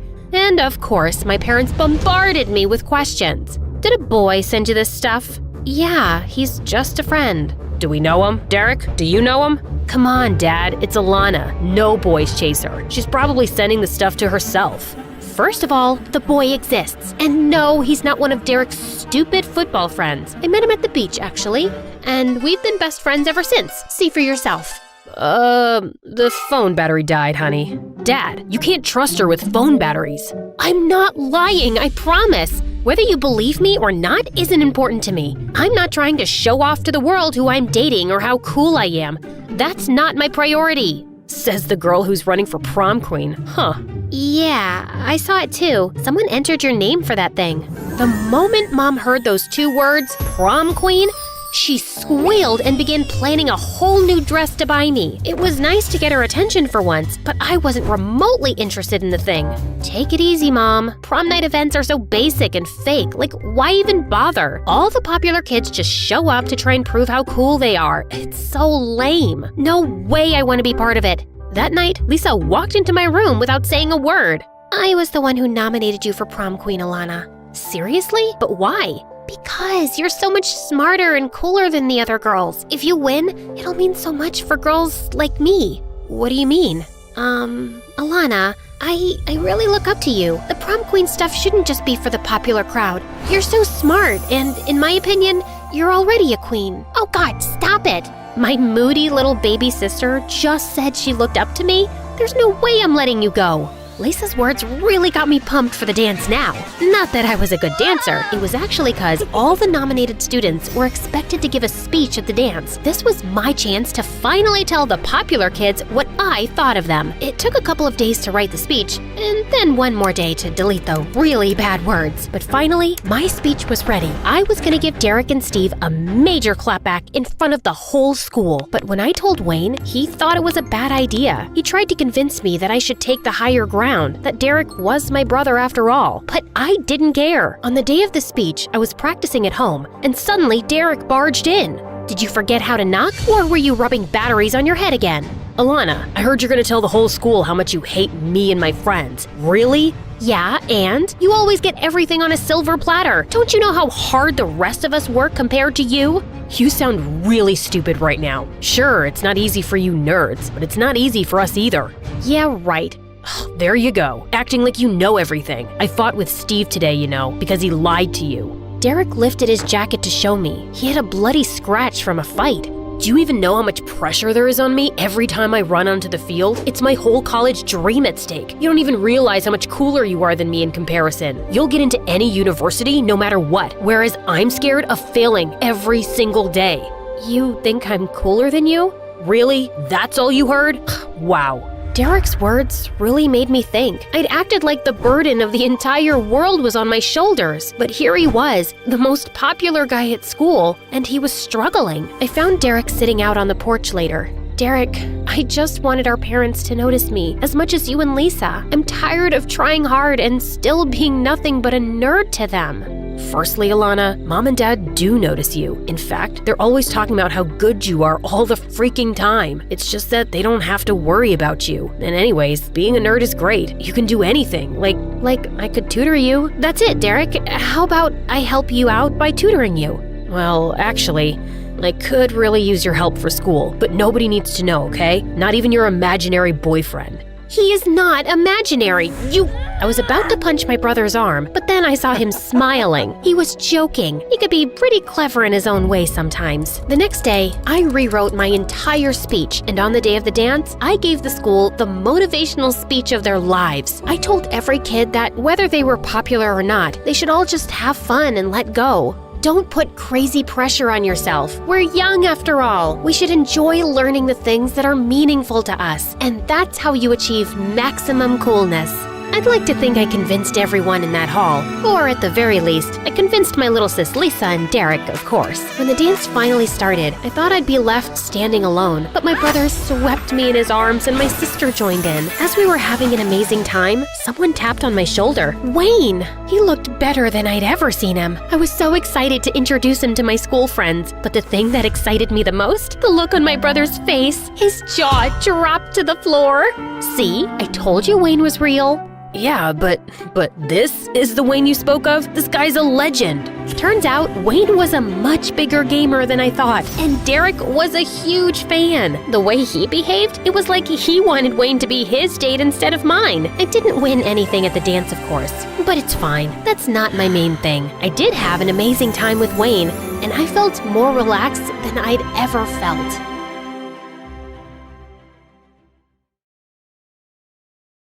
One day, I was streaming live in the living room when someone knocked on the front door. I opened it and saw a strange, tiny man standing there with a creepy smile on his face, and he smelled really good. He said, "Hi, I'm Noah. I'm looking for your dad. Is he home?" I replied, "No, he's out there looking for a stupid job." I was about to close the door in his face when he suddenly pushed it back open.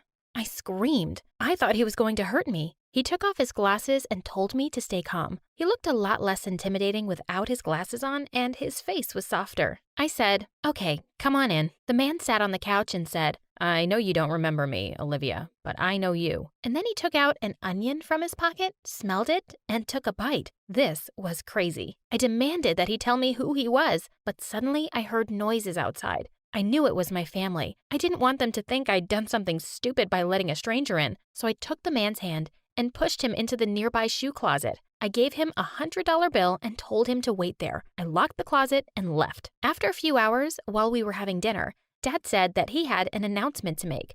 "Well, I can't thank God enough for giving me another chance to reunite with my—" "I'm going to Harvard," I interrupted Dad. They all glared at me and burst out laughing. Then the annoyed Emily said, "Did they name the new mall Harvard?" I was about to hit her when Isabel, my oldest sister, and the one who was always on my side, stopped me and calmed me down. Dad said, "Don't be ridiculous. Olivia is plenty smart enough to go to Harvard." Mom asked if I even got accepted and when. Dad said, "Oh, not yet. I've contacted one of the best private tutors in town. His name is Noah. He's going to help Olivia get ready for her entrance test. Oh, he was supposed to arrive today. I wonder why he hasn't called." What? Everyone stared at me, and by the looks on their faces, I could tell they knew something was wrong. Emily said, grinning, "What did you do, Olivia?" I ran to the shoe closet and opened it. The tutor came out, looking furious. He said, "There's no way I'm going to teach this crazy girl. I'm out of here." And he left. I said, "Okay, just take another $100 and stay." But he stormed off. My sister started laughing at me, but Dad stood up for me. He said that he would find some online courses to help me out, and he dragged me to my bedroom to start studying. I don't know what Emily told you guys, but you need to know that I'm smarter than her. Smarter than everyone in this family. Smarter in a different way. I studied day and night. When we finally got the letter, Dad and I made sure to open it secretly. I was shocked when I was rejected. I was mad and told Dad that there was no way my sisters could know about this. He said they wouldn't. We agreed that we would just tell them that I got accepted, and on the day I was supposed to leave, I would just hide in the attic. I'd come back down after a couple of months when the semester was over. I wanted the basement instead of the attic, but the basement was already full of my other 4 adopted sisters' stuff. They refused to live with us, but never mind. That's another story for another video. The following day, we told everyone that I got accepted. No one believed it. Dad showed them a fake letter, and the look on their faces was priceless. The day after, Dad threw a party, and when it was all over, he said he was going to drive me to the airport. We just hung out until everyone went to bed. When Dad and I got back home, he made sure to give me everything I needed and told me he was proud of me for being so brave. I didn't feel brave, though. I felt sad because I was going to miss my Instafans now. I spent a few days in the attic, and actually it was pretty nice. Not like I'd expected. Dad would come and give me food and all, and I was just posting pictures on Insta and taking a break from all the jerk guys out there. Everything was great, till one morning when I saw Emily and Sophia from the attic window. Sophia is my youngest sister and is usually a sleepyhead. I was surprised that she was up so early. I heard Emily say, "Now that Olivia's gone, we can finally do it." Sophia nodded, and both laughed like evil stepsisters. What were they talking about? Just then, my dad entered looking terrified. He said he'd had a fight with Mom, and she wanted him to go to the attic until God knows when. I said that was insane. It might get us exposed. Dad agreed and said, "But what your mom said was even more insane. She said that Isabella ran away with her loser ex-boyfriend last night and left her baby daughter with us." I said that Isabella was a grown-up and she always made stupid mistakes, so what's new? I told him about Emily and Sophia. He said he would stay with me to investigate. Dad stayed with me for the next 2 days, and it was crazy. Mom would come up and give him food and leave, and I would hide under the bed. Once she came in and whispered to Dad, "Hey, listen, about Olivia." Dad interrupted her and said that they would talk about it later, but Mom ignored him and said, "No, listen, I'm thinking we should." Dad then put his fingers in his ears and started singing la la la la la la la la la, so I wouldn't hear what Mom was talking about. Mom got mad and left. I got up and demanded to know what they were talking about. Dad pretended he didn't hear me and left, just like that. What was going on in this family? One night, I got a message from my boyfriend. "Hey, I'm on campus. Where are you?" What? Man, I broke up with him a week ago on purpose just to avoid this moment. What's wrong with boys these days? I sent him a picture of me studying. As if. I wrote, "I don't have time for you right now. I have to study." He replied, "Thank God. Finally. I was only with you because of the money and fame. See ya." What? But I broke up with him first. Whatever. I'll get a new boyfriend as soon as I'm out of the attic. The next day, I decided to sneak out and look for anything to help me understand what everyone was talking about. I knew it was crazy, but curiosity was getting the better of me. I opened the attic door, and there were Isabella and her loser boyfriend, Brad, laughing and whispering. They froze when they saw me. We stared at each other for a moment. I knew exactly what to say. I gathered up my courage and said, "Listen, sister, I love you, but no, this loser can't share the attic with me. Go hide him somewhere else." They both stared at me in shock, and then Isabella said, "Aren't you supposed to be at college?" I broke down and confessed everything. I told her about Emily and Sophia, and Mom and Dad too. Isabella looked away and stuttered, no, it's probably nothing. I think we should probably go now. She grabbed Brad's hand and started to leave. I snatched her hand, got on my knees, and begged her to tell me the truth. I'll give you my room. I already took it. Sorry, sis. And with that, they left. I didn't know what to do. I was very confused and lonely. How could a popular influencer feel this lonely? I got an idea. I prepared my study corner and started a live video. Hey guys, long time no see. Yeah, I'm busy with my studies. It's hard being smart all the time. Oh, oops, gotta go. Bye. Oh my God, did this just happen? I texted my dad and told him to come up immediately. He came running and said, What's going on? Dad, I think it's that time of the month. I'm not prepared. Dad looked completely shocked and obviously didn't understand what I was talking about. I told him I needed sanitary products. Dad was still looking shocked and just froze in place. I yelled, Dad, just do something. Yes, honey, I'll do something, he said while running down the stairs. Minutes later, I heard Dad coming towards the door and a voice behind him saying, Dad, what are you doing? And what are you holding? That annoying Emily. She just can't stop showing up everywhere. Dad laughed nervously and said it was nothing, and they both left. A minute later, he sent a message that said, I'm sorry. Try to figure something out. I'm taking everyone out to the backyard. I decided to sneak into my room. I found Brad's underwear on my bed. Ew, so disgusting. Next to his clothes, Isabel's baby was sleeping, and I got a very smart idea. I decided to take her with me into the attic. Isabella had stolen my room. I would steal her daughter. We were even now. She'd been my favorite sister, but she'd decided to start this war. Actually, having a baby wasn't as bad as I thought. She was adorable. An hour later, I heard my mom screaming, Where's the baby? Everyone was running around, and I could feel how nervous and anxious they were. The baby was asleep peacefully next to me under a blanket. Dad came in looking terrified and asked if I had seen the baby. Can you see a baby in here? No. And he just left. Minutes later, they all left the house to look for the baby. I got my chance and went downstairs, just to look for anything to understand what my family was up to. I got to the kitchen and saw a cake on the table and things like candles, balloons, and presents. My birthday was tomorrow. They were planning to surprise me at the campus? I was thrilled.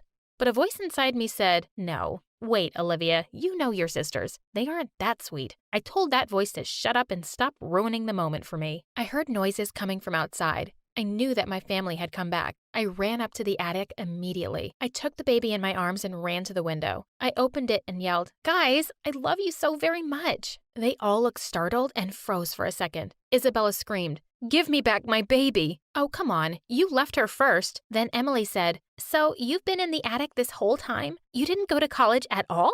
Oh, your high IQ didn't help you figure that out sooner? But never mind. I don't want to fight. I'm really grateful to you guys for planning this surprise party for me. Sophia said, What are you talking about? This party is for Samantha. She just arrived. We waited for you to leave so we could bring her here. Just then, a gorgeous girl appeared behind them. I looked straight into her eyes, and she looked back. I was sure everyone could feel the tension between us. I said through my teeth, Samantha, she said, raising her eyebrow. Olivia, Mom snapped. Just get down. I joined everyone in the living room. Samantha was there with her bags. She's my twin sister. She was adopted when we were little, back when Mom was poor and Dad was in the Navy. We never got along when she used to visit us. And when I say never, I mean never. She had everything. Rich parents, fame, and beauty. She decided to become an influencer the moment I became one, just to compete with me. And now she had more followers than me. She just copied me and did everything I did. Emily said, Well, this is going to be bad with 2 Olivias now. Samantha said, Except that I'm smarter than her. I would never fake an acceptance letter and stay in the attic for months. That's just so dumb. I was about to jump on her when Dad stopped me and said that Samantha and I were going to share the same room. I got mad and said, Why doesn't she stay in the attic then? Sophia declared, Oh God, another story from My Story Animated. Mom said angrily, No more stories for that channel. We are a happy family. I couldn't believe I was going to share a room with Samantha. She put all her fancy clothes and stuff on the bed and said, This room is way too tiny for all my things. You can use Olivia's space for now, Mom said while holding a fancy red dress Samantha gave her. I was furious and said that wasn't going to happen. Mom glared at me and left. Samantha just couldn't stop giving everyone gifts. She gave Isabella a box of fancy makeup and perfumes, Emily the newest laptop, and Sophia a stupid pillow with a special message, and she thought it was the best gift ever. How dumb is that? Samantha also thought that we needed a new car, so she bought one. Then she made Brad our driver, and the loser was more than happy to do it. Everyone started worshiping Samantha. I decided to talk to Dad about this. I found him in the living room and said, "Dad, we need to talk. It's about Samantha." Samantha suddenly appeared and said she had something important to ask. She said she was having a party with her Insta fans tonight. She took out a stack of money and handed it to Dad and said, "I need your help organizing everything, Daddy." Dad nodded his head, got up immediately, and left with Samantha, like I didn't even exist. That night, around 200 people came to our backyard, and Samantha threw the craziest party ever. My ex-boyfriend was there, and he started hitting on Samantha. She didn't care even though she knew he was my ex. I'd had enough.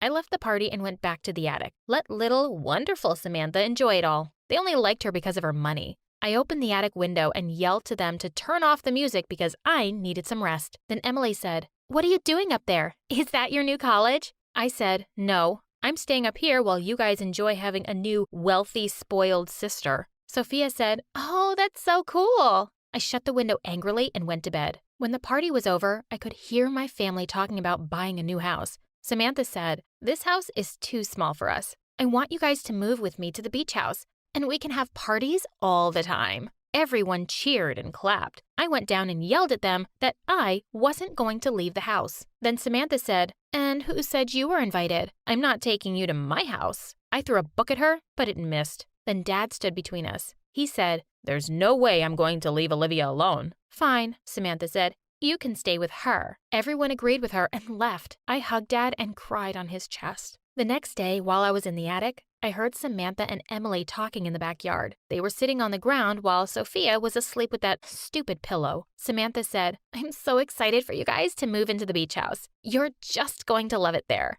Emily said, "I'm sure we will. Also, sis, I have a great idea to make sure Olivia stays away from us." That Emily. She was always against me. Emily said, "We'll get a restraining order against her. She'll have to stay 100 feet away from us." They both cackled in delight, and it made me so angry. Fine, if living in a fancy beach house meant so much to them, they could all go. At least I had Dad. The whole day, everyone was in a frenzy, running around and packing their stuff, while I sulked in the attic. In the evening, when they all seemed ready to leave, Mom called me downstairs to say goodbye to everyone. I kept my poker face on, but inside, I felt really sad. I couldn't believe they were actually all leaving, including Isabella. Emily said with a smirk, "Oh, just one last thing. I need you to sign this paper." I knew it was the restraining order, and I didn't care. I'd happily stay 1,000,000 feet away from them. Just as I was about to sign, Samantha rushed forward and shouted, "No!" We all stared at her. She broke down in tears. Wow, I didn't think the girl had any feelings. Samantha said, "I'm so sorry. I can't actually do this to my sister." She looked at me, fat tears rolling down her cheeks. "Everyone thinks I'm the lucky twin who got the rich parents and the fancy house.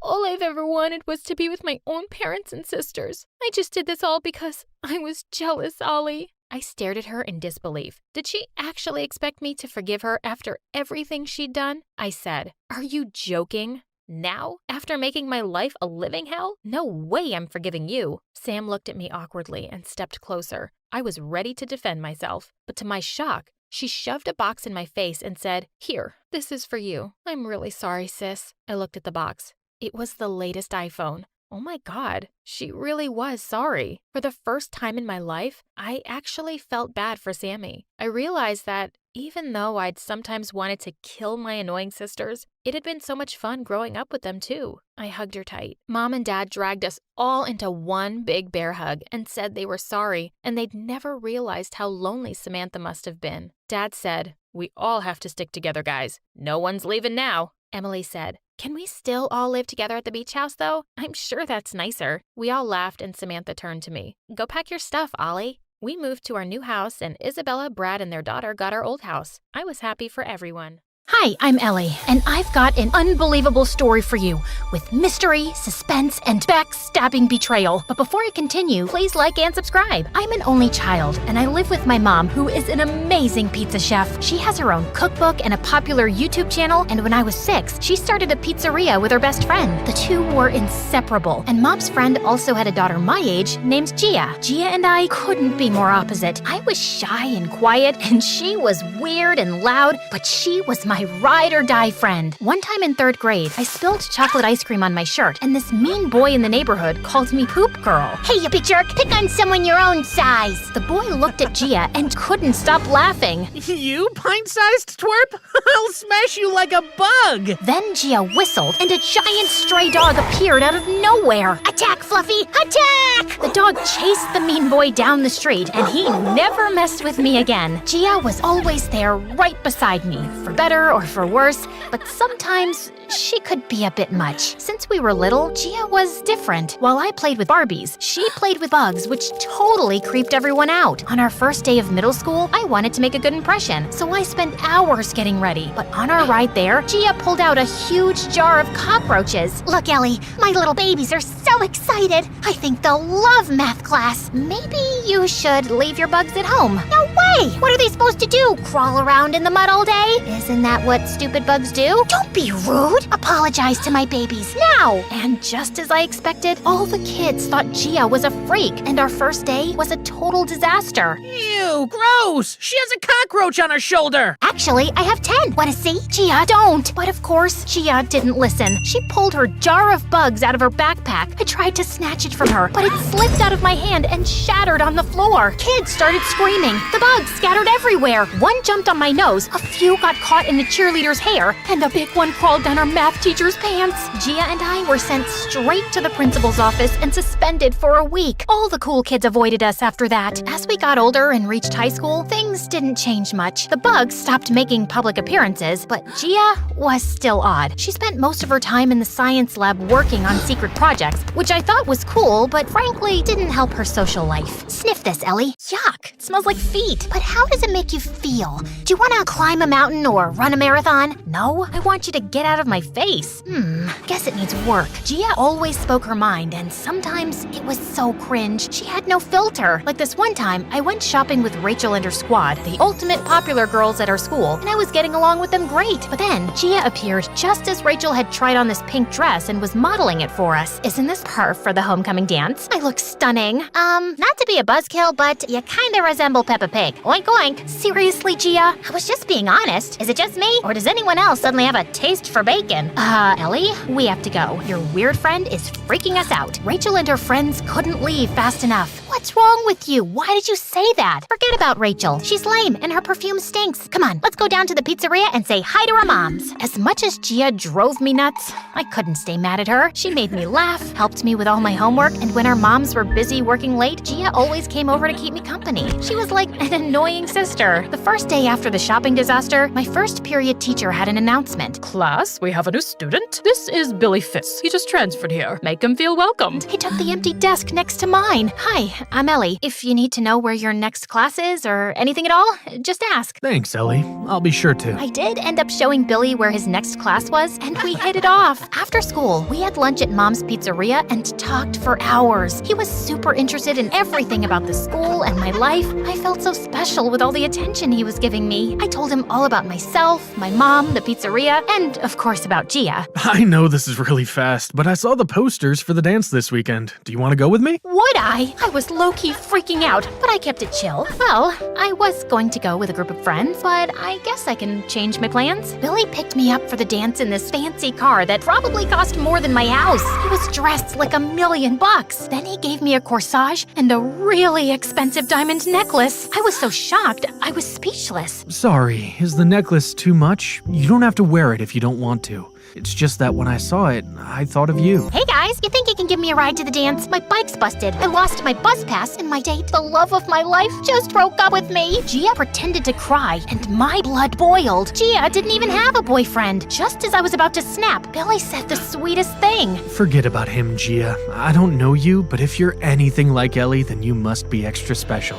And you deserve much better than that jerk. Of course you can ride with us. Aside from Gia being a third wheel, the dance was pretty awesome. Billy was a dancing superstar. After that, Billy and I hung out all the time. We'd stroll in the park, go out for dinner, cute couple stuff. He was the perfect boyfriend, and his father was so nice. They even came to eat at the pizzeria. Billy's dad took one bite of my mom's pizza, and he was so impressed that he wanted to invest in the business. I tell you, this place really has potential, and I think I can make it a huge success. We can take this pizzeria worldwide. By the time we're finished, you'll be millionaires. Millionaires? No way, you're joking. I'd never joke about a thing like that. Then Billy's dad dropped a wad of cash on the table, then left his business card. Call me in the morning, and we can talk business. After Billy and his dad left, me, Gia, and our moms were so excited we danced around the store like maniacs. That night, I dreamed about being a millionaire and traveling to tropical islands with Billy on my yacht. The next few weeks were a blur. Billy's dad brought in these fancy accountants and lawyers to help my mom and Gia's mom with their business plan. I even started helping out at the pizzeria after school so I could do my part. Gia, on the other hand, was named president of the science club, so she wasn't around much. To be honest, it was nice getting a break from all her silly antics. With working after school and all my homework, I didn't get to see much of Billy either. He sent me sweet texts all the time, but I missed hanging out with him. Then one day, I was passing by the science lab and I heard Billy laughing. I went inside and found him sitting with Gia. They were doing some kind of experiment with this green goo that exploded everywhere. They were laughing uncontrollably and having the greatest time. Hey guys, what's up? Hey, Elle, why didn't you tell me that Gia was so awesome? Billy went on and on about Gia's stupid science experiment. I barely understood a word he said. I sat down and tried to help, but they totally ignored me. I felt like an idiot, and seeing them together made me jealous. I stormed off, and they didn't even notice that I'd left. A few days later, things got even worse. I texted Billy to see if he wanted to come over and watch MSA videos, but he said he was too busy to hang out tonight. Sorry, babe. I've got a ton of homework and I'm really tired. Maybe we can hang out next week. I told Billy that I understood and wished him a good night. It was nice out, so I decided to take a walk and get a chocolate sundae at my favorite ice cream shop. But I stopped short in shock when I looked through the window. Gia and Billy were sitting in a booth, sharing a banana split and laughing like a pair of hyenas. Hot rage coursed through my veins as I marched toward the door, but just as I was about to open it, I got a call from my mom. She was with Gia's mom at the pizzeria, and she was in tears. Mom, what's wrong? Before she could answer, the phone disconnected. I raced to the pizzeria, and what I saw next blew my mind. The sign on the pizzeria had changed to Fitz Pizza, and these huge, scary men were shoving all our things into a huge trash compactor. Gia's mom was trying to make the men stop, while my mom sat on the curb crying like a baby. What happened here? We lost our business. Billy's dad took everything. How could this happen? I don't know. It doesn't make any sense. We can't even afford to hire a lawyer to fight back. All our bank accounts are empty. We're ruined. Our lives are over. The police showed up and arrested Gia's mom for punching one of the men in the face. Get your hands off me.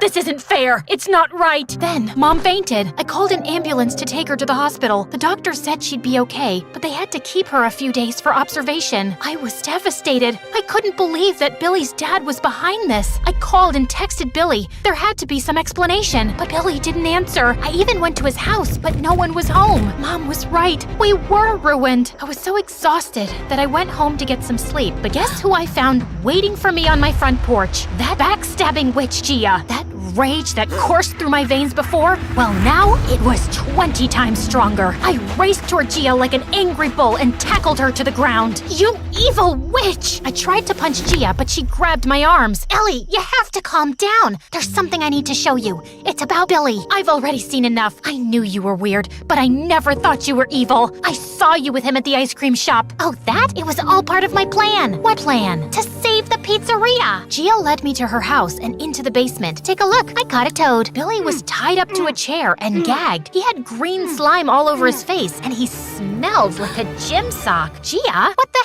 heck? Listen up. I'm sorry for hurting your feelings with Billy, but you need to know why I did it. When Billy started hanging out with you, I started following you too, and then him. You did what? Shut up and listen. Billy's dad is in the mafia and needed a front to hide his shady deals and launder his dirty money. That's where our moms and the pizzeria comes in. He thought snagging the business was the way to go, and the whole thing was totally Billy's idea. That's why Billy was hanging out with me? I feel so stupid. Don't, Ellie. Smooth talking runs in that family. Billy's dad tricked our moms into signing over their business. Too bad for Billy and his dad that I'm not so easily played. I recorded them talking about their scheme for weeks, and I even convinced Billy to confess. How did you get him to spill? First, I poured my truth serum all over his head, but that didn't work. It just stunk up the place. I really should open a window, huh? Gia, stay focused. Oh yeah, so since the serum was a dud, I asked my friends for a little help. Gia pointed to a tank full of giant winged cockroaches. Billy started to struggle and yelled through his gag. You should have seen Mr. Tough Guy crumble. Gia sent Billy's taped confession and the rest of the evidence she found to the police. Billy and his dad had been scheming small businesses for years, but no one could ever prove it until now. The police arrested Billy and his dad. The movers dropped the charges on Gia's mom. Our moms got the pizzeria and all their money back, and things went back to normal. Well, kind of. After the news got out that Gia and I took down a mob boss, our popularity at school went through the roof, and the pizzeria became busier than ever. My friendship with Gia grew as strong as an ox, and eventually I didn't mind her eight-legged friends. But one thing was clear. With Gia around, my life would always be an adventure, and that was fine with me.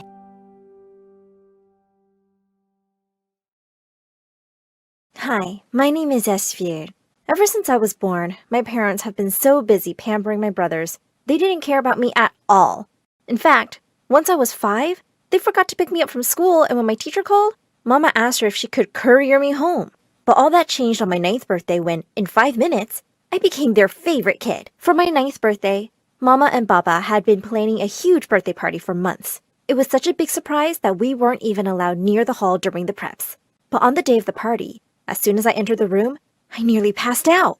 From the balloons to the tables and even the walls, everything was blue and red and Spider-Man themed. Just then, Mama and Baba rushed excitedly towards me singing, "Happy birthday to you!"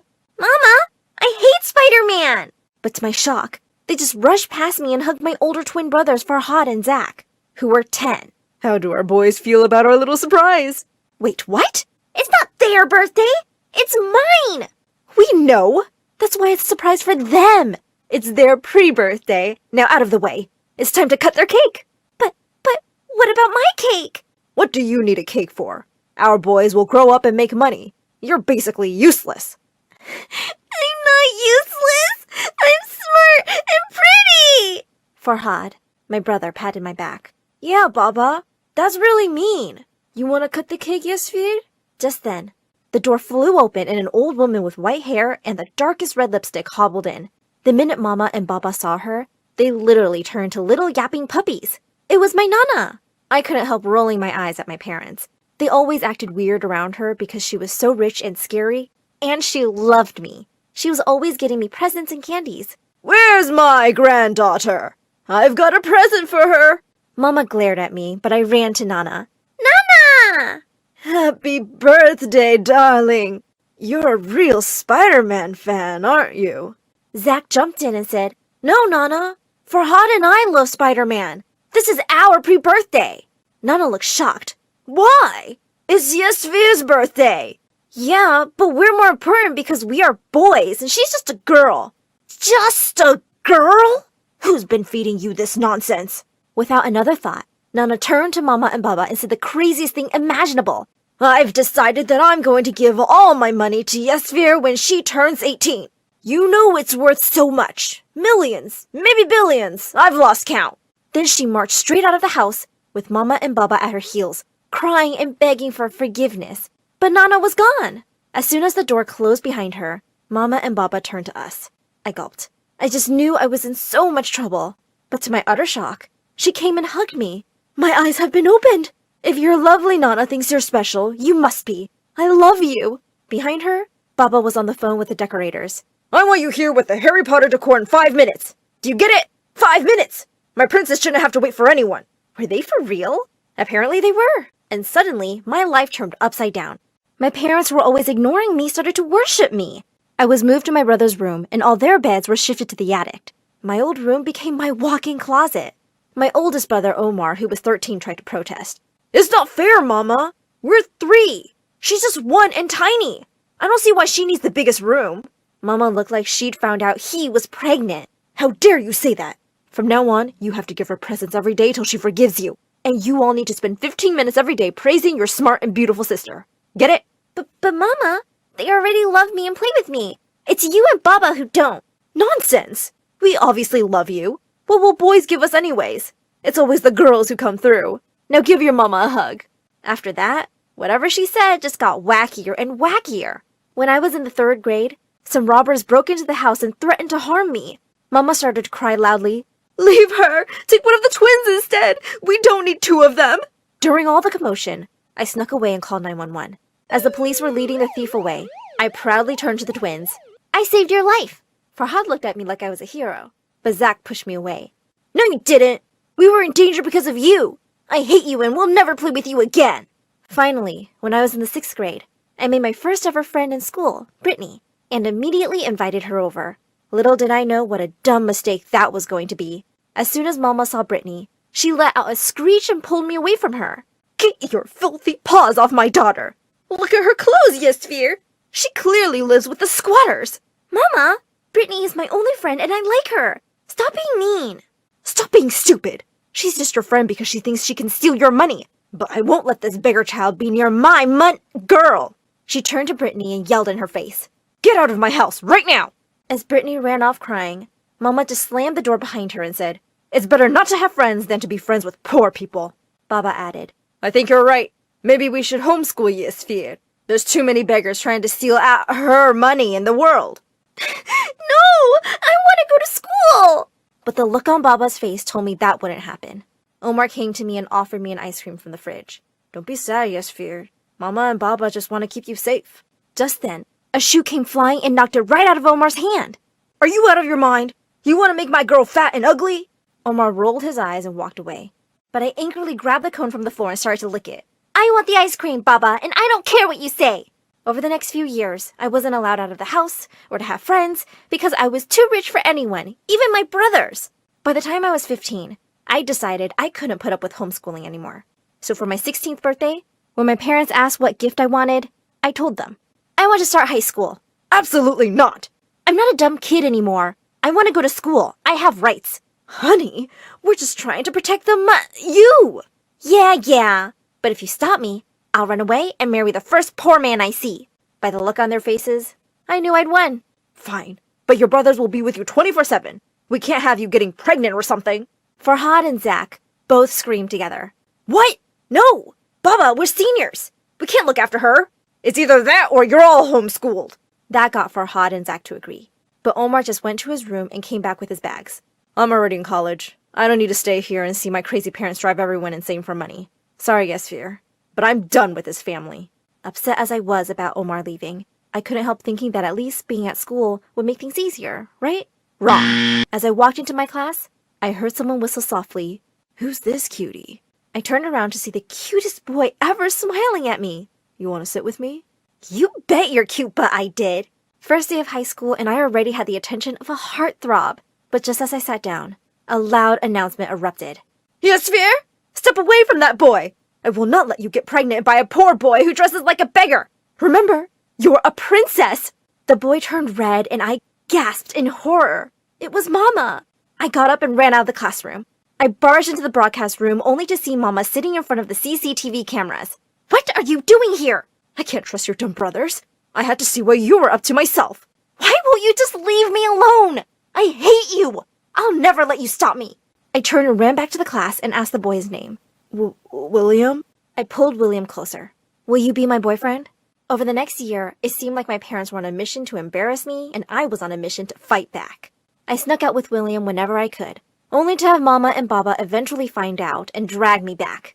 They even threatened to destroy his family. But luckily for me, William wasn't scared. You're the best thing that's ever happened to me, Sphere. I hate my family anyways. Eventually, when I promised not to get pregnant or run away, Mama and Baba backed off a bit. But the year I turned 17, everything changed. Both Farhad and Zach graduated high school and practically ran out of the house, leaving me alone with Mama and Baba.